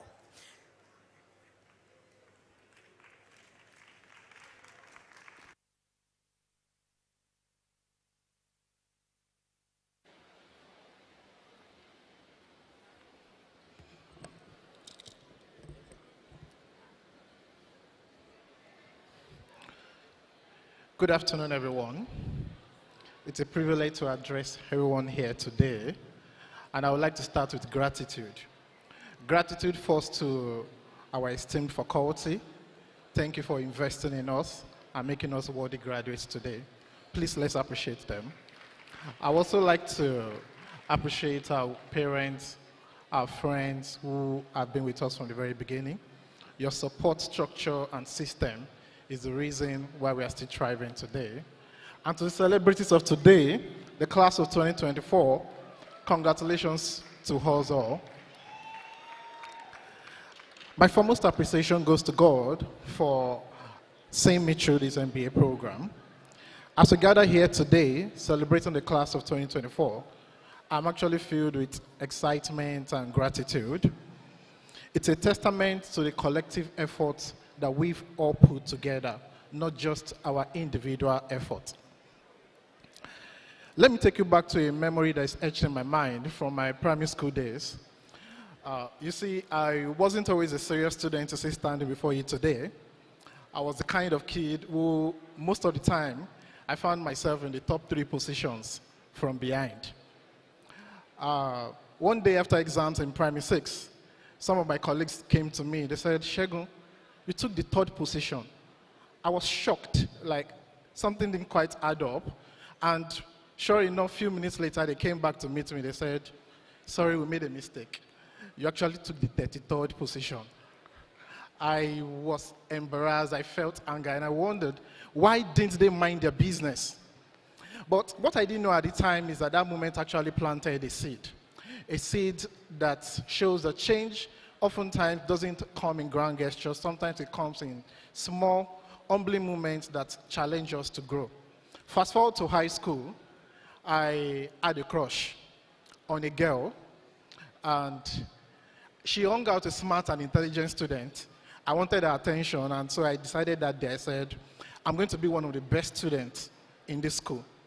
Sure enough, few sessions later, I not only become one of the best students, becoming the first assistant head boy from a commercial class, it taught me something very important, which is that we are so much capable of more than we realize. To my fellow graduates, I ask you to remember this: there are no limits to what you can achieve when you decide to challenge yourself and move out of your comfort zone. The journey to greatness begins with one small decision. For me, this journey from those early school days to now has been one of growth and discovery. As I moved through university and into my professional journey, the lessons kept coming, sometimes in the most unexpected ways. Whether it was managing complex projects for the World Bank or organizing the first career fair for the University of Ibadan, I learned that every experience, every challenge was actually preparing me for the next. Steve Jobs once said, "You can't connect the dots looking forward. You can only connect them looking backward." Now, standing here today, I realize how every dot has connected, leading me to this very moment. And as I look around and I look at everybody here, I see that everyone has come from a lot, and we're also going to a very great place. And that place is ours to define. I recall a moment during our Nexford orientation, I'm sure many of you do remember that as well, when we're asked to write a letter to ourselves that will serve as a source of motivation during our time here. For me, that letter was more of my North Star, an anchor, and a reminder of why I embarked on this program. So when I was informed that I was selected as a valedictorian, you can imagine I looked at that letter again and I smiled. And this moment isn't just about me, it's about every one of us here today. We've all done a lot, and I think we deserve a pat.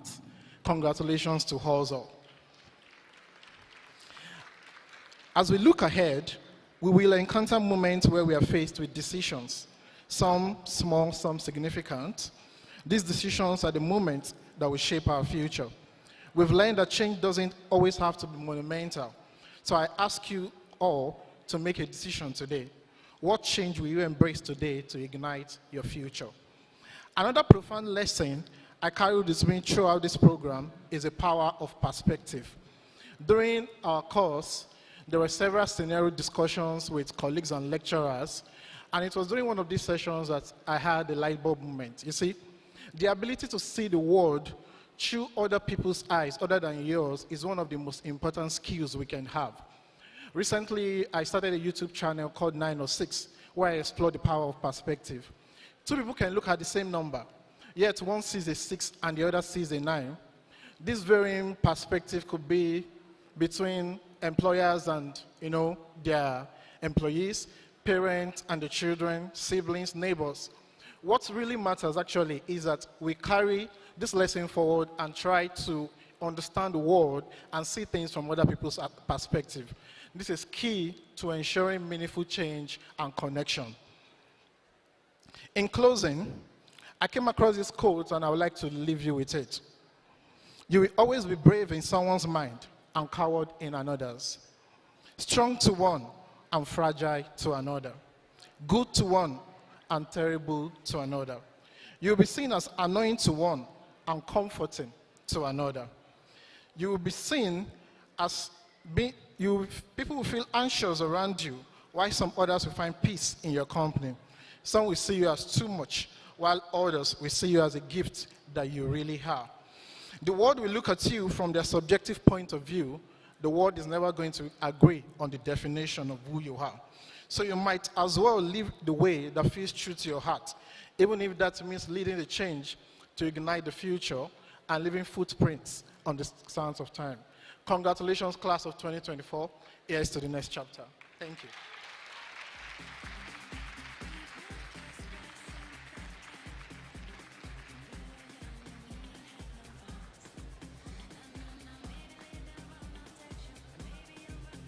Congratulations, Shegun, and by extension, congratulations to everyone. Ladies and gentlemen, we're going to have a spoken word presentation by one of your own. But before that, let me quickly remind you of a Nigerian saying. You know, you've probably heard it so many times. I remember that my grandmother would say it often and often. You know, she'll say it again and again. And it's a saying that the sweetest part of jollof rice is at the bottom. Has anybody tested that theory? Is it true? So when you eat jollof rice and you truly want to enjoy it, just get to that bottom. You know, that part of it is so sweet. I don't know why, but the sweetest part of jollof rice is at the bottom. Now, I said that to say this, that the sweet part of this event, it gets better and better. And we are getting to a part of it where we're going to have the heart toss. And we're going to have what I call the family picture. The picture for Nexford graduates and the leadership team. And you don't want to miss out on this. You don't want to later on be zooming in and not find your photograph because you're saying, where was I when they took this? I was outside, I was standing. So ladies and gentlemen, please come back inside. Come back inside. Don't miss out on this photograph. We don't want to be adding an emoji or something, you know, that represents your face in the photograph. We want you to be here. Come back in if you can hear me. We're having a family photograph, and we don't want to do take 2, take 3 for you. Please come back in. We want you to be a part of it. If you're standing, come and take your seat. The photograph is going to be positioned in a way that captures you from the front to the back. So please take your seat. We're going to have the hat toss, and we're going to have the family photograph. But before that, please join me, ladies and gentlemen, as I welcome to the stage one of your own. Please welcome a spoken word artist, Happy J. A round of applause. A family round of applause. This is a graduate today, now a graduate.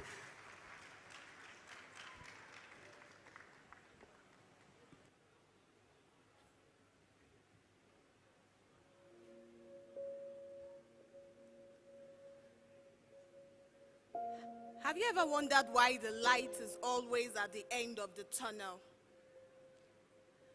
and not in front?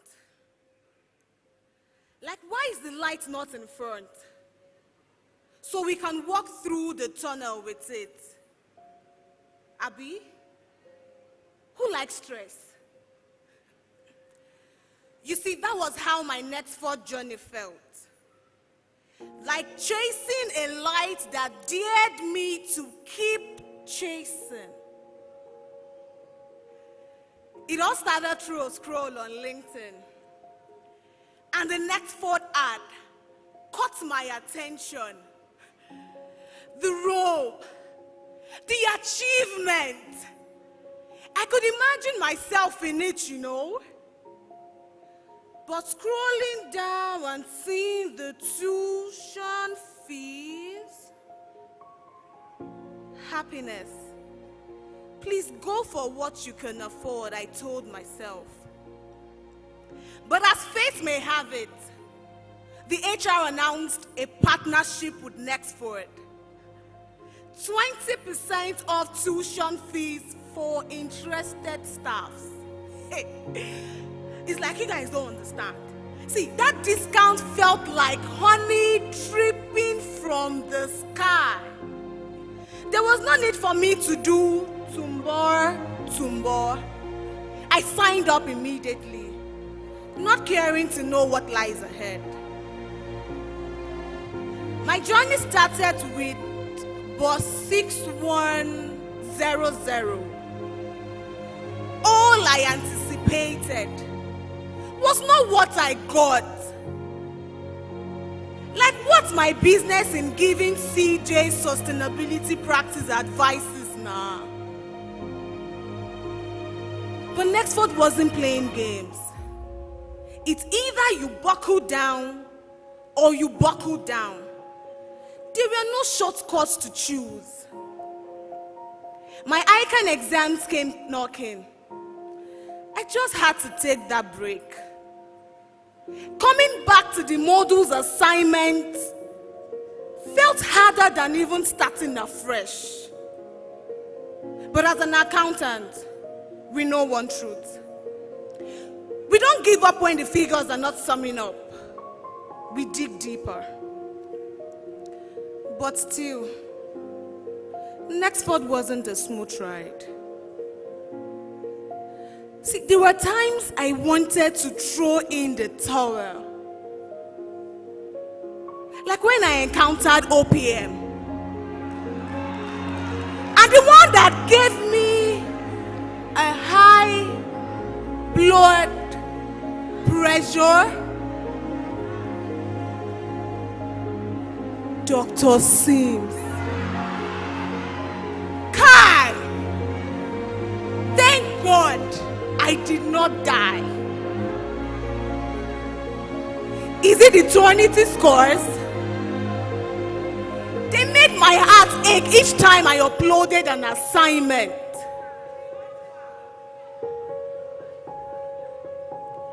And when I had F in one of the assignments,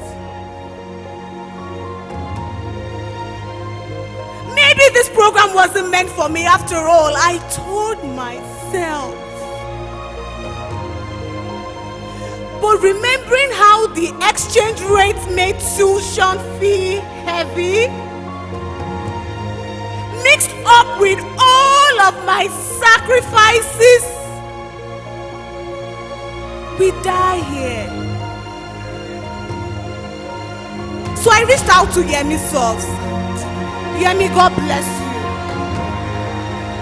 He advised I reach out to the lecturer after encouraging me. I did exactly that. But what was the lecturer's response? Hi, Happiness. I understand your frustration, he said. Nexford taught me resilience. You see, this journey did not just bring a degree to the table. Nexford sharpened my thinking, expanded my network, and reshaping my career.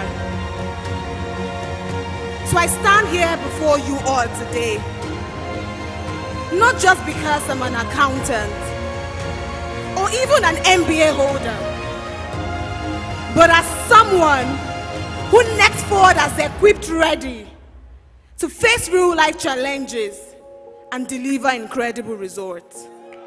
Thank you, Nexford, for lightening up the tunnel. God bless you all.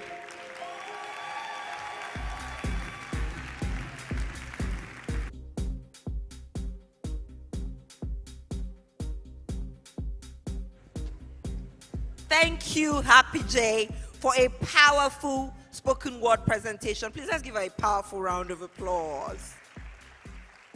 Yes, yes, yes, yes. Ladies and gentlemen, Your Excellencies, it's been such an honor to moderate this event. My name is Temi Badru. And as we go on, it's so important to hear from the country director of Nexford. Ladies and gentlemen,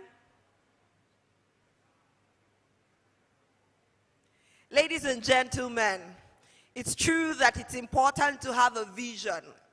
And we heard from the founder at the start of the event, and we see the vision being translated into this event today with over 1,000 graduates, about 1,200 graduates today.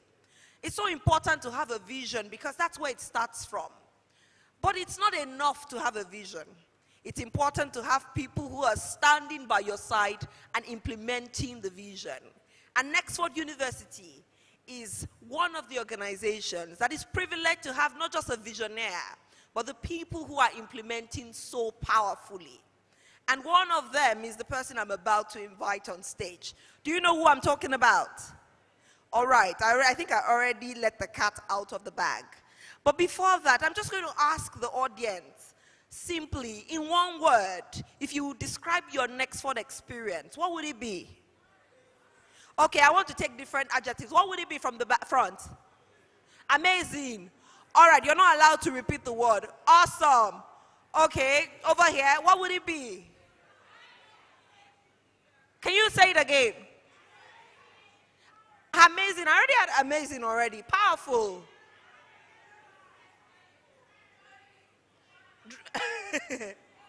Woo!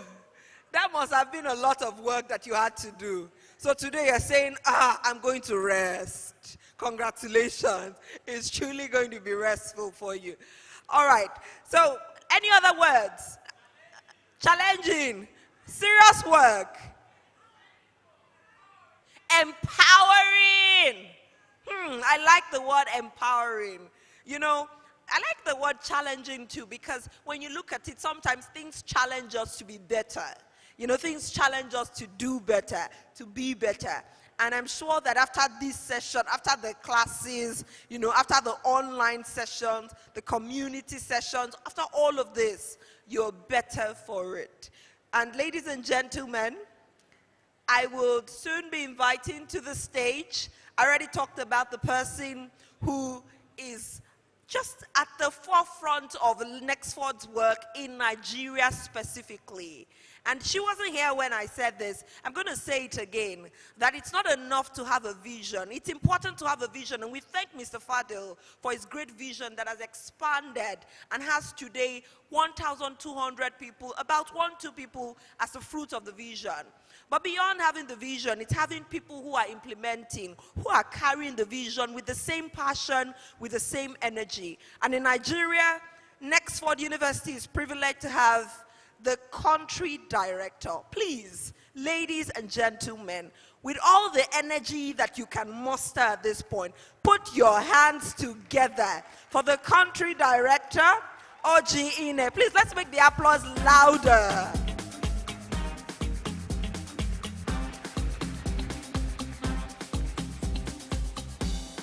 Thank you so much. I know we're all exhausted at this point. Thank you, Temi, for the kind introduction. And well done to all of the speakers today, Shegun, for your accomplishments and all of your inspiring remarks. My job here really is to first apologize for some of the difficulties we had this morning, and then just begin to thank everyone, because this day would not have been possible without lots and lots and lots of people. We might not be able to name everyone, but we do owe lots of things. So good afternoon again, and I do ask for permission to stand on the existing protocols. What an explosive day it has been. It's an honor to stand before you as we bring this special event to a close. First, I would like to take a moment to especially thank His Excellency Mr. Peter Obi, CON, for making huge sacrifices to be here today. I know he's not here right now, but we are eternally grateful that he could make the time to be with us today. To our distinguished speakers, Dr. Obi Ezekwesili, Mrs. Bola Adeshola, we thank you for honoring our invitation and for imparting us with all of your wisdom and inspiring words. I know that I feel energized by all the different speeches we've received. To all our special guests, Dr. Oke Nelama, Mr. Tuboso Alake, Mrs. Olamido Ogundoyi, Professor Chukuma from Conferment University, too many special guests to mention, but we just want to say we thank you and we do not take your presence here for granted. We would like to also extend our gratitude to our visionary backers, Learn Capital, Global Ventures, Person Ventures, New Market Ventures, Future Africa, Rwanda Innovation Fund, and Constructor Capital. Your unwavering belief in Nexford University's mission and your continued support have been instrumental in driving our growth and impact. Through your backing, you have empowered us to reimagine education, impact lives, and create opportunities for anyone seeking personal and professional transformation across the globe. We are profoundly grateful for your partnership and shared commitment to shaping the future of education. Thank you for being an integral part of our journey. This event would not have been possible without the incredible support of our corporate partners, Sterling Bank, GT Holdco, GT Bank, Hashem, Andela, TerraWork, Afex, Schneider Electric, Ikeja Electric, Norimberger, Nestle, Jupsa, Lilly Hospital, and Cafe One. Thank you to these and other organizations for trusting us and for your company's unwavering commitment to upskilling your workforce to drive business excellence. Our deepest appreciation also goes to our refreshment partners for today, Nestle, UAC Foods, Air Foods Cafe, and Suya Bistro. Your contributions today added warmth and flavor to the day, and we are deeply grateful for all that you've contributed towards today's event. Now, a heartfelt thank you to the incredible team at Nexford, Amarachi, Chiamaka, Sukomi, Paula, Lebo, Swane, Mo, so many others whose dedication and hard work have been pivotal to bringing this graduation ceremony to life. We also extend our gratitude to the exceptional event coordinators from Hughes Valeries, Oyinda, Jennifer, Joyce, Henry. Your tireless efforts and meticulous attention to detail have ensured most of the aspects of the day's event has been seamless and extraordinary. We thank you all for all you have done to make this day truly special. To our energetic class of 2024, we celebrate you. When we look at the times in which you have chosen to take this bold step to partner with Nexford to earn yourself a US degree, you are a shining example of resilience, dedication, and commitment to continuous learning. And this propels us at Nexford towards our vision. We are confident that it is these same qualities of resilience, dedication, commitment that will then help you lead change and ignite your future. As you take on the world after today's ceremony, I urge you to remain curious, like all the other speakers have done today, dynamic, and to view challenges through the lens of opportunity. But above all, stay connected to each other. Stay connected to this remarkable community that we're building, because community really is at the heart of our learning and upskilling model at Nexford. It is what strengthens our mission and amplifies the impact of your individual successes. Finally, I want to thank families, friends, and loved ones of our graduates for supporting financially, for picking up responsibilities at home, and for all the encouragement throughout the learning journey of our graduates. Your sacrifices and belief in their dreams have been instrumental in the success that we're celebrating here today. As we close, I remind you that the journey doesn't end here. It is only the beginning. Take the lessons learned, the connections made, and the dreams you've nurtured, and use them to shape a future that is brighter and better, not just for you, but for everyone around you. Congratulations once again to the graduating class of 2024. Go forth and lead the change. From all of us here at Nexford University, we thank you for coming and we thank you for listening.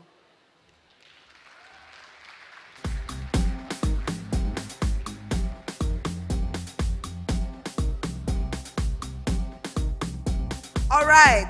Thank you so much, Country Director, Nexford University, Oji Ine. Ladies and gentlemen, now is the time for the family photo. And you know how you see family photos and you're looking for your picture, you're zooming, where am I? Please, you don't want to be zooming and looking for it in this one. You want to be present so that years later, you say, oh, this was, you show it, you know, the way that a lot of our speakers, you know, including Mrs. Bola, would say, oh, this year I did XYZ, I was at this school. And when you say, this year I was at this school, you tell them, see my picture, look at me here, that was me. I graduated as part of the class of 2024 from Nexford University. And on that note, ladies and gentlemen, please let's rise for the family photo. It's the family photo time. Now for the graduates, please, we'd like you to fill up the spaces that are not taken, apart from the reserved seats. We'd like you to fill up the spaces that are not taken in the front as well as by your side. So please fill them up. We're closing. Fill up the spaces by your side. So let's come together. We want to come together, not the reserved rows. And all right, I can see that they're already leading. All right, you want everyone in the middle?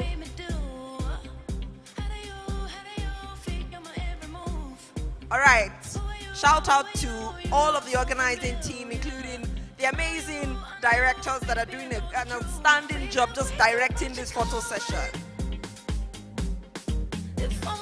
All right, we're coming inching closer for the family photos.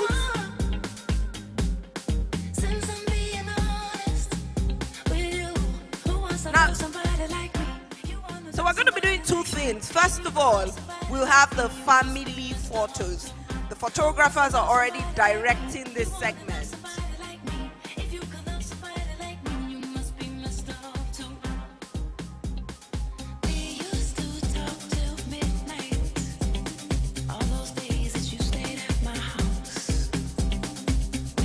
Family photos. Afterwards, we're going to have the heart tossing. But first of all, the family photos. Need I remind you to have a big smile? Please have a big smile. You've been smiling from the beginning. Keep it up. Have a big smile. You want to pose? All right. All right. Are we ready for the family photos? All right.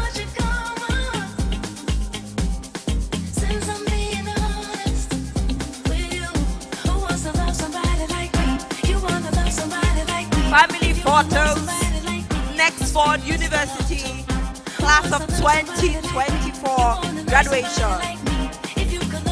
All the energy that you can muster, all the smile that you can muster, please. Bring it on.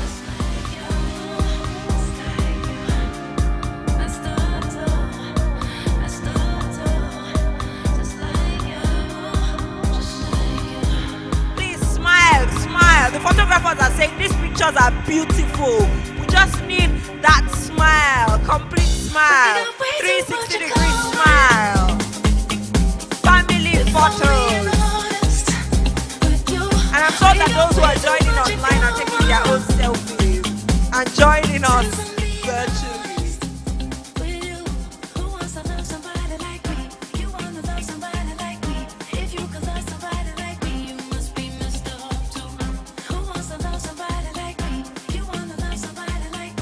Alright, family photos, please keep the smile. Don't lose the smile.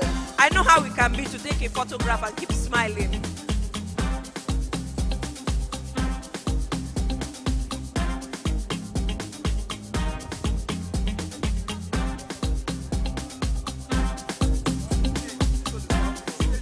Alright, so please could we put on the house lights and switch off the stage lights, because we want this perfect picture that we'll frame and put on our living room and say, yes, I was there. That's me. Yeah, that's me.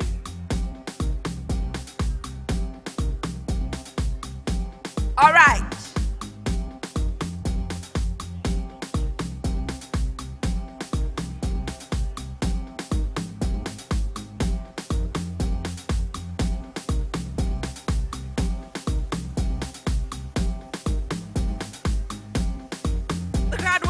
Graduates who are standing by, please come and join the family photos.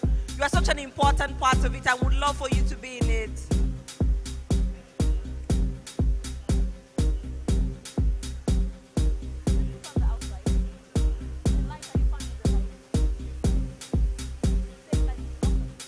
Please, can we put off the stage lights here and put on the house lights? New technical terms that we are learning from the expert photographers.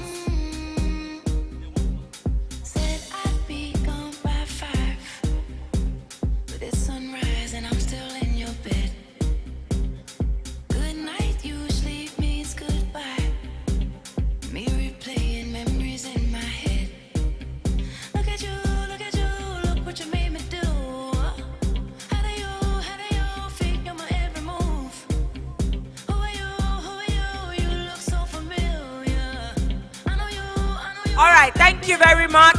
We're taking the family photograph, but that's not all. That's not all. We're going to have the heart tossing. Please stay where you are. We're going to have the heart tossing. We're going to have the heart tossing.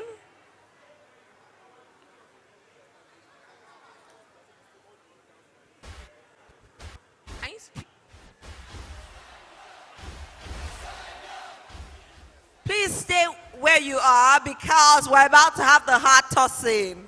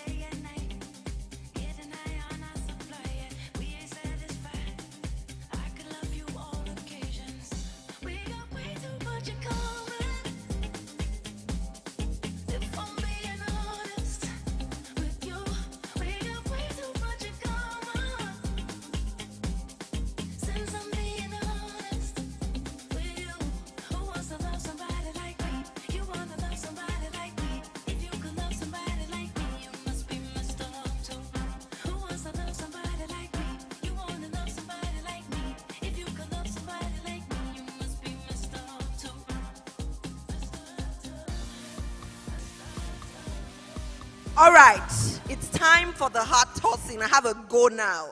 First thing we will do, ladies and gentlemen, is please adjust that heart. You know, the way you want it to be at the start, just adjust it. Mrs. Bola, chairman of EcoBank, during a remark said, to graduate is not beans, right? It's not moi moi. You know, if it easy, do am. If it easy, run am.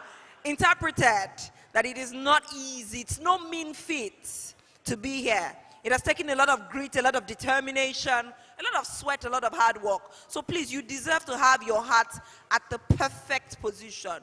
You deserve to do shakara. Ladies and gentlemen, adjust your heart because we're going to toss it on the count of NXU. On you, you will toss the heart. So I'll say NXU, and by you, together, everyone will toss their hearts. Are you ready? Champions, class of 2024, graduates, Nexford University's proud ambassadors, leaders of Nigeria, Africa, and the world. Are you ready? Okay. On the count of NXU, we will toss the heart. Let's go. NXU!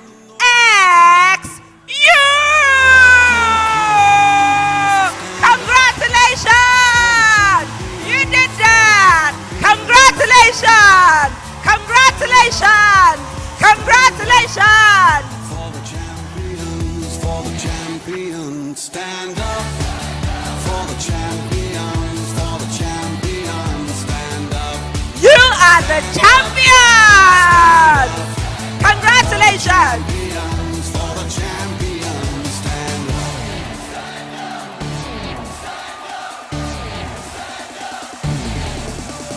Here we go, it's getting close. Now it's just who wants it most. It's just life, that's how it is. 'Cause we have our strengths and weaknesses. Oh, I have vision, can't you see? I'm on the move, make way for me. So stand up for the champions, stand up. Stand up, stand up for the champions, stand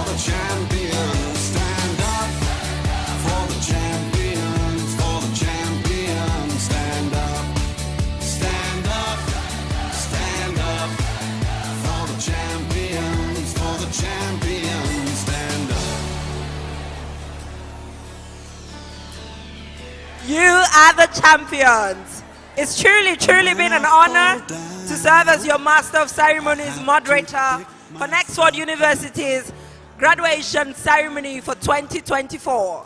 My name is Temi Badru. Once again, ladies and gentlemen, congratulations.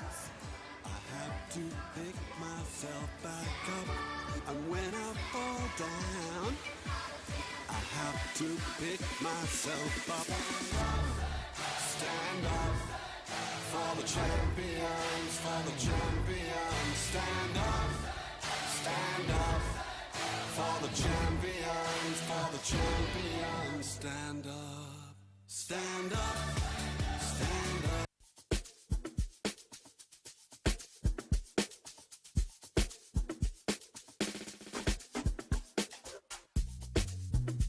Yeah. Stuff to do, yeah. Oh, yeah. Nexford University.